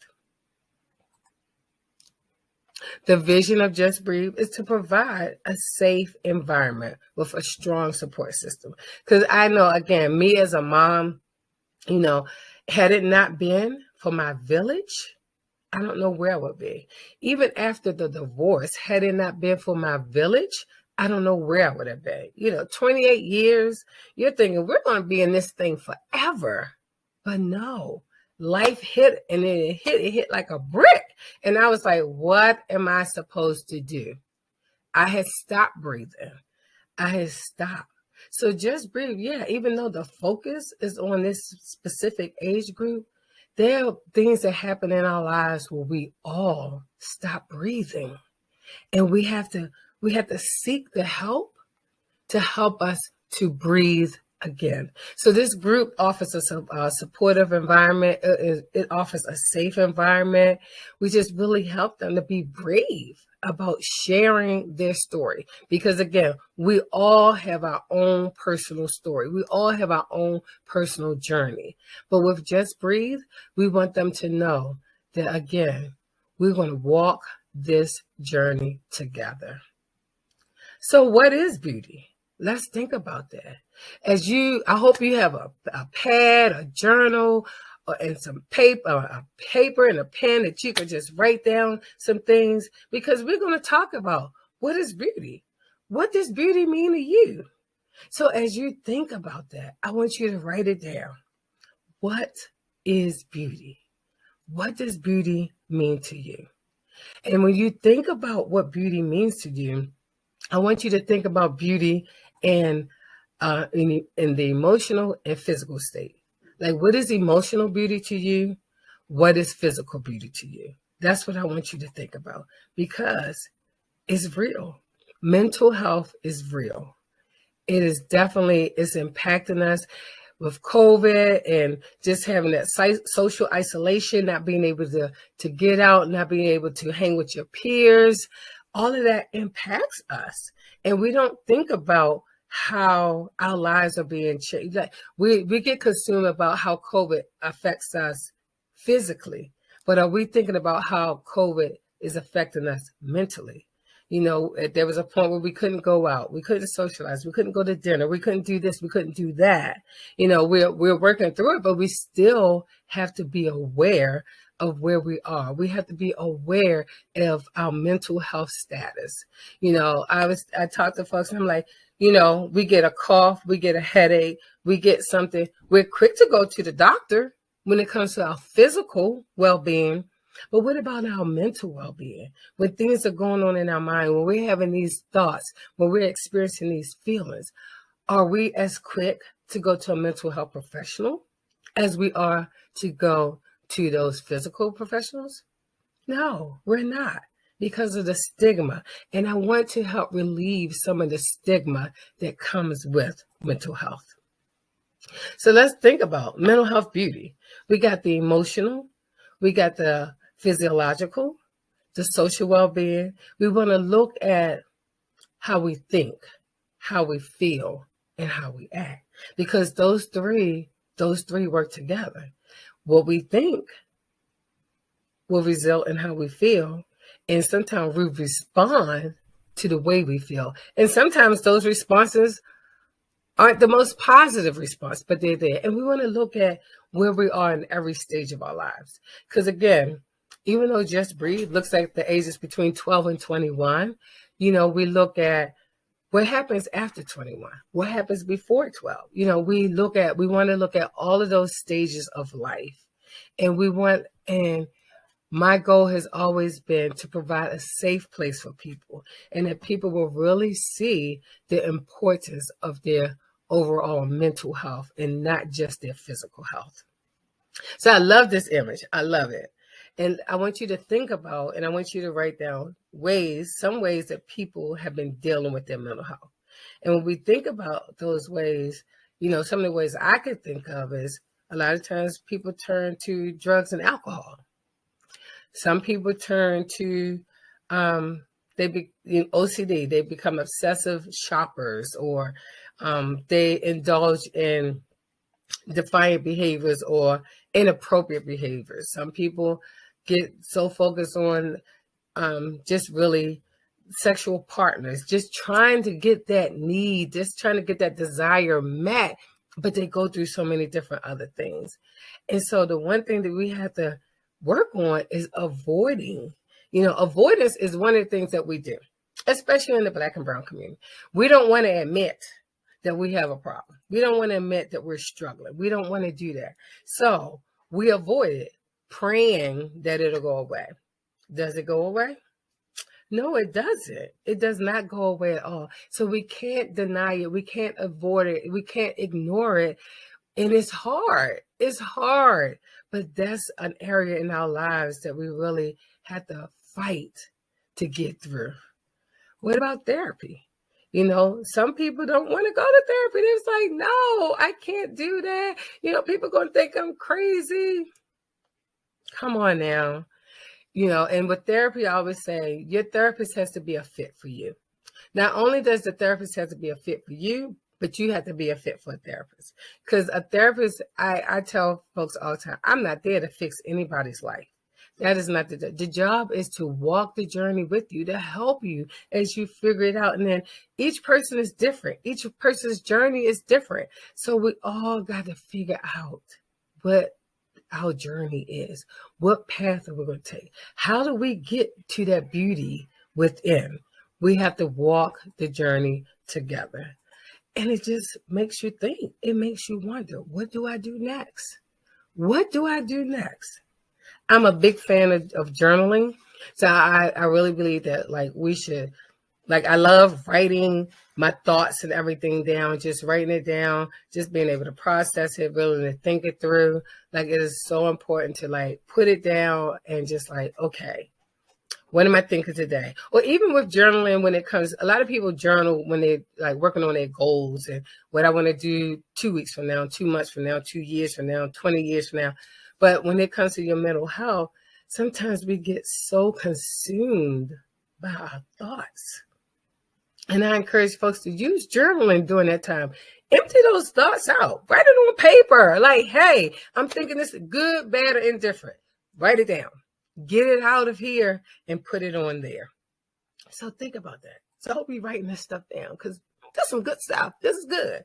So let's look at some of the most common mental health disorders. And we've all heard of them. We do. We've heard of them. Some of us experience them. Some of us know people who experience them. I'll be vulnerable, going through my divorce, that depression kicked in, because I was like, I'm used to having this 2-parent household. We're used to having these 2 incomes. Now what do I do? So I went, and then on top of that, dealing with my own physical health, dealing with chronic pain, not being able to interact with my kids as much as I could, man, I sunk into this major depression. And I was like, I got to come back from this. I got to find my beauty within, and so I had to fight. I went to therapy. I was like, look, I don't want to do this because I'm a therapist. I'm supposed to be able to help myself, right? No, I had to go get help. Anxiety, I struggle with that. Because when your life changes like that, you're trying to figure out what's the next thing to do. And you get anxious and you worry. And I've realized a lot of times that the stuff that I was worrying about, I really didn't need to worry about. But at that moment, I needed to worry about it. But as you grow and you learn, you say, okay. And it's okay to not be okay. We're going to look at bipolar. We're going to look at PTSD, a lot of post-traumatic stress disorder. And within the world of society today, folks are really dealing a lot with PTSD. And PTSD is real. So Bolo, let's go. Let's do this thing. Be on the lookout. bolo. So if you're experiencing any of these symptoms, I want you to think about it. If you're experiencing some sadness and hopelessness and just emptiness, persistent low mood, feeling irritable, frustrated easily, hard to concentrate, not able to sleep, feeling worthless. If you're feeling all of these things, you could be experiencing depression. So I just want you to think about those symptoms that we just looked at, and think about, are you experiencing any of those things? And if you are, let's look at some emotional and physical beauty strategies. So you're feeling low, you're not sleeping, you're easily irritated, you're frustrated. So some of the strategies, the beauty strategies that you could use is eat good. Now, I know when folks are depressed, sometimes people don't want to eat at all, or sometimes people overeat. So when we're looking at beauty strategies, we want to look at eating better, moving, that helps. And again, it takes energy to get out of that. So you got to work. And that's why you need that professional help. The professional help can help encourage and support you trying to create a great sleep routine. Do the opposite of the negative, because the negative thoughts will tell us stay in bed. Don't shower today. Don't eat anything. Fight those thoughts and say, okay, well, it's telling me not to stay in the bed. Well, today I'm going to, even if I don't do nothing, but get out of the bed and go to the couch. I'm going to get out of the bed today. So, and then do something new. Do something different that will get that dopamine pumping in your body, and you'll get all excited. Like, okay, but one day at a time, one step at a time. Don't overwhelm yourself. Let's look at the next bolo. If you're feeling nervous, restless, tense, if you have those increased heart rate, heart palpitations, if you're worrying a lot, cold and sweaty, feeling panicky or fear, shortness of breath, what about anxiety? So think about those symptoms. And if you're experiencing any of those symptoms, I know for me, with my anxiety, I get the cold and clammy feeling, and I'm like, my mind just goes blank for a few minutes. And I've got to do some self-talk. Sometimes I got to get a cold compress. I got to do something to kind of bring me back in. But guess what? We're all comeback kids. I'm coming back from it. No, I no longer allow those things to consume me. Excuse me. I've learned coping strategies to manage them. And so that's what I do. So let's look at some emotional and physical beauty strategies. Aromatherapy. Big fan. Light candles. I worked with a young lady. I was like, she was just talking about how anxious and she was dealing with some depression. I said, I want you to take a bath. And she said, take a bath? I said, yeah. She was like, well, what's a bath? Do you have a bathtub in your bathroom? And she was like, yeah. But who has time to take a bath? I said, you have to make time. I said, I want you to run a bubble bath, a hot bath. I want you to get, they have that lavender Epsom salt. They got lavender bath. Bath and Body Works got all kinds of smell goods. Just put something with some aroma in it, light your candles, put on some soft music, and relax. And she was like, Trish, who has time to take a bath? You do. You have time to take a bath. Put some music on, read some good books, and, talk to your feelings. They're there. Acknowledge them. If you want to cry, cry. Allow the tears to flow. Tears are healing. But it's so funny, after she came back, she's like, I took a bath. She was so proud. I was like, I took a bath. And I was like, and how do you feel? She was like, that's going to be my routine. She said, I'm so used to jumping in and out the shower because, I got kids. I said, but you know what? You could have a date with yourself. Even if it's just one night a week. That night, put the kids to bed early, take care of the house early, and run your bath. I want you to stay in the bathtub for at least 20 minutes. 20 minutes. You got to keep running hot water, but I want you to stay in there for 20 minutes. And she was like, thank you. It made such a difference. So it's the simple things that we need to do. The next bolo we want to look at. Be on the lookout for these symptoms. Decreased need for sleep. You're not sleeping well.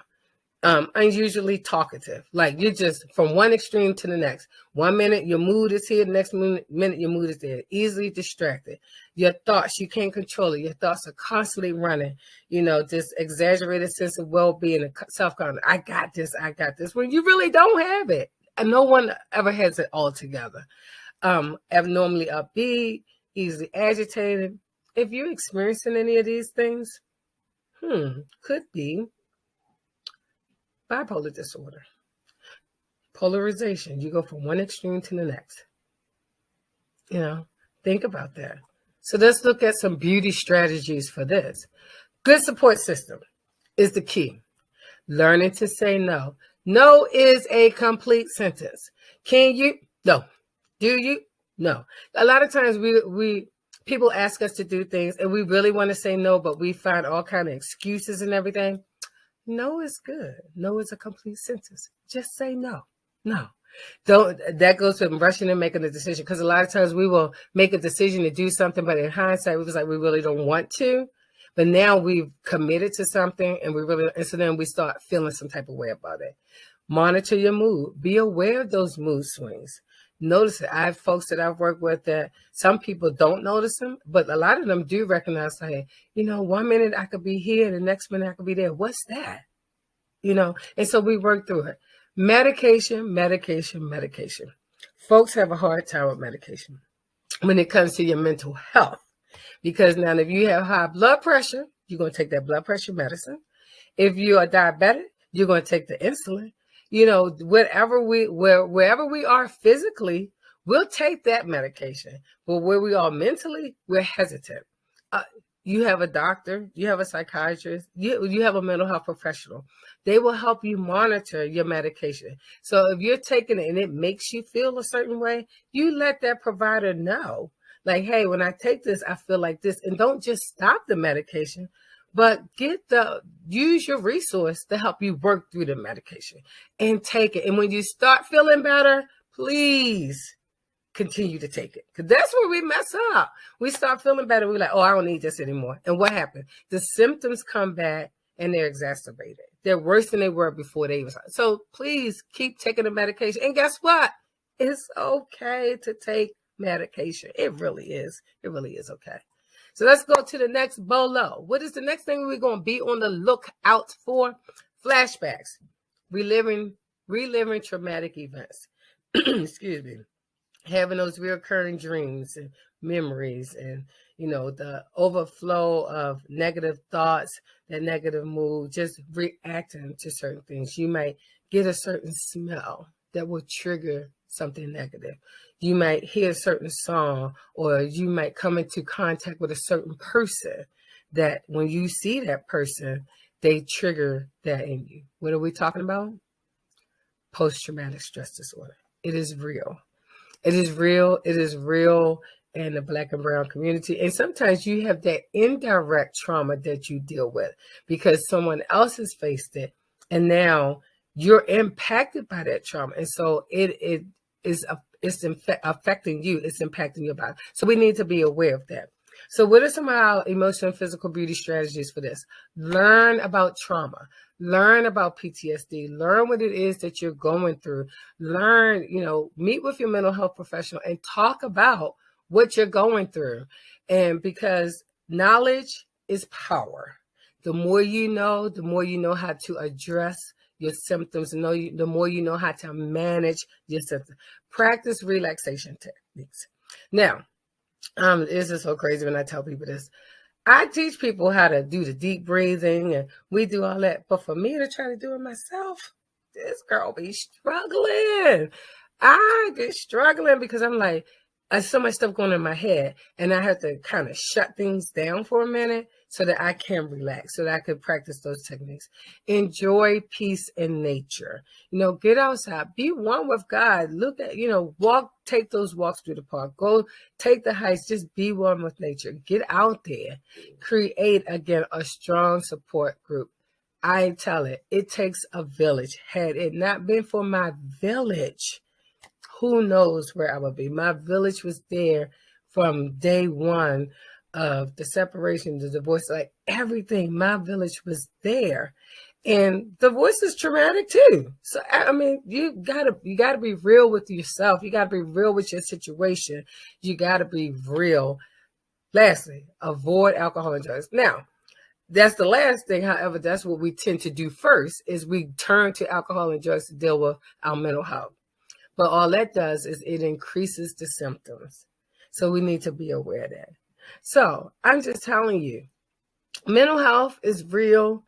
Beauty is real. We have to deal with some of the stuff that's going on in our mental so that we can be secure in who we are, so that we can find that beauty within and that we will have the confidence that we need.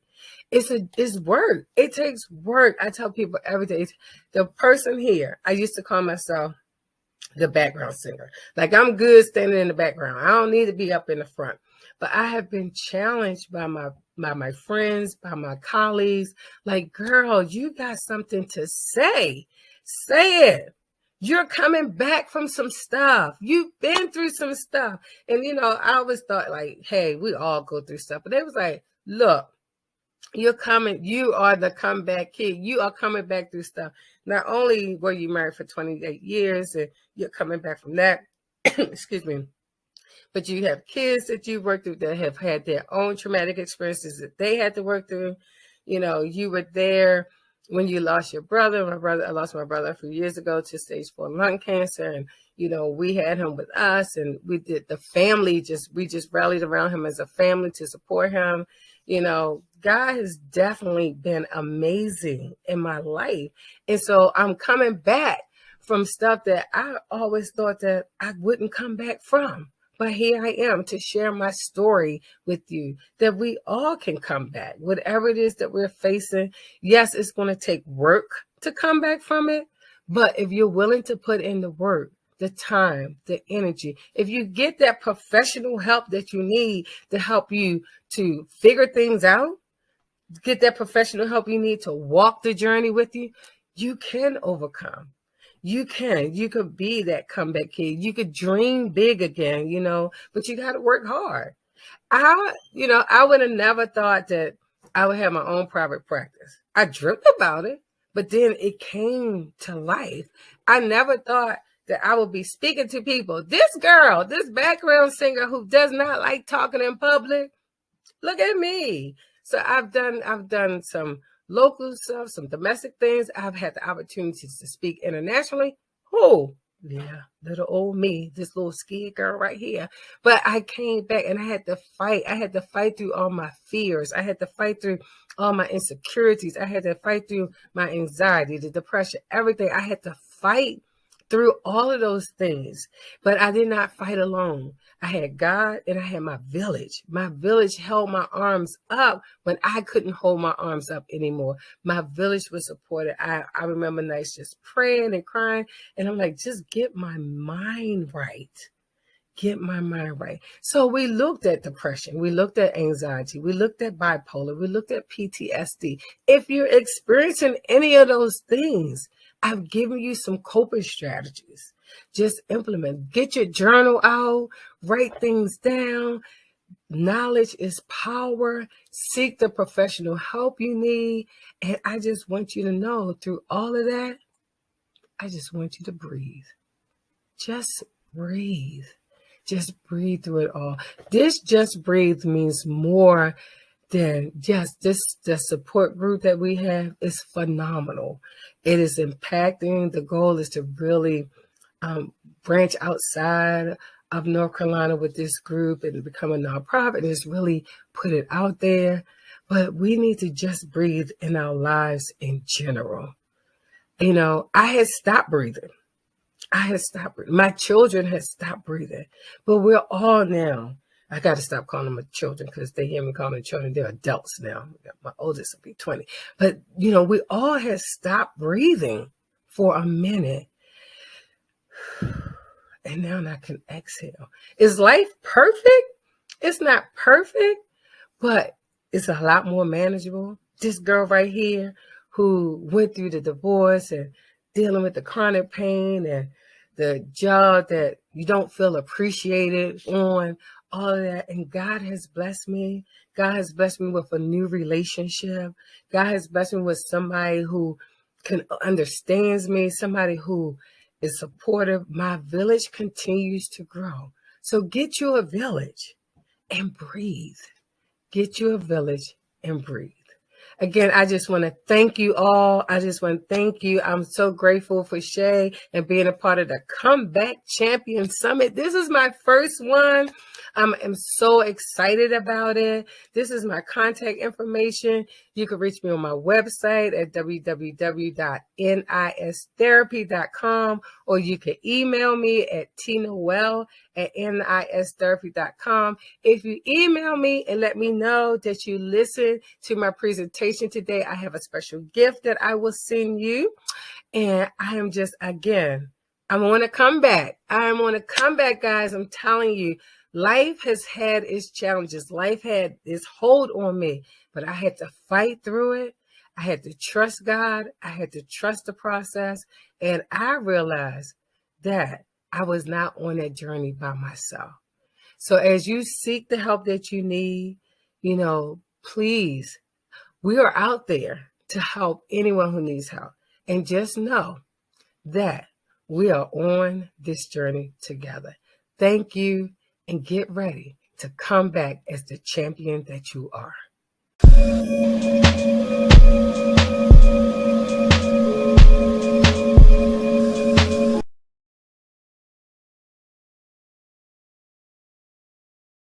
Well, hello, everyone. Welcome. I am Leslie Hardy, and I am so honored and excited to be presenting to you today, Prepared for a Purpose, Embrace the Process, the 3 E's of the process to live and love better. I'm excited to share with you. I have my notes because I want to make sure I don't forget anything. And I want to ask you to take notes too, because I am sure there is going to be some valuable information I'm going to share with you today that you can begin to implement to start your transformation. So I am going to share my screen so that we can all see here together and get started. So we're going to jump right in by talking about what is this process. Well, I happened to write a book a few years ago, and in the book, I talked about the process, and I defined process in this way: the means whereby we journey through life and attain information to become equipped and prepared to be most successful in realizing and walking in our purpose. That sounds like a mouthful, right? Let's just break that down. What that really means is, as we journey through life from the time that we're born until we come into our adulthood, all of the life experiences that we've had, the family we're born into, the beliefs, the morals, the values that we adopt from our family, the relationships that we've had, the experiences that we encounter, all of those things help to shape us, and it's a part of our process, which helps forms our perspective. And it's from that place that we live our world view. That's what perspective is, your view of self and yourself in the world. So the reality is, every day that we live, we're actually living out patterns. We're living out patterns of behavior, and these patterns of behavior have created the very life that you now live. And what you do about that is up to you. And so we can all change the trajectory of our life by changing our perspective and changing our choices. Perspective, we live it out every day. And whatever you learn, whatever you live, you continue to repeat, unless and until you do something different repeatedly. That is how you begin to transform your life. So I want to suggest to you that perspective, mindset, and personal development are the 3 most important factors that influence and impacts who you are, how you live, and what it is you then have. So like you, likely, most people have experienced something along their journey that impacted them negatively. And for a lot of people, those impacts negatively created a stunt, if you will, in your development somewhere along the way in your earlier years, to the point that it's created a hindrance, if you will, maybe even a blind spot, maybe even some limiting beliefs about who you are, what you can do, and what you can have. Well, you may not be responsible for all those things that happen to you, but as an adult, I want to suggest to you that you are responsible for what you do now. And this is why. Because the moment you accept responsibility for everything in your life, the good, bad, the ugly, is the moment you gain the power to change anything in your life. Think about it. We all have free will. And it's from that place of free will that we make choices. But sometimes we can be limited by the choices we even think we have based on how we think. And that is truly the crust of what we're going to be talking about today. So, who knows that better than this woman right here? Now, I'll bet money that everybody knows who this is, Miss Oprah Winfrey herself. And how fitting is it that she is the epitome of this very thing, how to transform your life to live and love better. Isn't it just ironic how her initials actually spell out OWN, Oprah Winfrey Network, which is what she owns, right? And so someone asked Oprah along the way, what was one of her biggest aha moments? And this is what she said. I realized it was when I figured out that my thoughts control my whole life. No matter what life feels me, I can always choose my response to it. We are each responsible for our lives, and more important, the thoughts that create them. If you want your life to be more rewarding, you have to change the way you think. And that is so, so true. So we don't necessarily control what we think, but we can control what we do with those thoughts.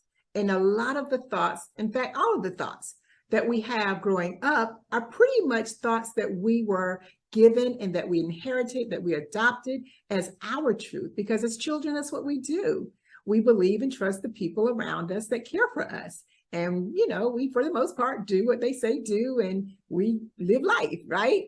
And so what happens with that, though, sometimes is that the things that we inherit, the things that we adopt aren't necessarily good for us, aren't necessarily affirming for us, and it can cause a disruption in our development. But everything starts with a thought. Oprah said it, I'm saying it, but who am I? Why should you believe me, right? Well, in addition to my own life experiences, my formal training, education, and professional experiences for 28 years, these are just some of the accolades that I've accumulated along the way to help inform me in this work that I do.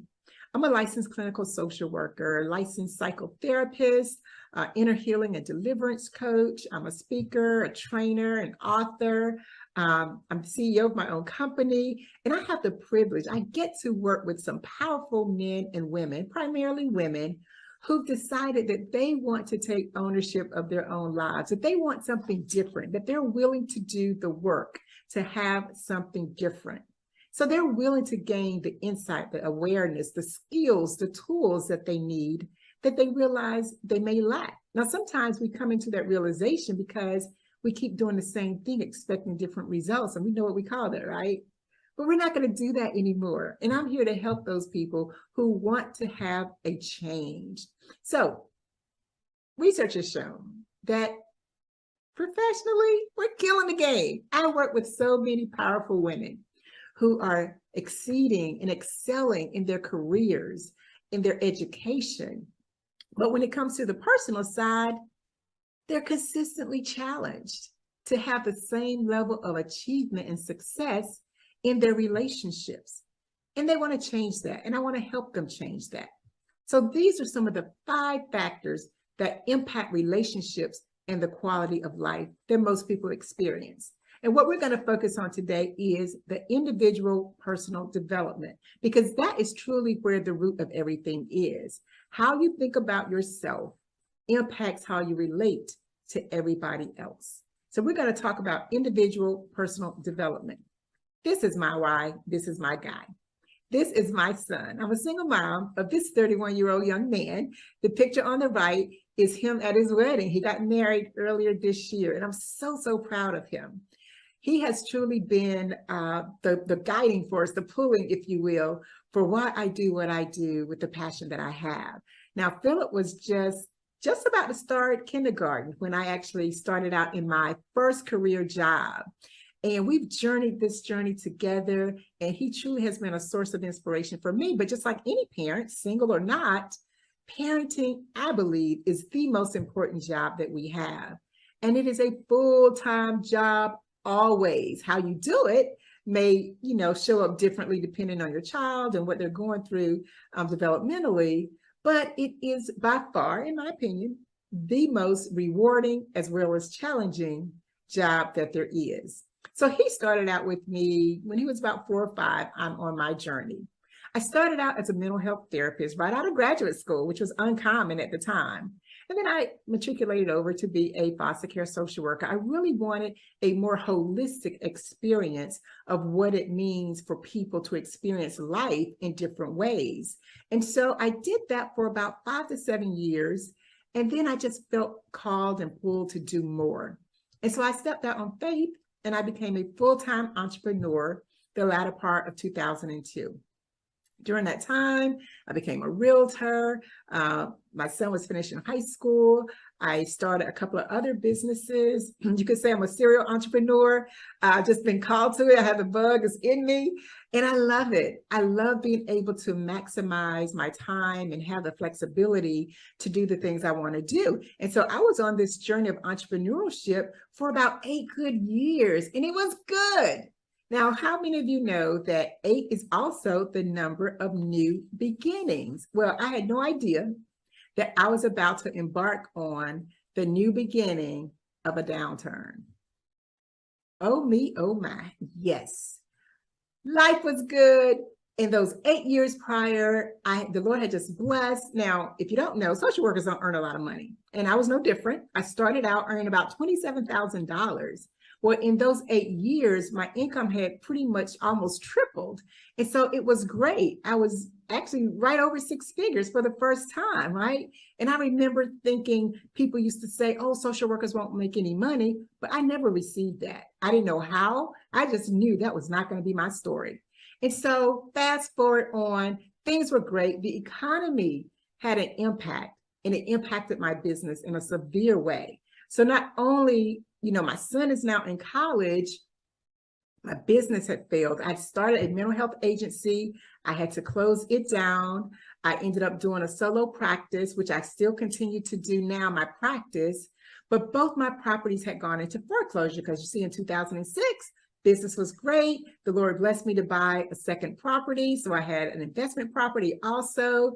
But now the economy's down. My income is severely impacted. I lost pretty much 60% of my income within 3 months. The bank accounts were being garnished any given day. I only had about $100 in my account. To say that I was stressed and depressed is an understatement, literally is an understatement. And on top of that, I had a failed relationship, and then he was going through. I'm like, really? Really? But needless to say, it brought me to my knees in a whole different way. I got to know myself in a whole different way. And I became a warrior because I had to fight for what I said I believed. I believed that I was called to greatness. I believed that wealth was my portion. I believed that this was not the life God had for me, what I was being living. But I had to put some faith and work to what I said I believed. And it started with me developing me. Because you see, before, I was really suffering from the imposter syndrome, but I didn't even know it until the rug had been ripped from under me. It was then that I began to see I was overly concerned with what people thought about me. I was ashamed. I felt guilty about presenting myself one way in public, but behind closed doors, I was crying. I didn't know what I was going to do. I remember being on the phone with the mortgage lender. Both my properties were in foreclosure for about 2.5 years. That's how long that process was. And so I had to endure that. and it required me doing work. I had to work. And so I began to work on myself spiritually, mentally, emotionally, physically even. And in that process, my finances were beginning to be positively impacted because, to tell you the truth, they couldn't get much lower, okay? But I was developing me. And that picture represents the warrior in me. I was a baddie in a good kind of way. And I really got to a place where I was honest with myself, that the way I looked on the outside, the persona, everything I had on paper, it spelled success. I had the accolades, I had the degrees, I had the properties, I had the luxury car, but it wasn't. And I had to get honest with myself about where I was inwardly. And once I did that, hey girl, I see you. Yeah. Hey success, I see you. I had to encourage myself along the way. And as I did, God continued to restore. But I had to be obedient. I had to listen and I had to be obedient. In 2013, God told me to do it again. See, my property was still in foreclosure. And I'd just gotten off the phone with the loan officer and, well, whoever he was. And he said, Ms. Hardy, I'm telling you, the best thing you can do is to just do a short sale, because I had equity in the property, but I couldn't afford the payments because I'd lost over 60% of my income. And I said, not so. Within myself, I said no. And as soon as I hung up the phone, the Holy Spirit said, do it again. So I applied yet again for a loan modification. And this time, it was different. It was approved for both properties, and the Lord restored them both. In the process of all of that, he canceled over $105,000 worth of debt. God told me again to write the book. Well, what book is that? Prepared for a Purpose, Embrace the Process, because he told me to write it before, but I didn't. Why? Because he gives us free will, and I didn't want to at the time. But now I was in a different place because my walk had changed. My faith level had grown. I had decided that I needed something different and I wanted something different. But most importantly, I was willing to work for the something different. And God continues to restore. He continues to add. He continues to increase in my faith, in favor, in my finances. And it goes on and on and on. And now I am the proud owner of my own company, where I actually service individuals and couples. I help coach women, and I provide training and speaking for different businesses, organizations, and small groups. I founded the 3P Academy, where I help people to be planted, learn how to be powerful, and be prosperous in the life that they were given to live. So the Lord gave me this acronym, process, to help us remember why it is necessary. He gives us this, process because it prepares us and it positions us to reflect, repurpose, release, and receive his original plan and design for our life. It encourages us to challenge anything that is contrary to his best. It encourages us to execute action steps to realize the promises of God, because faith without works is dead. And when we do that, we realize that our safety, our security, and our significance is found in him, which is where we get our identity, not just from our families of origin, not from our jobs, not from our identities as mother and father and CEO and judge and girlfriend, whatever. All those roles that we play, our identity has to be anchored in him. And when we find that place, that's where we find our secret sauce. And that's where we excel to serve, soar, and really walk out what it is God's given us to be successful. So we're going to talk about what are these 3 E's of the process. The first E is examine. You really have to examine yourself. Really, really find out who you are. Not who you pretend to be, masquerade to be. Are you like me? Are you suffering from the imposter syndrome? You really have to take a look at who are you and why are you the way that you are? Is that who you want to be? Does it serve you well? The second E embrace. You have to choose to embrace by exposing anything in you that God didn't give you. He didn't call us to be imposters. He called us to be our authentic selves. You can only be the second best of anybody you're trying to emulate. Our job in this life is to discover who we are and to fulfill the purpose and call that He has for us through the various assignments that we have. That is one of the greatest callings that we have. So embrace who you are. And in order to do that, it requires you to do some self-examination. It requires you to become aware of those things in you that are good, that are working for you, and those things that may not be working for you. It requires you to acknowledge what those things are. It requires you to reveal so that you can then choose to heal. The third E is establish. And this is where the bulk of the work happens. Establish the thoughts, the beliefs, and the behaviors that are consistent with what and who you choose to be. That is what we have to do. Now, consider this. We started out talking about how important thoughts are. These are some facts that I want you to really just kind of let sink in, because we have upwards to 60,000 thoughts a day. Now, when I first heard that, I was like, whoa, it was mind blowing. Like, really? Oh my goodness, what? Yeah. And then consider the fact that 90% of those thoughts are recycled old thoughts from yesterday. Like, really? Yeah. And of those, 85% are negative. Is it any wonder people are walking around depressed and stressed and suffering from the imposter syndrome and full of anxiety? We have to learn how to quiet the noise, shut out the clutter, really get clear about what we're thinking, why we're thinking what we're thinking, and begin to change the thoughts that we meditate on. Because whatever you meditate on, your mind creates a vision of it. It creates a visual for you in your mind's eye. And it's that vision that pulls you to keep doing the things that you do, which may not be serving you well. In fact, I have this quote for you.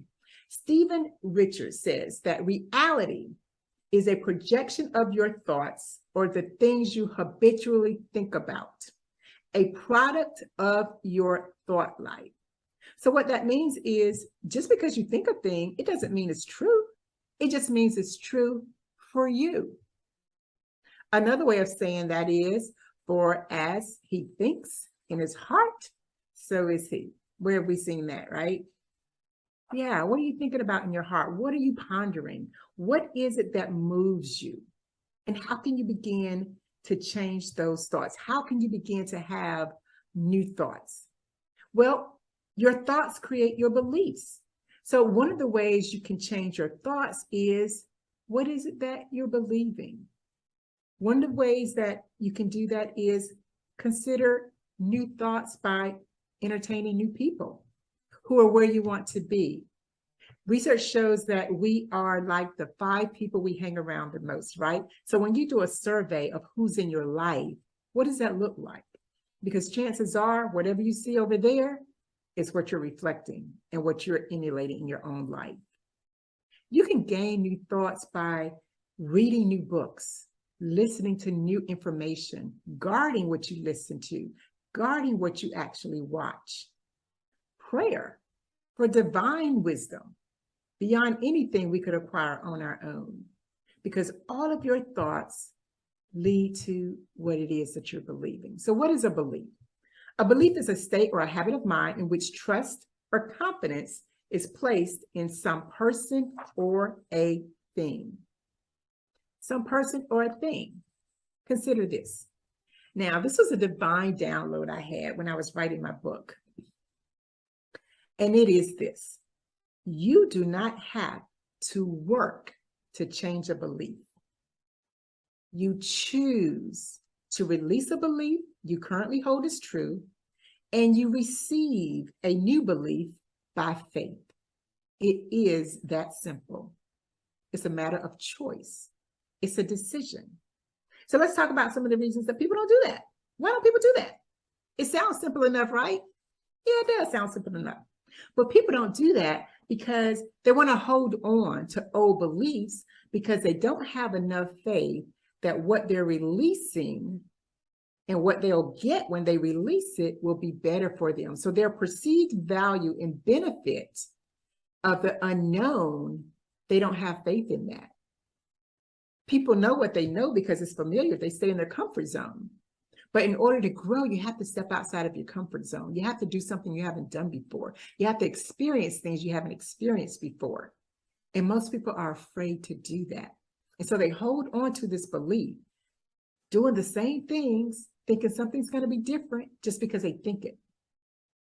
It starts with a thought, and then you have to follow it with action. So we're going to talk about some of the reasons that people make excuses. That's what we do. We make excuses for why we won't change, right? It's not the right time. I'll wait till my kids are out of school. I just can't afford to invest in myself to make the change and learn the skills that I need to learn, to do the things I need to do. Whatever your excuse is, it's that. Because girlfriend, and all my guys out here, nobody's coming to rescue you. This is a process that you have to engage yourself. Remember our friend James? You got to do the work. Let the work be attached to your faith. And when it is, you'll create new behaviors. So it's only after you've chosen what it is that you believe that you then need to engage the work related to it. So first you think a thing and you attach an emotion to it. That emotion anchors it in you and you develop a belief around it. And that belief, you look for the evidence to support or not, whatever it is you believe, because there's always evidence there for both. You get to choose what you believe. And based on that, you're going to take action. And I tell you, the people that I work with, I can tell what they believe by what it is they do. Not what they tell me, what it is they're doing. And the same holds for me. I talk to myself about this too. So what are you doing? What are you doing? And when are you going to make you a priority? James Allen authored a book, As a Man Thinketh. And he said, the power of thought and how in our own thought world, each of us holds the key to every condition, good or bad, that enters into our life. And that by working patiently and intelligently upon our thoughts, we may remake our life and transform our circumstances. So you got Oprah saying it, you got Leslie saying it, you got Jay saying it, you got the word saying it. It's true. It's true. So how do we do that? Well, first of all, you have to be mindful of what it is you're thinking. You have to learn to manage your emotions and not respond out of this place of reaction versus responding. There's a difference between responding and reacting. And then you have to choose to be consistent. Consistency is the key. We all are good at starting things, right? We're all good at starting things. Beginning of the year, we all start with all these goals. And statistically, within about 30 days, most people have abandoned them. Don't let that be you. What are you going to do? Know that you have everything you need to be successful in life. To what degree you realize success is truly dependent on your perspective and your personal choice. Ask yourself these questions. What do I need to do? What do I need to unlearn? What do I need to now learn to become who I was created to be, so I can have what God has promised me is mine and live a life of success? And again, my definition of success, as I wrote in my book, is to realize and walk in my purpose to live life fulfilled. I want to encourage you to embrace the process and own your life by walking out these 3 E's. Examine yourself. Really be honest about who you are, where you are. And that's the only way you're going to be able to begin to address it. And then embrace where you are. I love you where you are. That's where you start. You start wherever that point is. And then be committed. Be committed to establish the thoughts, the beliefs, the behaviors that you need to create the transformational change that you want. These are the 3 E's of the process. I encourage you to do what you need to do. You will not regret it. It is so well worth it. I'm a living testimony of it. Give yourself permission to embrace the process and enjoy the journey. I am Leslie Hardy. Thank you so much for joining me. I've thoroughly enjoyed it. I hope you've gotten some great nuggets that you can take with you. If you want me to partner with you along this journey, you want to get more information, feel free to reach out to me at my website. You can just Google it and I'll be glad to work with you. I appreciate you. Have a great day and be blessed.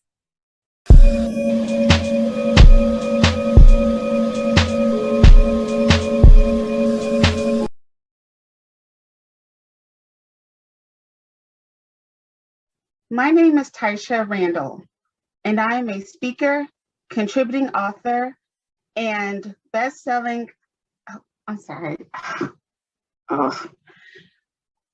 Hi, my name is Taisha Randall, and I am a speaker and contributing author of the Amazon best-selling anthology, When Destiny Needs an Intervention, Volume 1. Go with me on a journey as I share a moment where I faced an identity crisis in the workplace. I did not recognize the patterns, the need for comparisons, lacking self-confidence, taking feedback personally, delaying or better yet, denying self-care time to answer one more urgent email, process one more transaction, facilitate one more meeting, speak to one more manager, speak to one more employee, train one more new team member, complete one more priority task, and also respond to one more escalated issue. My workday was overloaded and I was depleted, overburdened, and under-rested, yet and still, I took the leftovers home for the day, glaring at a computer screen after hours. Anyone ever achieved work-life balance? Me either. I bargained with myself that it'll be worth it because they will see me and I will be rewarded. The reward for those long hours, that sacrificed, was a planned conversation with a rehearsed note of empathy. I'm sorry, but we're going to have to let you go. How could this be? I silently questioned to myself. I gave so much to this job. Its value became greater than myself by the way that I nurtured it. How I gave it a front row seat to who I am. Who holds the measuring stick to your identity? Do you find yourself in need of a release from rejection, which is to not accept, believe, or consider something? Expectations of others, which are values based on others' thoughts, opinions, trials, and disappointments? Lack of belief, which is the state of not believing in something? External validation, which is the adopting feelings of worthiness based on others' criteria instead of yourself? Anxieties, which are constant states of feelings of uneasiness regarding a present event or danger or a level of uncertainty? Shame, which is a painful feeling of inner turmoil or distress caused with oneself by the consciousness of wrongdoing? Or excessive pressure, which is the using of intense persuasion or coercion to make someone do something? What do you need today to release, to shift from existing to living? Existing is drifting without a purpose, and living is moving with intention. Existing is a misaligned assignment that was never for you. Living is valuing progress instead of the need to appear perfect. Existing is replaying a broken soundtrack that dictates your very being. Living is affirming who you are and being anchored in that belief. My measuring stick was my job. It was where I placed high value in my self-worth, but it did not value me back. Your self-worth are the feelings that you have about yourself and not relying on external influences to give you any level of worthiness or identity. It is at the core of who you say that you are. When you have the deep-rooted belief of knowing who you are on the inside, it permeates and projects on the outside. Building your self-worth is to own your voice and not to dim the internal GPS moving you towards your purpose. Your self-worth is not dependent on an others mentality. It is nourished by the daily renewal of knowing what is your job and what is not your job. The who I am is not what I do. We're all too familiar with the infamous networking question. So tell me a little about yourself.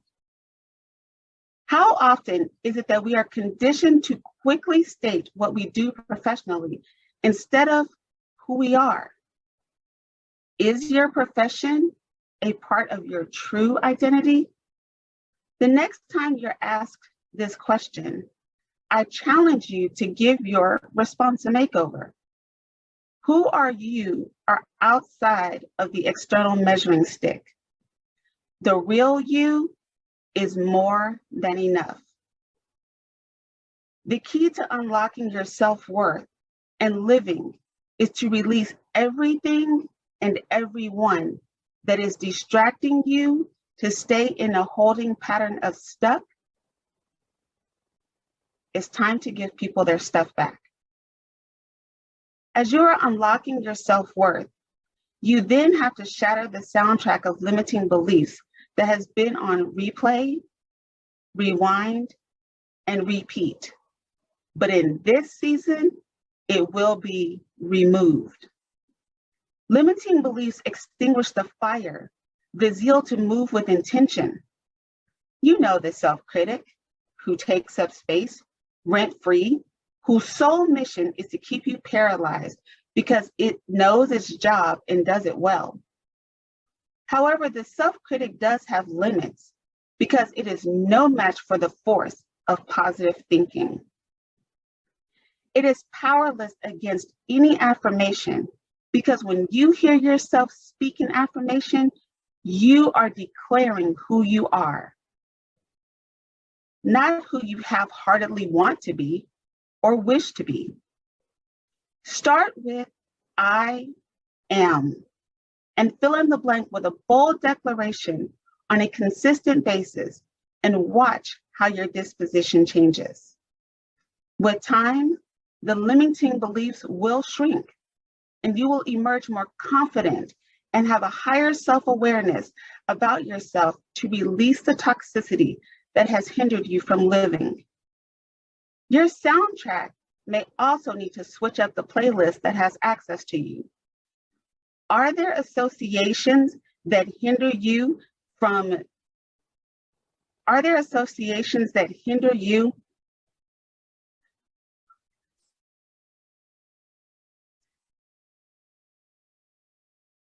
Are there associations that need to be removed from your soundtrack? You get to decide who has access to you and who does not. Are they building up or tearing down your soundtrack? Affirming who you are is critical to your identity because if not deeply rooted, the other's mentality will creep in subtly until you're running, jumping, spinning, looking left, looking right, looking over, looking under, chasing someone else's assignment. The reality about chasing someone else's assignment is that you never catch it, and the cycle repeats itself until you decide to run your own race.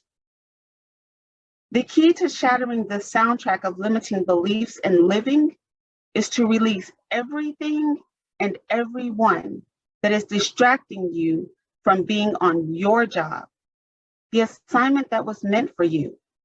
And you know what your assignment is. It's the one that's in your heart, and it does not go away no matter how the self-critic attempts to convince you differently. It's time to give people their stuff back. As you're shattering the soundtrack of limiting beliefs, you lastly have to reframe how you view rejection. Rejection is a temporary experience. It is not a life sentence. You are not the rejection, you experienced it. Change your lens. The no that you experienced was to properly align you with your next offer. Your next offer is on the other side of the rejection, so continue moving forward. Heal the rejections of your past so that it does not create a toxic space in your present. It's interfering with your next offer. Process the rejection to give yourself the space and mental clarity to acknowledge what happened. Plan your next steps with defining actionable goals, measuring the progress, tracking the tangibles, minimizing distractions, and trusting the process to launch. The key to reframing how you view rejection and live is to release everything and everyone that has counted you out and be present in your own life, because you can do anything you set your mind to with the intention of getting it done. It's time to give people their stuff back. 3 key points to remember are: know that your self-worth is tied to who you are and not what you do. Know that shattering the soundtrack of limiting beliefs will move you from stuck to start. And know that you are still worthy after experiencing rejection. And as my free gift to you today, I am offering a PDF resource on how to stop existing and start living your life. Text the word EZ Champion to 346-466-3604. Now, if you'll excuse me, I'm headed off to the mailbox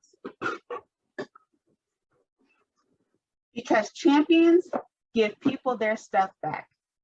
It's time to release what no longer serves you. Thank you for your time.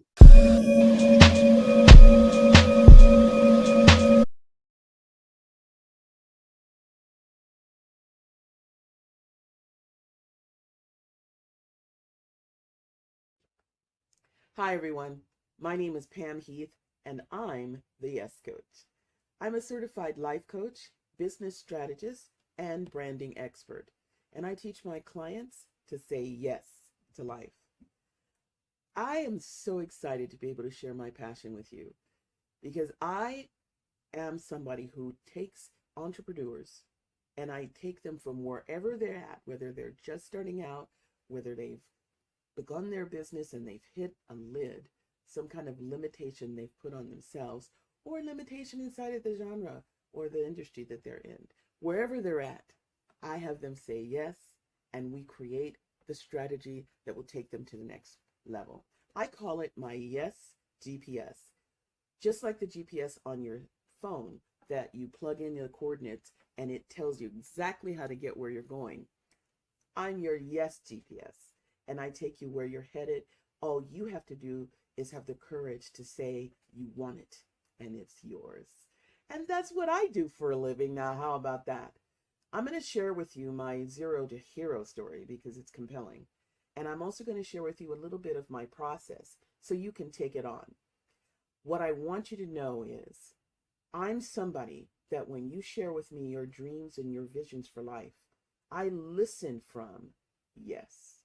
I say yes to you so you can say yes to life, to the life and business of your dreams. So let's begin.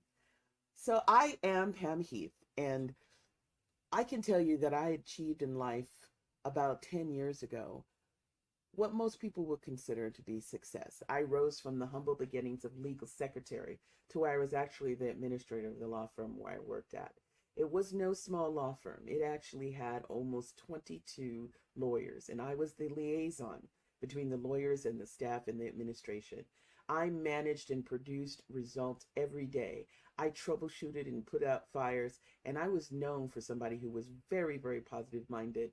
I actually would be so happy to show up for work, and I was known for that. And then the unthinkable happened. One day, in the midst of this incredible life where I had the husband of my dreams, the house of my dreams, the car of my dreams, and the career of my dreams, my eldest child, my beloved daughter, committed suicide. She died. And she died in a way that for me just cut me to the heart, because she died because she gave up hope. And I had no idea she was in that space. It's a terrible thing for a parent to lose a child. It's not natural. When you lose your spouse, you're a widow or a widower. When you lose your parents, you're an orphan. But what are you when you lose your children? There's no phrase for it, because there's no understanding of how you can actually give birth to a child and then lose them like that. And there's a certain stigma that's attached to suicide. Society looks at suicide like it's this cowardice thing, like it's something that people do when they're too afraid to face life. And I can tell you from experience, it's not cowardice. I know, because I wanted to die when my daughter died, and I couldn't bring myself to do it. And so when it happened, I became somebody who began to spiral down. I couldn't face going to work, and so they let me go. After 17 years at this ideal job, this career that was defining me, I lost it. And having lost my job, I couldn't pay my mortgage, so I lost my house to foreclosure. I couldn't pay for my car, so they repossessed that. And I ended up on the street living in my son's minivan. And to add insult to injury, when all of this settled, my husband of 26 years, he died from complications of undiagnosed diabetes. He had diabetes and he didn't know he had it, and untreated, it killed him. So there I was, on the street, living in my son's minivan, and I thought I had nothing to live for. As a matter of fact, I actually believed at that time that I wanted to die, and I kept asking God, just take me. I don't have the courage to take my own life, and I don't have anything to live for now. Just take me. And that's where I was, until something happened, an incident that for most people would be tragic and unsettling, and more of the same, of the sucker punches that life was dealing, that was tearing me down, and disempowering me, and leaving me unfulfilled. This incident was life transformational, because I launched my coaching career due to this incident. You want to know what happened? I'm going to tell you, because I want you to know. I was attacked. That's right. Living on the street, your senses become very keen to your environment. And I knew, I felt it. Like it says in the movies with Spider-Man, my spider senses were tingling. Somebody was watching me, but I couldn't see them. For whatever vantage point this person had, they could see me, but I could not see them. And then the day came when he made his move. I was rummaging around in the back seat of my home where I was living on the street. And all of a sudden I felt someone coming up behind me, and they were moving fast. I heard their footsteps. And I stood up straight. But before I could do anything else, he grabbed me from behind. And I knew, with the strength of which he grabbed my arms, that this man meant me harm. And in that moment, I had two epiphanies. The first epiphany I had, which was a shock to me then, and even now when I think back on it, I'm a little surprised. But that shock came as a revelation because I knew in that moment when he grabbed me from behind that I wanted to live. In that moment when he grabbed me, I knew he wanted to hurt me, and I wasn't going to give in. He was not going to hurt me. And so I fought like a Tasmanian devil. I fought, and it was instant.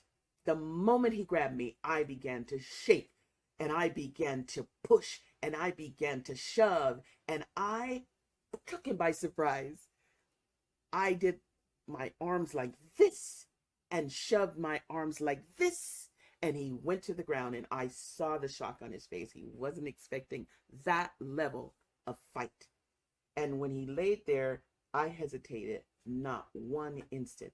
In a nanosecond, I dived into the car, shut the door, and locked all the doors, and he couldn't get in. He tried. He shook it, he pounded, but he could not get in. And while he did all that, I got my cell phone out, and I called the police, and I started describing him, and I took a picture of him, and he ran away. Now, that epiphany that I wanted to live was the first epiphany that launched my career.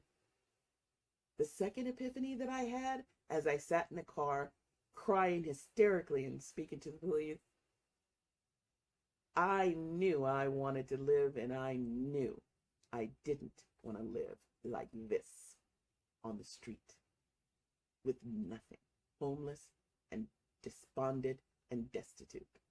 And so I made up my mind right then and there. I was going to make something of my life. Despite all the tragic circumstances I had been dealing with, I was still alive. And I knew there was something for me to take on. So the next day, after I pulled myself together, a friend helped me get it together, I called another friend, an associate of mine, who had a business of his own, and he had a team of 4 people. And I called and I asked him, hey, how's it going? How's business? How's your team? Would you like to have someone come there and empower them? If someone could come there and coach and support your team to be more productive, to be completely sales oriented, to actually have the bottom line of sales and production for your company the first thing on their agenda, if you could have all that in a coach, would that be of value to you? And he said, absolutely yes. And I told him, not knowing how I was going to do it, not even having an agenda or a plan of action, I said to him, I'm that coach. If you hire me, I will empower your team, and I will bring them to the level where they are living and working to forward your business. How about that? Say yes. And he said yes. And that was my first client as the yes coach. He was so fully happy and satisfied with what I produced with his team. He told all his friends, and one by one, client by client, I built a 6-figure coaching business. I pulled in $96,000 my first year in business from simply showing up and being a yes. I have to tell you that never in my wildest dreams did that seem a possibility until I created my new identity as the yes coach. And in 2020, I wrote my best-selling novel, my book that outlined my story and how I built my business. And I called my book, Say Yes, 7 Steps to the Life of Your Dreams. And in that book, I outlined the 7 fundamental areas of life that I consider to be the important areas of life that you need to deal with on a daily basis so that you can be happy and fulfilled and have the life and business of your dreams. I wrote that book to tell my story, as I'm telling you my story now. But the intention was also to teach entrepreneurs what it is to have a successful business, is to actually deal with all 7 of these areas. You'll read about my story in my book, and those 7 areas, those areas are your career and your finances, your health and your well-being, your home environment, your relationships, and I break those up into two categories. The first category is your romance, your love relationship, whether you're married or you're in a engagement situation or whatever your romance is, your boo. That relationship category we deal with separately. Then there's all the other relationships in your life, your work associates, your extended family, and your family, your siblings, your parents, your children, and your community. Because I'm highly committed that you be active in your community, a leader that's leading the way for the community to profoundly succeed because you are a part of it. The sixth area is your spirituality, the connection you have to a higher power, which I think is the most important thing. And the seventh category, the area of life which I consider to be important, is fun and play. Without fun and play, then what are you up to in life? It's just a workaholic. So those 7 areas of life are what I deal with all of my clients, not just coaching them for lead generation and message to market and everything they need to do to get their business and their brand out in the public eye, but also so that their life works. And that's what the Yes Coach provides. One of the foundations of my training and development is I teach something I call instant clarity. Instant clarity is what I got when I had those 2 epiphanies back when I had given up on life and had no hope for the future. I got clarity around what it is that I was up to and what it is I provide. And that's what I bring to the party. So you hire the Yes Coach, and the Yes Coach brings you instant clarity. How do I do this? Well, it's very simple. I have a 3-step process that begins with you discovering your unique message. So the process of discovering your message has to do with you getting in touch with your brand, who you are, why you do what you do for the service or the product that you provide to others, and how you go about doing that. Now, a lot of people struggle with their purpose and their mission in life. What I do is I make that struggle go away because I get you keenly connected to your purpose and your mission. It's important. It's everything. The foundation of everything you're doing is geared from your purpose. So if you're not clear on your purpose, and you might think you are, but when you get done with the Yes Coach, you'll be clear that you are. Discovering your purpose and your mission and actually learning how to articulate it effectively is the foundation of the first step in the Yes Coach process for you to get instant clarity around your message to market. The second level of this 3-step process to get access to power around your success and your abundance in life is that you then begin to design your message. And how you do that is you design it inside of your personality. What kind of deliverer are you? Now you can see part of my delivery method is I'm a storyteller. You might have recognized that from the get-go. I tell really, really good stories. My stories are compelling, engaging, and they keep you on the edge of your seats. Now, some people are by nature storytellers. Some people are educators. They are really, really profoundly connected to teaching, and they teach from a certain standpoint, either like from the front of the room as speakers and motivational people do, or they teach in virtual environments, but they teach to have you learn something that they know that they want to give away to you. Some people are preachers. They're very spiritual. They connect you to a higher power. They actually create a context for you to look inward. They're transformational speakers, and they teach with a guideline to how you can, go internal and get that power from within. Some people are rock stars. They're like movie stars, or, the Mick Jagger of their ability or their industry. There are actually about 12 different kinds of designs around how you deliver your message. I'm going to help you get access to that. It's one of the things I do. Now, if you're listening to my comeback challenge, you're hearing it for the first time, you may say to yourself, Pam, exactly how do I go about distinguishing what kind of deliverer I am? So one of the things I'll tell you, because I'm happy to teach this to you, whether I ever meet you in person or whether or not you ever hire me, you can determine what kind of message deliverer you are very easily. Are you someone who is introverted or extroverted? Are you happy and comfortable in an environment where other people are present and they're relating to you? Like everything you say, every word that's coming out of your mouth is important to them, has value for them. Does it make you uncomfortable, the thought that what you say matters? We can start to work with you to find out what kind of deliverer you are, and then you will start to design your talk, your delivery, so that you can effectively speak about your methodology and others will get it every time, guaranteed. The third step in my 3-step process, the discovery of your message, the design of how you deliver your message, and then the delivery of your message. How you deliver that message has everything to do with your choice of platform, whether you're somebody who goes on social media and shares on Facebook or YouTube or LinkedIn or Instagram, TikTok, whatever that is for you. Social media is one platform.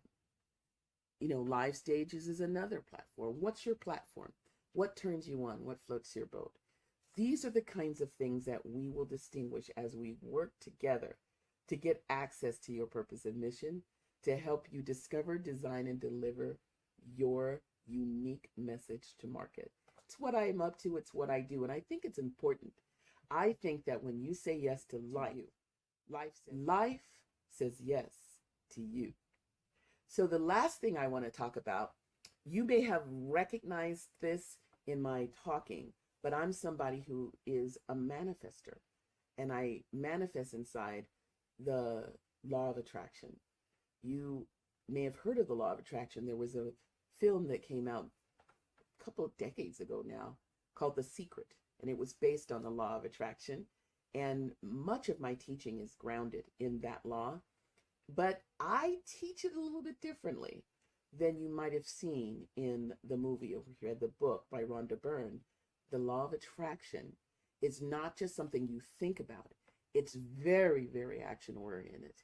It's the thing that's missing for a lot of people, which is why some people don't believe in the law of attraction. Let me tell you something. The law of attraction is a very, very finite law of the universe. And there are many laws of the universe, many of them. And we live our lives inside the confines of these laws. For instance, I'll give you an example of a couple of laws of the universe you already are aligned on. Number 1, gravity. Gravity is a law of the universe. It doesn't matter whether you understand it or can distinguish it for another human being. You don't have to believe in gravity for it to affect you. What goes up must come down. So you can't go to the top of the apartment building where you live or the Empire State Building and jump and expect to land without consequence. What goes up must come down, regardless of how you feel about it. Unless you have some structure in place pushing against that law, for instance, a helicopter or an airplane, you're not going to be able to survive a fall from a high distance, because when you hit the ground, there's going to be a consequence. So the law of gravity is a law of the universe. It's one of many, by the way. I'll give you another example of a law of the universe that we live inside of, whether we understand it or not. It's called balance. Remember balance? For some of you, for many of you, you learned how to ride a bicycle when you were a young child. You woke up one Christmas morning and there it was with a pretty bow tied on it right there next to the Christmas tree.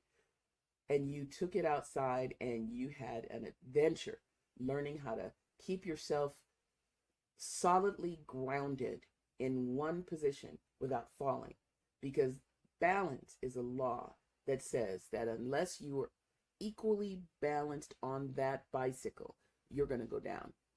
And balance is not something we talk about on a daily basis or distinguish for other human beings. Many of you don't even know how to distinguish it, but you live your life inside of it. And when you truly, truly understand balance, you can perform all sorts of tricks like people do in extreme sports on skateboards or on bicycles or motorcycles. They understand balance and they are managing to stay on top of their structure, bike or motorcycle or skateboard. They know what there is to do because they understand balance. You understand balance. You and I live inside of that law. The law of attraction is just like the law of balance or the law of gravity. It is a law of the universe that says that what you put out is what comes back to you. And so for you to manifest powerfully, abundantly, miraculously, you have to be willing to put out what you want and to take the actions correlate with you having that thing. In other words, you don't get to have the benefits of manifesting inside of the law of attraction unless you're willing to take the actions correlate with you having that thing you're manifesting. So that is how I teach the law of attraction. There's a lot of value in learning and understanding this law, and it's what I bring to the party. Pam Heath, the Yes Coach, when she comes stacked with the law of attraction and my 3-step process. I can take you wherever you're at in your business to whatever level you want to get to, and we'll do it together. So I wanted to share my comeback story because it's not easy to come back when you've gone as low as I did. But coming back is a function of your willingness to take it on and reinvent yourself. There is no power on earth that can match you when you're committed to creating a result in your life and you're unstoppable in the face of whatever obstacle comes up. So I'm Pam Heath. I'm the Yes Coach. And I say yes to the glory, the magnificence, and the power of living the life you love, the life you're creating by design. I can't wait to meet you in person. If you want to get in touch with me, there's my website address, yescoachforyou.com. You can go to my website and sign up to receive my communications whenever I'm up to something or producing an event. You could also get for free my ebook called Transform Your Money Mindset. Transforming your money mindset has everything to do with you altering any limiting beliefs you have around creating money. Whether you believe it or not, money flowing to you like rain from the sky is as easy as 1, 2, 3. You can have anything you want in life when you're willing to say you want it and take the actions correlate to you having it.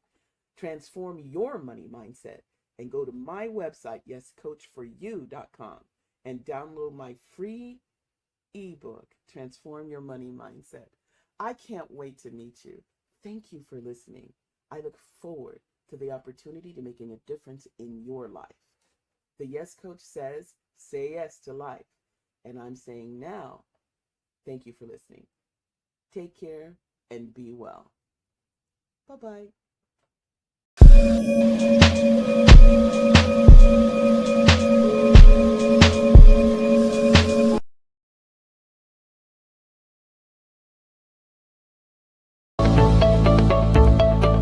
Hi, everyone. I'm so excited to be here today and to teach you how to unlock your profit potential through micro-niching.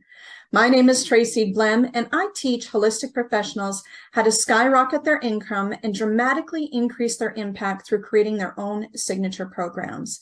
And after 20 years of working in the holistic health field and coaching a wide variety of businesses, the number one thing I've seen that constrains business owners is the lack of a proper niche, and even more so, a micro niche. So today I'm going to teach you what that looks like, along with walking you through a simple process that gets you unstuck and into flow so that you can create more income way easier than you ever have before. So what are the signs that you have a niching problem in your business? You're struggling to fill those client slots. Each flavor of service offering is completely different. And what you may or may not realize is that each of those flavors requires its own specific marketing strategy that's being nurtured every single week in order for it to be lucrative for you. You may have clients that are price matching or doing the price comparison when it comes to your services. And what this becomes is a dollar for dollar issue versus the true value that you bring to the table. You have maxed out what you can charge per hour without upsetting or losing your clients. You're exhausted, possibly on the verge of burnout, and you want more money, but you have no idea how you can possibly add more time to your week to take on even more clients. You have tried discounting packages and weird offerings to try and get people to book more with you, to find that as soon as those discounts go away, you go right back to your regular hourly fill. When I had my large clinic, we did the packages, deals, and discounts, and none of those tactics brought true sustainable income. They just don't work for true business and income growth. People will always wait for the deals. Let me give you an example of one of those. Here is one of our non-niche brain farts that cost me a ton of money and heartache to put on, as in no return on investment by the time we shut the lights off for the night on this one. We used to do these as a quarterly demo night, and this was to have people come and try out therapies and modalities that they have never had or have never ever heard of before. And we used to advertise it out the wang, as in everywhere. People would show up for their 20 for 20 and try to jam in a full session. Honestly, people would want a full acupuncture session in 20 minutes for like $10. For me, it would be rapid fire, and they'd show up with a tape recorder, if you can remember those, and belt out questions like the world was coming to an end. Then they wouldn't come back, or they would try to book in the next quarter to try and do it all again for $20, get those 2 sessions. And by the 4th attempt of trying to tweak and adjust it to make it profitable, we threw it in the trash. It was too generic. What's happening here is competing in a generic environment, and that creates what I call communication fog. It's also known as generalization, and it doesn't work.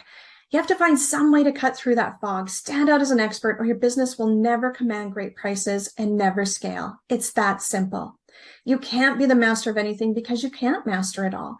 And the service style marketing puts you into a competitive price war where no one wins, and the profit margins drop to the point where money's being lost, not made. So how to change this all around? You need a niche. Even more specific, you need a micro niche. So let's go through it together so I can show you how this works to make your life easier and bring you more money with less work, and even better, a single track for marketing to reach your clients with less effort that you can master and profit from. So the first level is where typically people start when they start looking at niching. And that is a large overall niche, which we call a mega niche. So for example, health and wellness is a mega niche. So is business, career, and money, or love and relationships, or personal growth, and there are a couple others. So when I first opened my clinic back in 2009, my personal private practice was undiagnosed infertility. I was a baby-making master. But the clinic and the therapists that worked for me were using the mega niche of health and wellness. And I ended up burning through an entire year of marketing budget in 2 months because we just couldn't get any traction with it. So let me show you where you might be going wrong by staying at that mega niche level and what that means for you. So we're going to keep going with the health and wellness as the mega niche for the illustration on this. And here's what a typical day for a therapist looks like. So as you can see, it's very difficult to market to this. It's difficult to position yourself as the expert. And you are competing with everyone else out there in a very generic way. So standing out from the noise is almost impossible. This business model, which is selling the modality or service type only, sets you up for that dollar for dollar comparison model where the cheapest offer wins that we mentioned earlier. So then we move into the next level of niching called micro niching, which in this continued example of health and wellness would be specific symptoms or specific illness.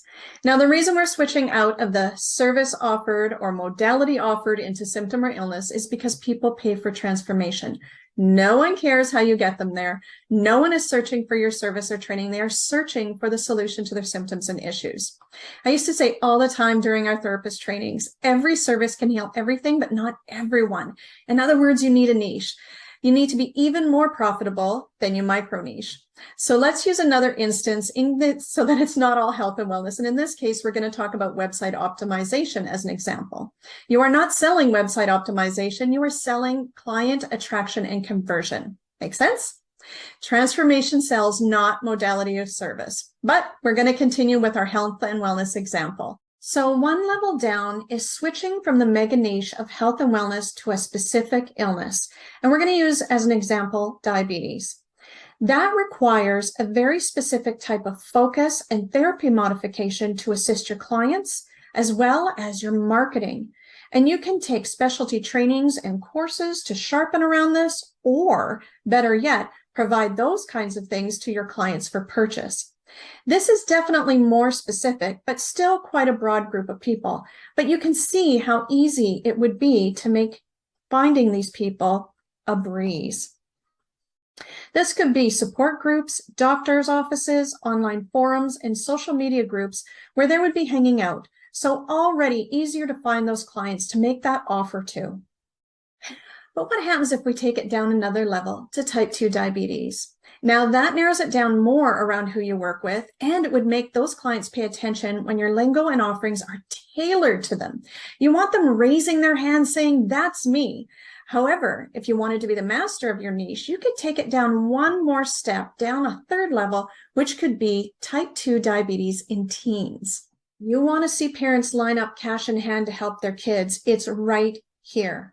Now, let me show you that you can even take it one more level if you wanted to. It's not required. I just like being hyper specialized. So that would be something like type 2 diabetes in teen girls. Now, why would I do that? Because type 2 diabetes in teen girls affects all their hormones and all the stuff that goes along with that is not the same in boys. And moms will fight you for a spot for their daughter when it comes to hormones and periods. Trust me, I've got 2. And it's even easier to find where these moms are. You can then add to your looky-loo to try and find your clients to moms groups, support groups, all of that plus the list we already mentioned when we narrowed it down to diabetes. How easy would it be to know where exactly to hang out and place your offers when this is your micro niche and no one else is doing it, which automatically sets you up as the authority and the go-to person. So let me show you where you might be going wrong by building your business, marketing, and offerings only on a service-by-service style of offering and what that means for you when you stick to that mega niche. So let's go back to a typical session day for a therapist doing health and wellness. So we've already discussed it's very difficult to market to this, to position yourself as the expert, and you're competing with everyone else out there. This again is that dollar for dollar issue. Going one level down doing diabetes is what this day would look like. Better, right? So easy for you to master your services and your craft because you're working in this arena with every single person, which means you get to find all the nuances and weird quirks that no one else has the time to, or even just the number of exposures to this issue to find the patterns. But for high profitability, still too many variants. So let's look at your micro niche, type 2 diabetes in teens.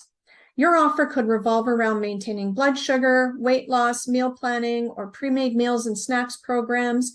You could run support groups, et cetera, et cetera. But you want to pick one to build a program around, and then you will know exactly where to advertise for this while being paid extremely well. So let me give you a full micro niche example. I work with teens who have type 2 diabetes to lose weight, maintain their blood sugar, and dump the fatigue so that they can do all the things that confident teens do to have fun, feel good in their skin, and make lasting memories with their friends. So, what's the transformation?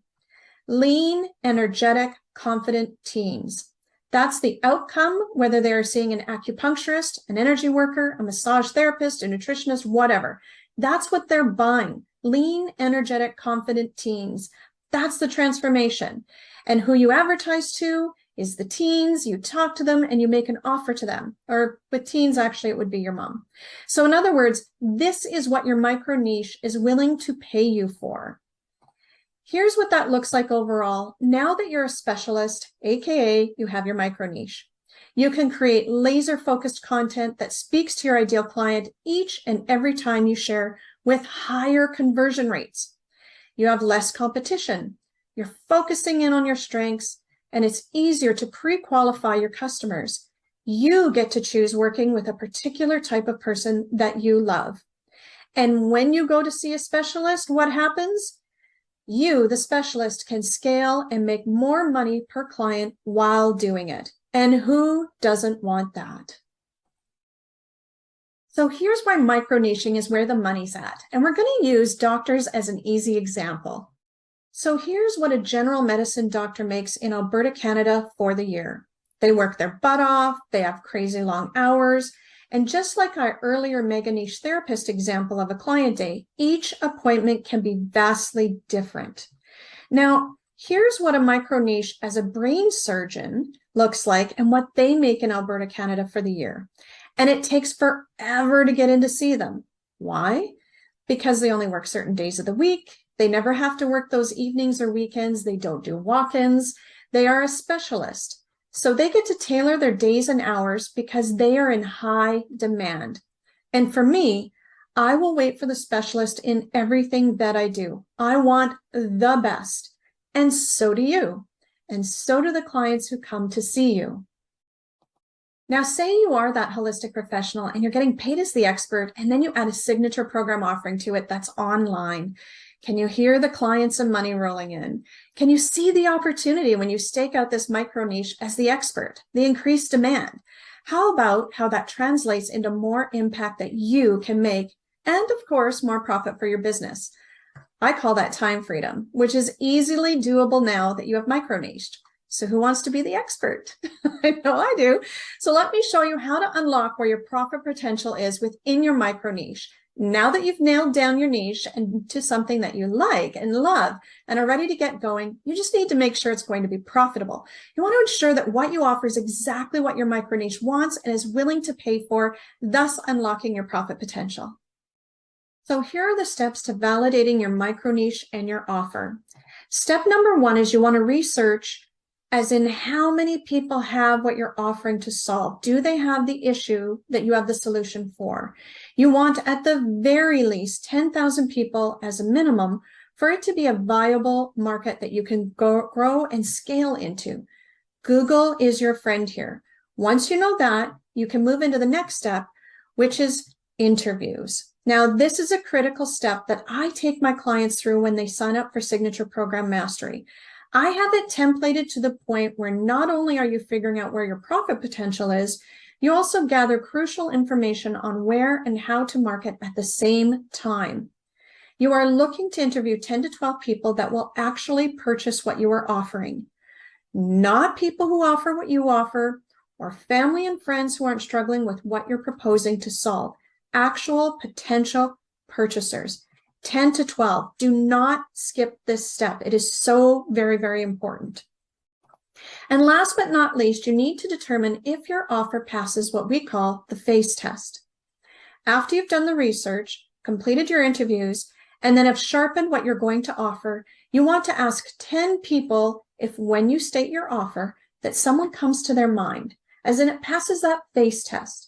If you don't get at least 8 yeses, then you need to go back to the drawing board. And this does 2 things for you. 1, no matter what or who you share your offer with, they can come up with someone to refer to you. And 2, if it's them, they're going to say, hey, that's me. And this allows you to attract the clients you want, and it ensures that you're attracting your people into your business. So now let's talk next steps for you, because micro-niching and developing a signature program is so crucial to your business and wealth growth. And in 20 minutes, I have very limited time to share with you. So therefore, I've created a free PDF for you called Your Comprehensive Micro-Niching Checklist to Nail Your Niche and Make Marketing a Breeze. In this checklist, I lay out in detail the overall mega niches and what's included in each. And using my template that I've created, you will be able to narrow it down to a micro niche. You're going to also look at the 7 criteria of it being profitable and how to put together your transformational offering, along with deciding what type of program or product to create for your niche, and of course, to see if it passes the face test using my special face test script. This checklist has everything you need to nail your niche and make marketing a breeze. And who doesn't want that? So I thank you for your time and energy. I look forward to sharing with you again. And thank you for being here with me today. Cheers.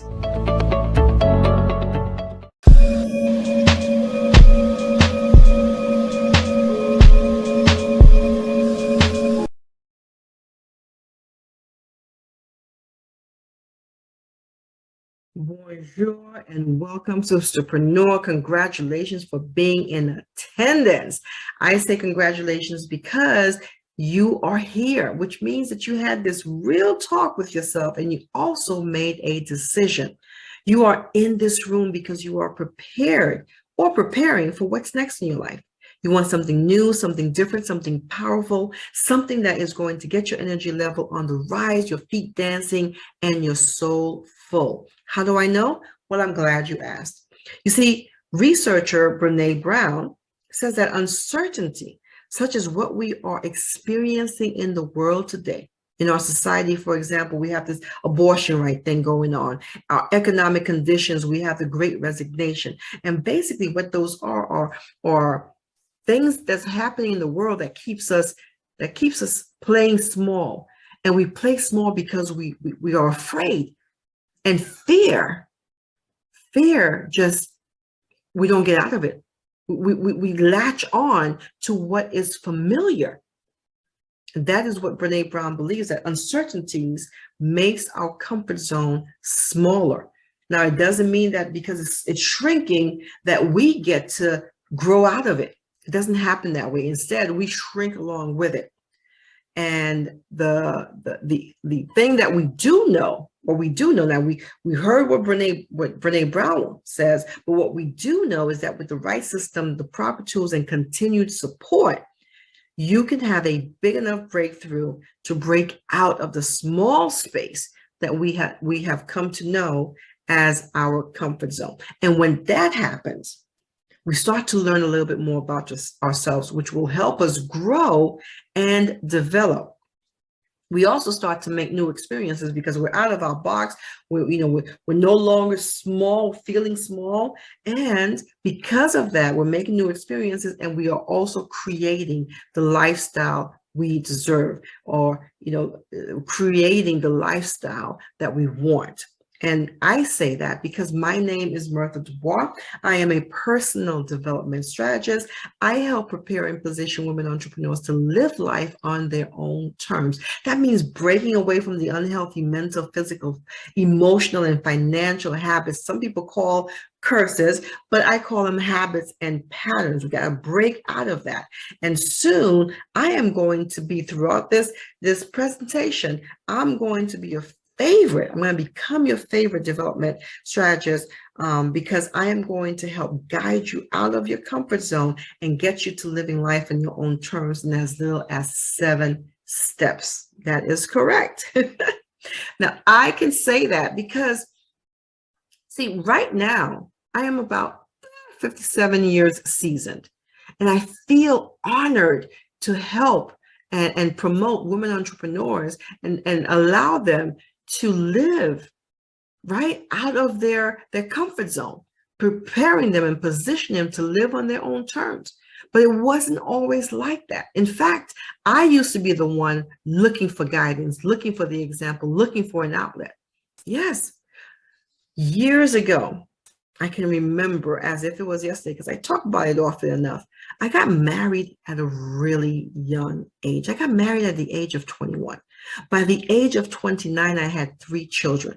I was juggling everything: full-time job, company, projects, unrealistic deadlines, school activities, homework, housework, wife duties.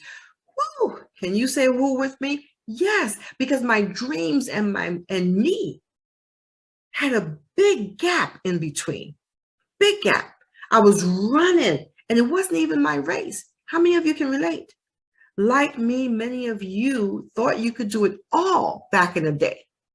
You were handling things, and that meant, oh, I'm Superwoman. But that's not the case. See, for me, keeping it all together meant that I had to keep it all in.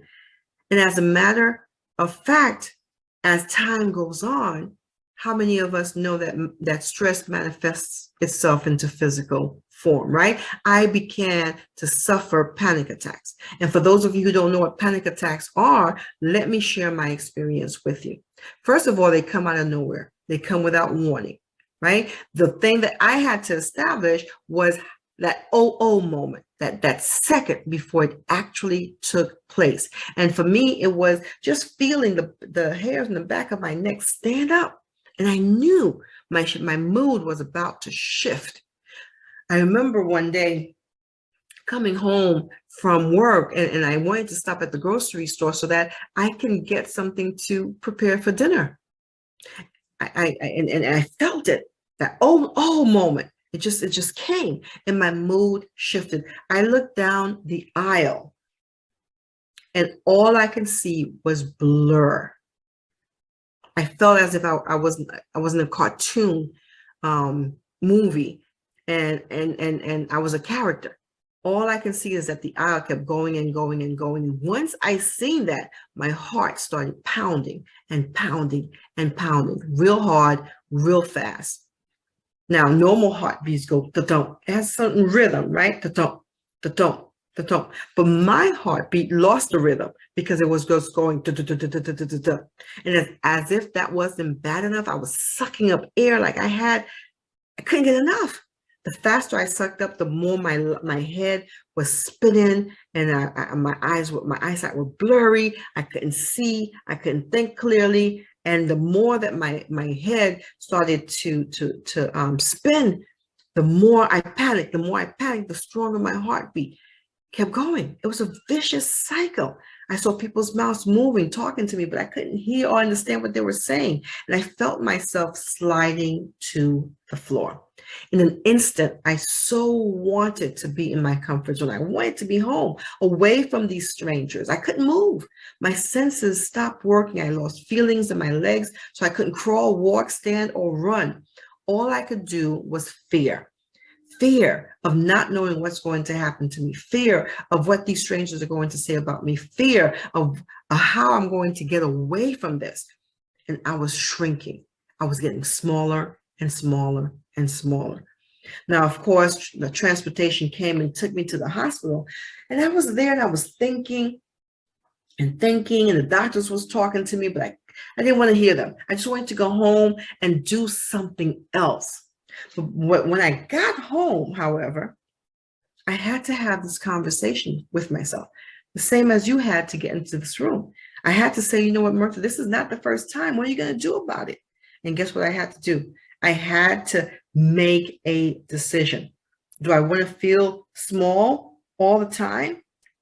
You know, and because I was feeling small, guess what happens? I also have to play small. So going back to Brene Brown, my comfort zone was shrinking because of the social conditions I have allowed others to put on me.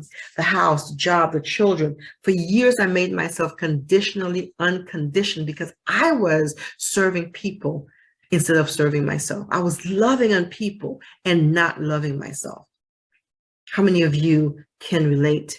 I was tired, frustrated, overwhelmed with anxiety. And that's when I remember the words, start where you are, use what you can and use what you have and do what you can. So I closed my eyes and I heard a whisper, Murtha, you are undeniable.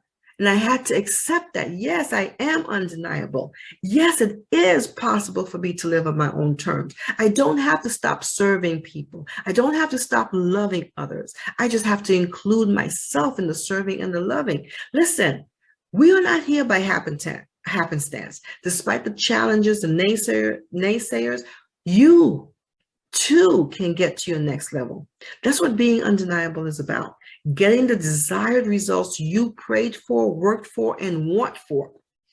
In my personal Undeniable You 7 Steps to Soar blueprint, I documented what I learned going through the process, going through my personal process. The interesting concept is that I aligned the steps I took to get uncomfortable in my comfort zone to the steps a baby takes from birth.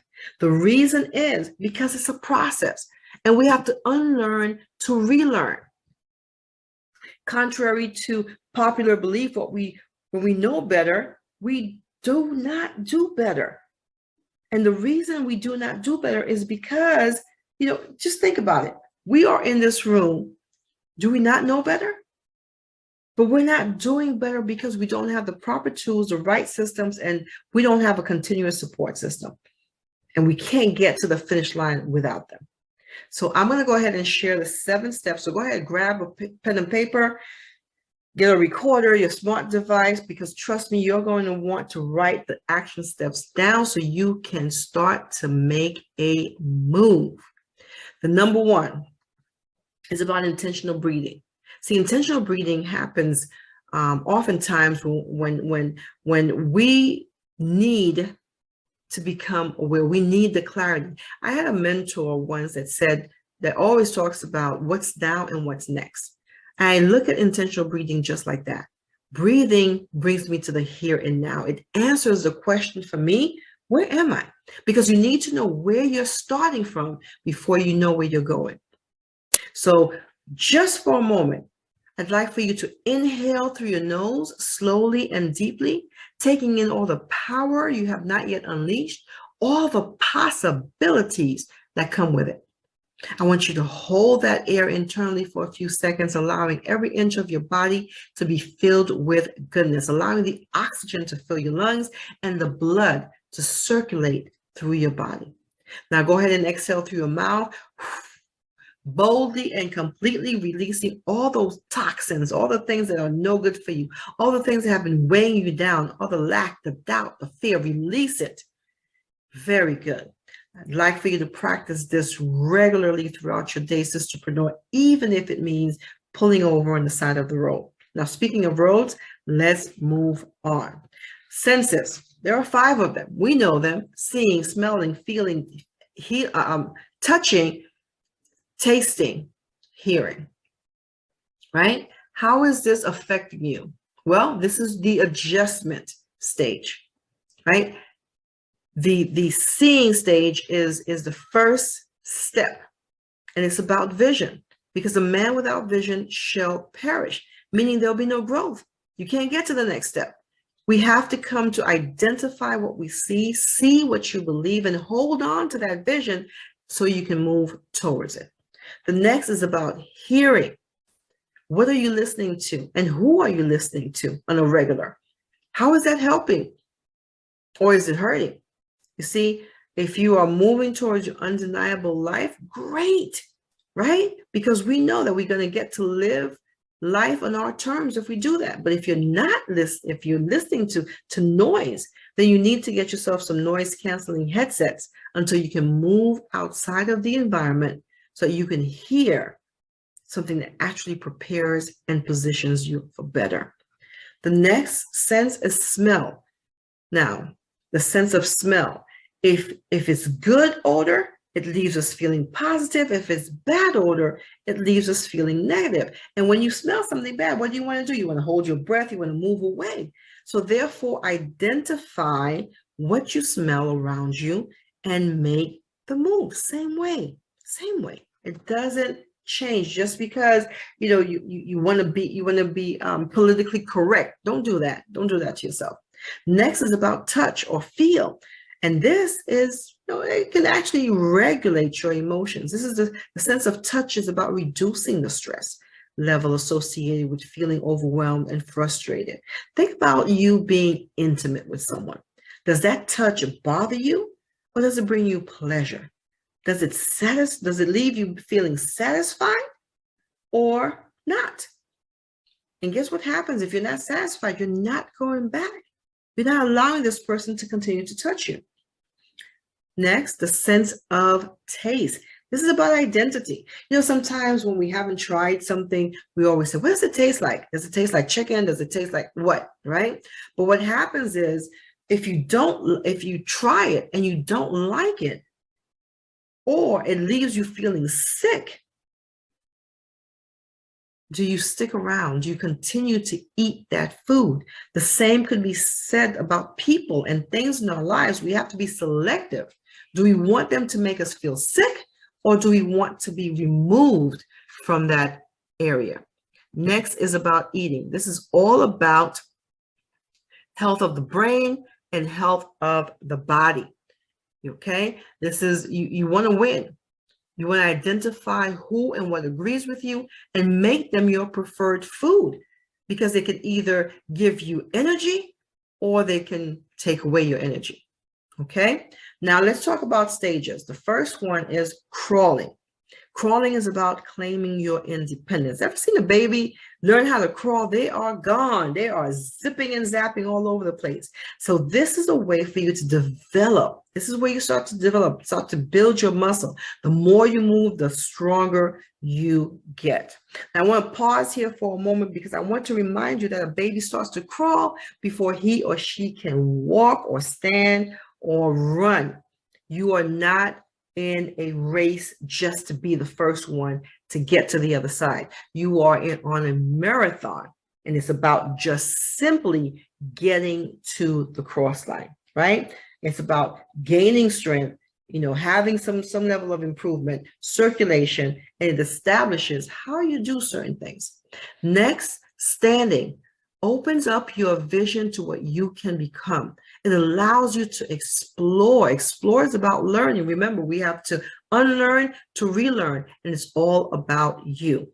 Then we have walking. Walking prompts you to create that rhythm, not that panic attack rhythm, heartbeat, right? It creates your rhythm with a nice beat to it, da-dum, da-dum, and it builds your momentum. And this is about balance as well. Take a moment here when you get to this stage to celebrate. And running. Woo, running is all about being in the know. I mean, the wind is on your side. You're confident.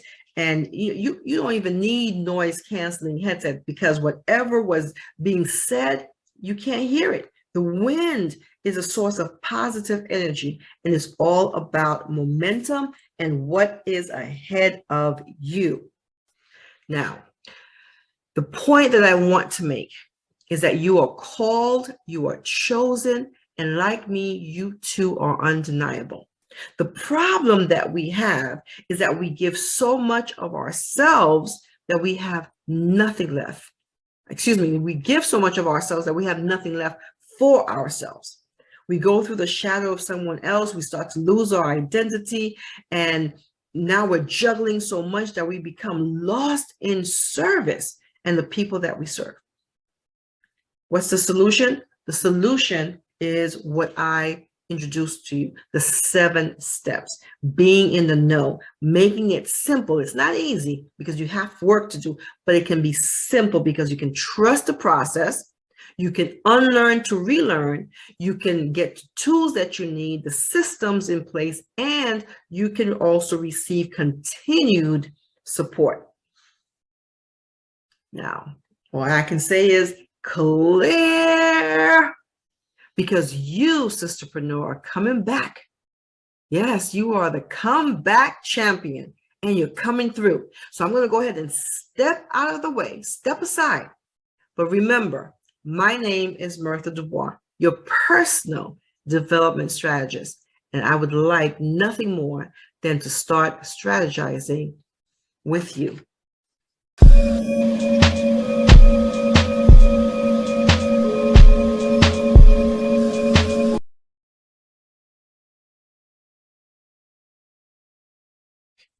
Champions always come back. Hello, everyone. My name is Bernice Cooper from Vacate Victimville, and I'm going to talk to you today about how I connected my setback to my comeback. I hope you heard that. Did you catch that? My setback to my comeback. Like I said, my name is Bernice. I'm a mom. I'm a wife. I'm a licensed marriage and family therapist. I'm an author. I'm a professional speaker, consultant, but I came to talk to you today about being the mayor. Yes, a lot of people don't know about me being a mayor. I was actually the mayor of a place called Victimville. Yeah, you probably haven't heard of it because it's not a physical place. It's only a place that exists in our minds. And I'll talk to you a little bit about that, because to say that champions always come back means that there has to be a setback, right? So let's talk about this place called Victimville, where I reigned as the mayor for many years, right? And how I knew I was there, people were saying, Bernice, well, how did you know you were mayor of Victimville? Well, I did things like this. On my way to work, and this is no shade to Starbucks, but on my way to work, I would stop at Starbucks knowing that I was 5 minutes late already, but I needed the fix, right? Because in my mind, I was not operating from a place of excellence. All right, let's get back to the setback. Let's talk about the setback. In Victimville, there's 3 things I want to tell you about that you're going to have to understand before you leave Victimville, before you vacate Victimville. 1, here's some hard things you're going to have to do for your comeback. The first thing, forgive people who are not sorry. I'm gonna let that sit in for a minute. Yeah, because sometimes we're waiting for an apology. An apology is not a prerequisite to forgiveness. So yeah, that was the first lesson I learned in Victimville. If I wanted to vacate Victimville, I was going to learn how to forgive people who are not sorry. Yeah, don't wait for the apology. Don't do it. The second thing I had to stop doing is I had to stop isolating, right? Because when you experience a setback in life, because you will, if you haven't already experienced some, you will experience some. When you experience a setback in life, you tend to build a wall, right? You actually begin to build a story about why you isolate. Now you've created a narrative about why you don't deal with other people. And when you build a wall, it doesn't just keep other people out, it keeps you trapped in. So I had to learn to stop isolating, right? We don't just need, as human beings, we don't just need community, we also need connection. We absolutely need connection. The other thing I want to tell you is that we must learn to celebrate other people. And see, it's now 2022. And what celebrating others looks like is pushing that like button. Yeah, you guys know what I mean. Pushing that love button. Yeah, on their social media, right? Also, when I talk about celebrating others, there's something else I try to practice, right? Which is celebrating people who are doing better than me and building up people and bringing up people who are not where I am, right? So a lot of times I ask people, rate yourself, are you a 10? They're like, yeah, I'm a 10. I'm a 10. I'm a 10. And I say, okay, great. Now I need you to find a 7 so you can bring them up, and a 13 so you have something to aspire to. All right, so that's how I knew I was in Victimville. This is how I knew those 3 things. I had to forgive people. I was struggling with that, forgiving people who were not sorry, isolating, and celebrating others. But let's talk about the comeback, because you guys came here for the comeback, right? Because champions always come back. To leave Victimville, the only thing you have to do, you ready, is move. For the note takers, write that down. Move. M-O-V-E. Yeah, that's all you have to do. You just have to move. M, make a decision. What is it that you want? And I'm not talking about those tangible things. I'm talking about the intangibles. What is it that you want? Right? Make a decision about what you want. O, operate in excellence. That might require some people who are listening to this to do small gestures of operating excellence so they can get to those bigger gestures. Things like, I don't know, taking your grocery cart when you're done with it and not leaving it on the side of the grocery. Okay, some of you guys aren't ready for that. Operating in excellence, right? V, visualize it. Can you see the place that you want to be? Can you see it? Have you drawn it out? right? Is it something you talk about or something that you're actually able to visualize? And are you ready for the E? Execute. Move, you would have to execute, right? Once you make a decision of what you want to do, how you want to move, you actually have to make the steps to get out of Victimville. Because let me tell you this about champions. Champions don't take the stairs.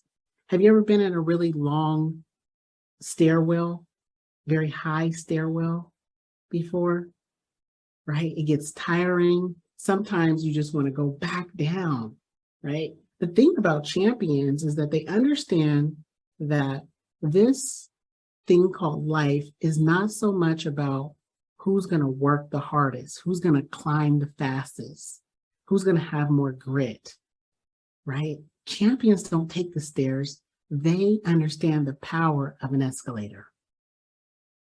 Yeah, because they understand that once you're operating who you're supposed to be, you are now aligned, right? You're no longer depending on your own strength because you understand the power source of the escalator. For some of you, you don't even know your power source, right? What do you believe is powering who you are? Are you aligned? Are you being who you need to be to come back? Or are you still the same person from the setback? Right? So let every setback be the springboard to your comeback. Let every setback be the springboard to your comeback, because champions always come back and you have to move. Movement is the transportation to your transformation. My name is Bernice Cooper. You can follow me at Vacate Victimville on Instagram and Facebook, or also at my website, www.vacatevictimville.net. Thank you.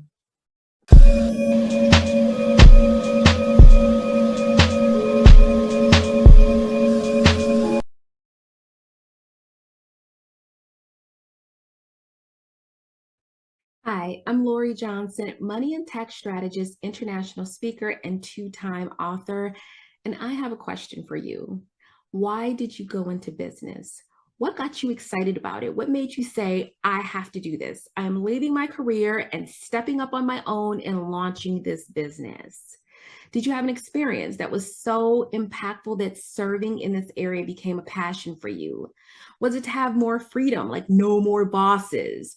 Or did you want to be able to help family or maybe other people in need? So go ahead and put your answer in chat or write it in your notes why you started your business. What was it that made you turn your idea into action?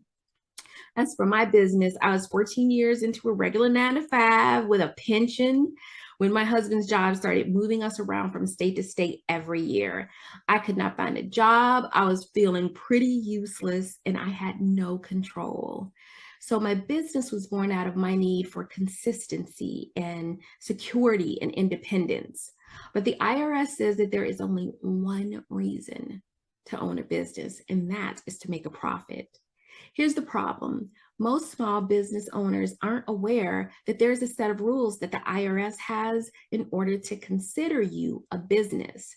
There are things that you could be doing in your business right now that can not only be increasing your tax bill, but also slowing down your business growth and leaking your profits.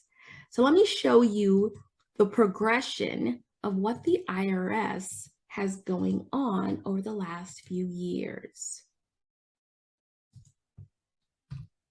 So a couple of years ago, Bloomberg reported that the IRS had announced a 50% ramp up in small business audits.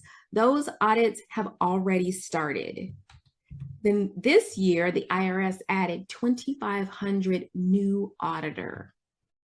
And then the heel, a warning that expanding the IRS is the latest front in Washington war on small business.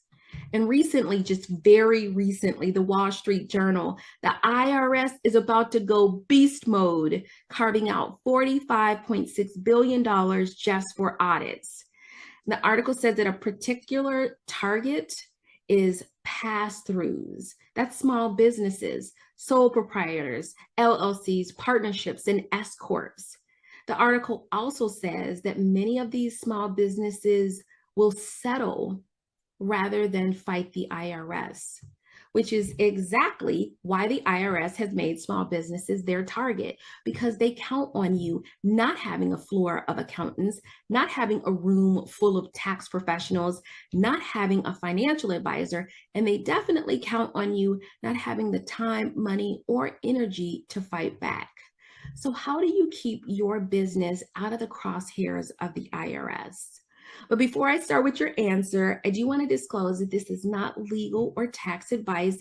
As always, you will want to seek out a professional who can give you advice on your specific circumstances. So today I'm going to share with you 3 out of the 9 factors that the IRS looks at when they are determining if your business is what I call a 100% certified hustle or a hobby. A hustle means that there is a provable intent for the business to make a profit. And then a hobby means that the activity is done primarily for pleasure or recreation. And the reason for this distinction is so important because it has something to do with the amount of taxes that you pay. If you are a hustle, you will report all of your income and be able to deduct all of your expenses. So that is accounting, tax services, marketing, supplies, etc. On the other hand, if you're declared a hobby, you would still declare all of your income, but you would not be able to take any of your deductions. So here's an example. For a hustle with $60,000 in income and $20,000 in expenses, the taxable income would be $40,000, putting it in the 12% tax bracket, and the tax bill would be about $4,600. A hobby with the same income would not be able to take any deductions. The entire $60,000 would become fully taxable, moving it into the 22% tax bracket, and the tax due would be $8,950. This almost doubles the tax bill, adding an additional $4,350 in taxes. And the more income the business makes, the more extreme this example gets. So let's get started with those 3 factors. The first factor that the IRS looks at when determining if you're a hustle or a hobby is elements of personal pleasure and recreation. These are activities in your business that speak to enjoyment rather than the pursuit of profit. It can also refer to an industry where there's a natural tendency for the activity to be a hobby. Say, for example, a housekeeper. They provide necessary services that they may actually enjoy providing and doing, but when you speak with them, I don't believe that they say, like, I'm passionate about scrubbing toilets. And if you look at their list of activities, it does not scream personal pleasure or recreation. On the other hand, I work with a client who was a fashion stylist for a popular clothing brand, and she started that business because she loved their clothing and she wanted to have a discount. And so even though she had a quarterly quota, she never cared if she met it because she just grabbed the items she liked, put them in her closet, and the rest she sold at cost. It was apparent from her business activities that it was not her intent to make a profit, which is why the IRS declared her a hobby, instantly adding over $3,000 to her tax bill.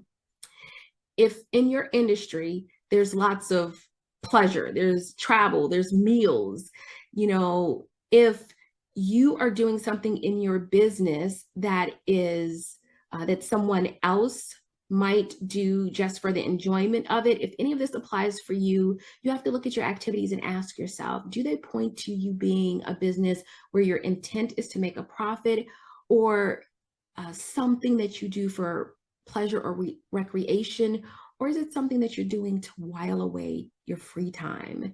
And if the answer is not, my activities are a 100% certified hustle, here are your first steps. 1, make your business legitimate.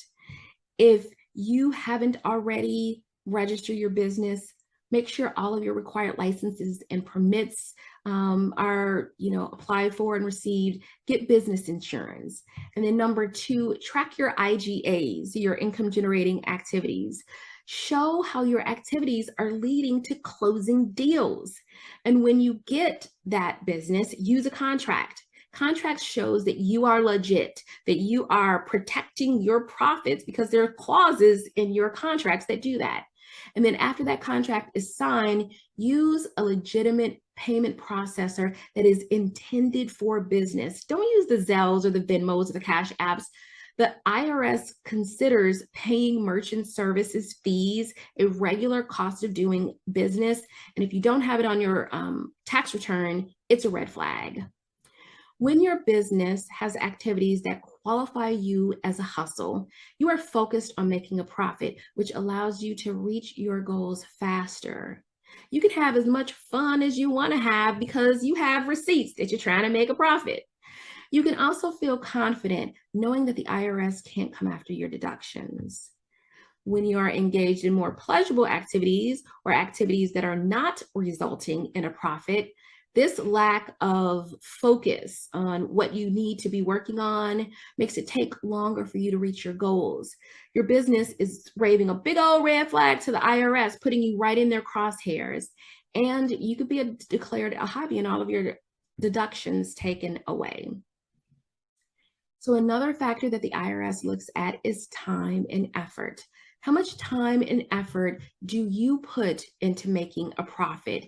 Not only how much time and effort do you put into working on your business, but also working in your business. Those are income generating activities. Not long ago, a well-known TV personality came to me because she had received a letter from the IRS denying her business deductions. She was doing courses and going to business retreats and summits and conferences. And the IRS said, no, you are not making enough money in your business to prove that these expenses were made with the intention of making a profit. And so no business deductions for her. If you are not sure that your time and effort would make you a 100% certified hustle, here are your next steps. First, create goals for your business. Studies show that having goals in a written plan increase your chances of growth by 30%. Next, ensure that your activities are aligned with your goals. If your goal is to have 20 sales conversations in the next month, what income generating activities do you need to participate in to ensure you reach that goal?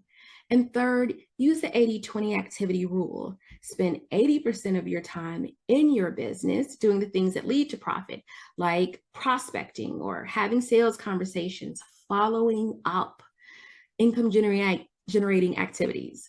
So that leaves 20% of your time to work on your business, gaining new business skills, creating new programs, developing strategies, doing accounting and taxes. And truthfully, some of those things are better left to someone who specializes in it. You want to avoid doing things that you aren't good at. Pay somebody $20 an hour for it, because that will free you up to do the things that you are great at, where you can earn $200, $300. And because your time and effort qualifies you as a hustle, you know exactly what is necessary to achieve the results you desire. It is like right there, you have a plan in writing. You work more effectively and therefore work less for greater results. And because you have your mind focused on your money, you make more profit and you don't overpay in taxes. But when your time and effort is hobby, you can become completely overwhelmed with the sheer multitude of tasks that have to be completed in your business. You can be putting in long, hard days and still getting too little return on your time and effort investment. And you could be declared a hobby and all of your deductions taken away. So the last of the factors that I am going to go over is a biggie. It is participating in a business-like manner. And this means that you are running your business like a successful CEO would and maintaining clear and accurate records. So imagine this. You are sitting in your office doing a little happy dance because you just signed a new client, flipping through your mail, when you see a letter from the IRS and the dancing stops. Because you know the IRS did not send you a letter to say, hey, we owe you a couple $1,000s. No, they send letters saying you owe them money, or you are being audited, or they're declaring you a hobby. And when you get that letter, what will the IRS see in your records? So here are the steps you want to take to prove that you are 100% certified, participating, 100% certified hustle, participating in a business-like manner with clear and accurate records. So 1, clear up your numbers and make a business budget. There should be no commingling of funds, commingling personal and business money, like using the same bank account for both, can make it so your business, if your business were sued, they might be able to come after your personal asset, like your home or your car. Get an accounting system. An accounting system connects your bank and credit card accounts and automatically categorizes your spending into buckets that will support the numbers on your tax return. A spreadsheet is not an accounting system. Again, you want to participate like the big bosses, and Walmart does not use a spreadsheet for accounting. Step 2, use your numbers to make better business decisions and then document those decisions. Your accounting system creates reports that acts like an X-ray into your finances and helps you make decisions like, do you need sales training? Should you increase your prices? Is it time to hire an assistant? And when you make those decisions, you want to document the reason for them. So say you decide to pay $25,000 for a sponsorship. Instead of just handing the IRS the receipt for what you spent, you should also be able to show that there were like 3,000 attendees and 80% of them were your target market. And you made that decision because a 1% conversion rate would double your investment, or whatever the numbers are. So that is proving that you are participating in a business-like manner. And step 3 is to make sure that you are in compliance with all federal, state, and local rules and regulations, including keeping up with your accounting and filing your taxes on time. When your business-like manner qualifies you as a hustle, you know exactly what is going on financially in your business. You know how much money you have, how much you owe, your income, your expenses, if you have enough cash flow to get through the month. And you know exactly what to do to make the profit you need every month. You can tell if you're on track to hit your income goal. You can also see if you're not hitting your goals, where you are in your client funnel that you're having problems, so you can fix it. And knowing your numbers makes it easier for you to make those business decisions. It gives you permission to buy what you need to grow your business. So if you need a tax and accounting person or a business coach or a new piece of technology, you know the money is there.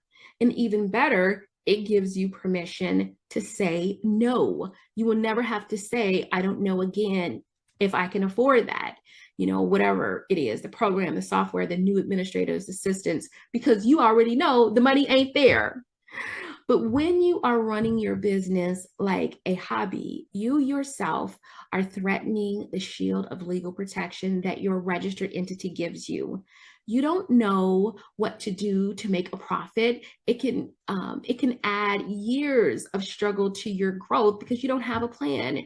And you could be declared a hobby and all of your deductions taken away. So now is the time for you to get your hustle on and fight back.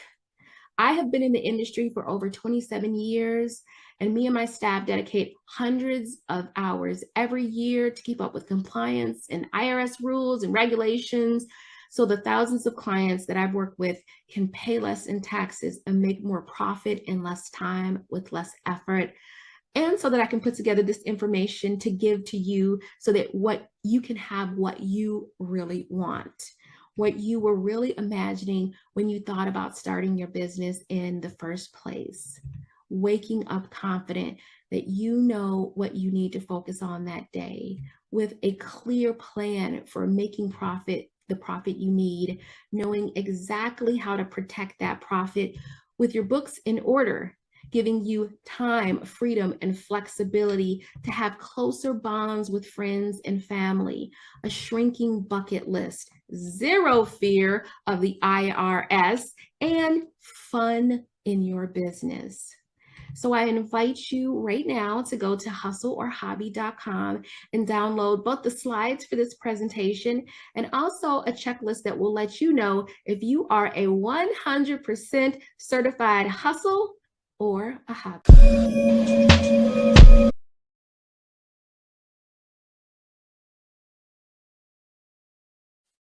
In August of 2010, at the largest historically Black college and university in the nation, a student died on campus while participating in an unauthorized event.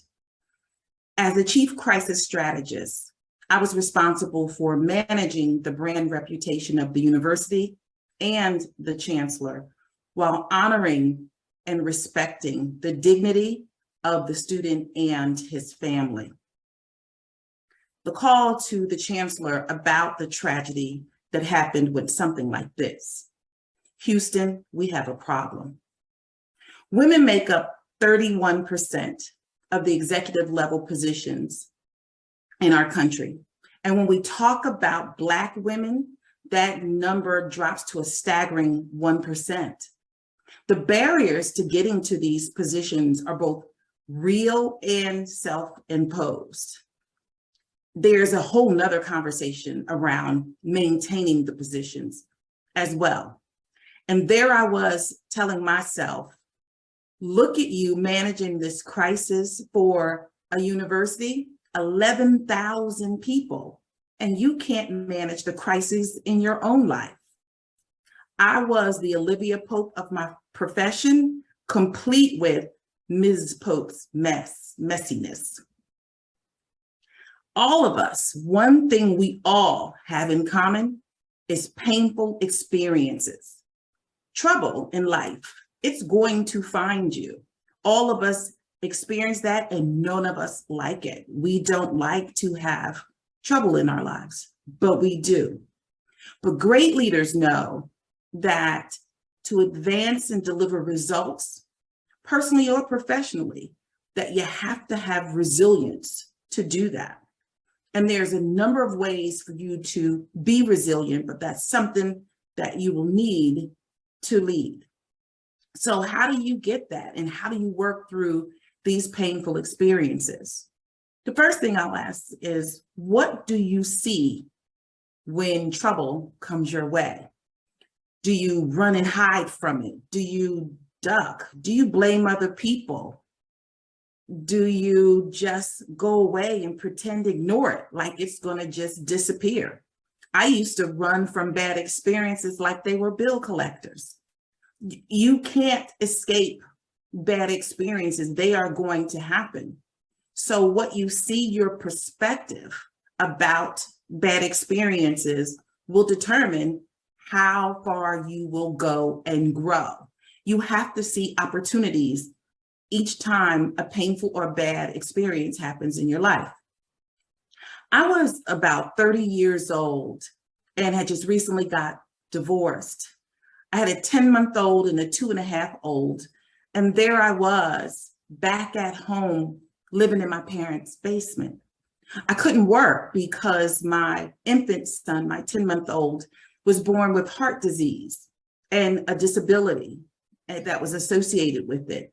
And the top cardiologist in the world told me that he was going to die.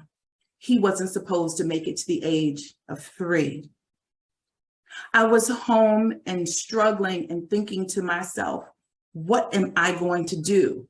All I could see is death, being single, broke, busted, starting all over again. I felt like at that time that my life was over and that $47 a week child support payment was not going to get me where I needed to be able to take care of my children.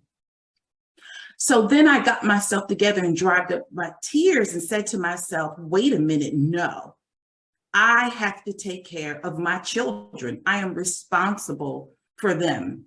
And being sorry for myself as a single mom now as single parent is not an excuse for me to just sit there and cry and give up. So I knew I had to and decided I was going to fight back.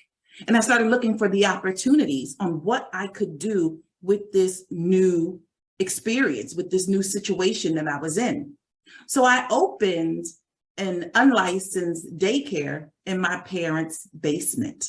I took the books and the toys and all of the things that my children had and used them to have a daycare. So the same room that the three of us slept in, that was our bedroom, was the same room as the daycare. And that allowed me to get up on my feet and get myself together to go back to school. And that began the beginning of my career. So you have to be able to look for opportunities. Good management of bad experiences leads to growth. So your perspective matters.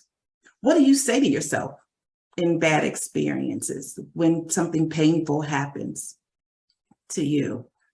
Is it, oh, I knew it. I'm just so messy. There's no reason why this would work out for me.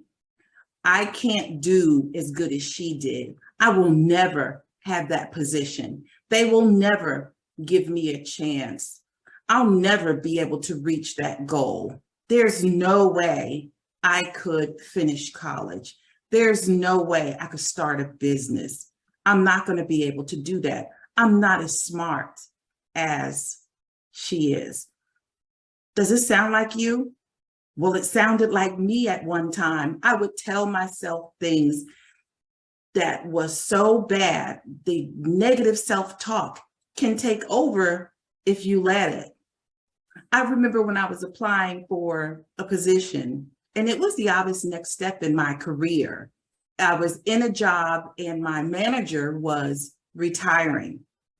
And so his position was a vice presidency. It was a C-suite job, and I wanted to have that job. I felt I had delivered my work. I had earned my way to be able to get the position. So I applied.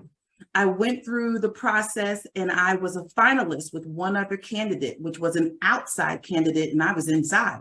So I felt that not only had I delivered and proven myself, but there was an opportunity for me being an internal candidate that would present to be more competitive than the outside candidate. I was wrong. I didn't get the job. And when I didn't get the position, I told myself all kinds of things. Negative Nikki went on a rampage. She was in my ear, sitting on my shoulder, telling me, you knew you weren't ready for that job. Why would you make a fool of yourself and apply for it? Oh, you're in that messy relationship and you cannot be in a messy relationship and lead at that level. Why'd you even bring him to those work events?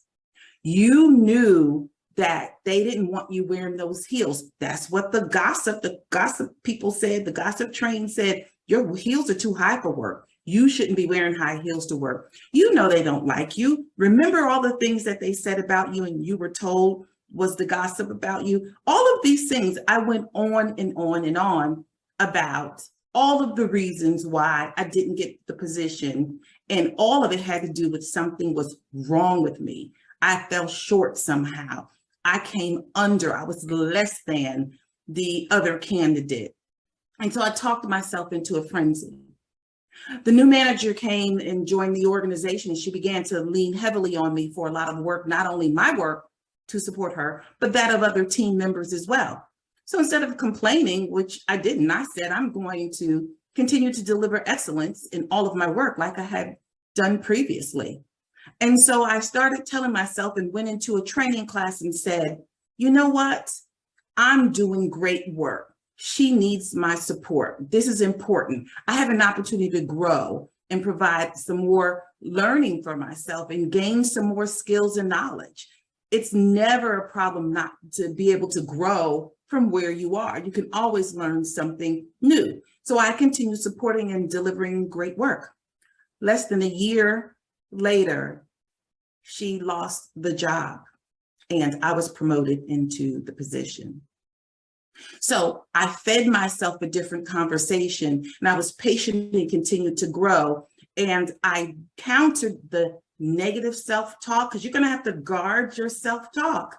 And I countered that with positive conversation for myself, not only taking a positive life stance, but I really fed myself something different and put a cycle of value in my life about who I am as a person. And you will need to be able to do that too, so that you don't find yourself stuck and not being able to move forward because you're telling yourself something that's not true. It's one thing to lie to yourself. It's a whole nother thing to believe it.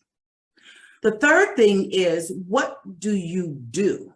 So what do you do when a bad experience or a painful experience happens in your life? Do you just give up and sit there? Do you just let all of your dreams and everything that you've ever wanted, your goals, do they go away? You get under the covers and just cover your head and say to yourself, I can't do this. Get up. Yes, you can. You can do this.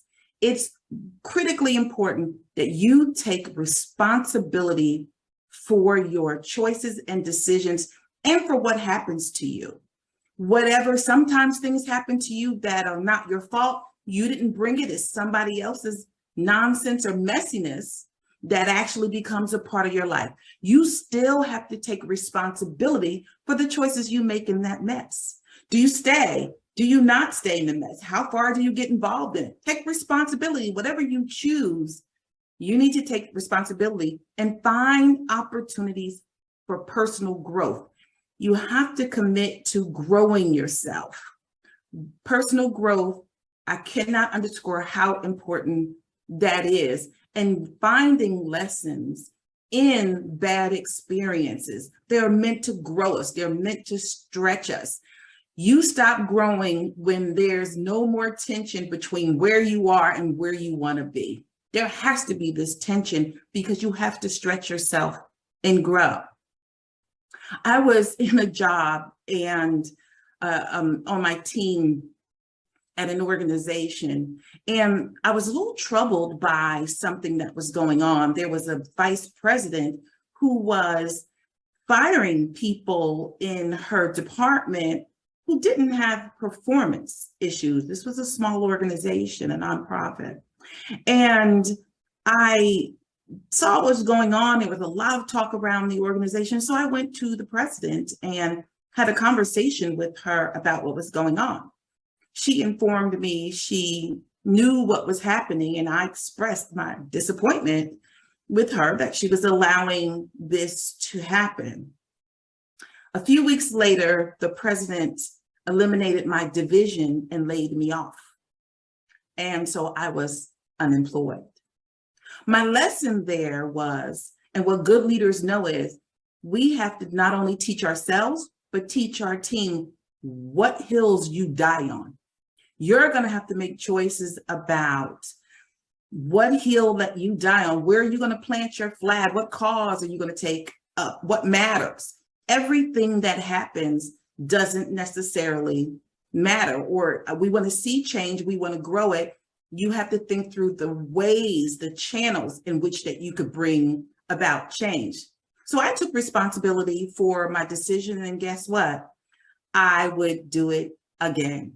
I would lose 10 jobs to express the importance and maintain integrity in an organization. That's just who I am. You get to choose who you are. But whatever you decide and however, what decisions and choices that you make in your life, you're going to have to take responsibility for them and find the opportunities for growth. The opportunity for growth in that for me was being very clear about teaching my team and myself where I plant my flag and which hill I'm willing to die on and which one I'm not, and opportunities to look for different paths to bring about change for something that is not effective for the organization or impacting employees. Personal growth is about finding opportunities, getting training, reading, growing, all of those different things. So listen, again, we all have trouble and painful experiences in our life. As long as you're living, you're going to have painful experiences. Sometimes you're going to be the pigeon, and sometimes you're going to be the statue. We all want to be the pigeon, and that's just not reasonable. It's not going to happen like that. So you need to be resilient, gear up, because even in your painful experiences and problems, you still need to live your purpose and pursue your dreams and your goals. Everything I have ever accomplished in my life was in the midst of mess. It just was. Whether it was mess because somebody was lying on me, or because I made a decision, a bad decision, or whether I made a good decision and people didn't like the good decision, whether it was a bad relationship, a divorce, financial problems, a loss of a job, you name it, the list goes on and on. But it doesn't stop you. The messiness and the problems, you can clean that up. You can clean those things up and still address those while you're realizing your purpose and while you are living your dreams. Don't make excuses and let those barriers stop you from living your purpose. There are people who need you, even in your mess, even in a painful experience. There is someone who needs you at that time to help them get through a painful experience too. Your lessons can help someone else. They can stop them from living the same thing or going through the things that you've gone through. So if you're ready to grow, and you know now you can come back from anything, you are a champion, you can be your own champion, you can come back from anything, and you want to be more resilient and you're ready to do the work because it takes some work, text me "what if" at 984-282-0129. 984-282-0129. Text "what if," and I look forward to working with you. Thank you so much.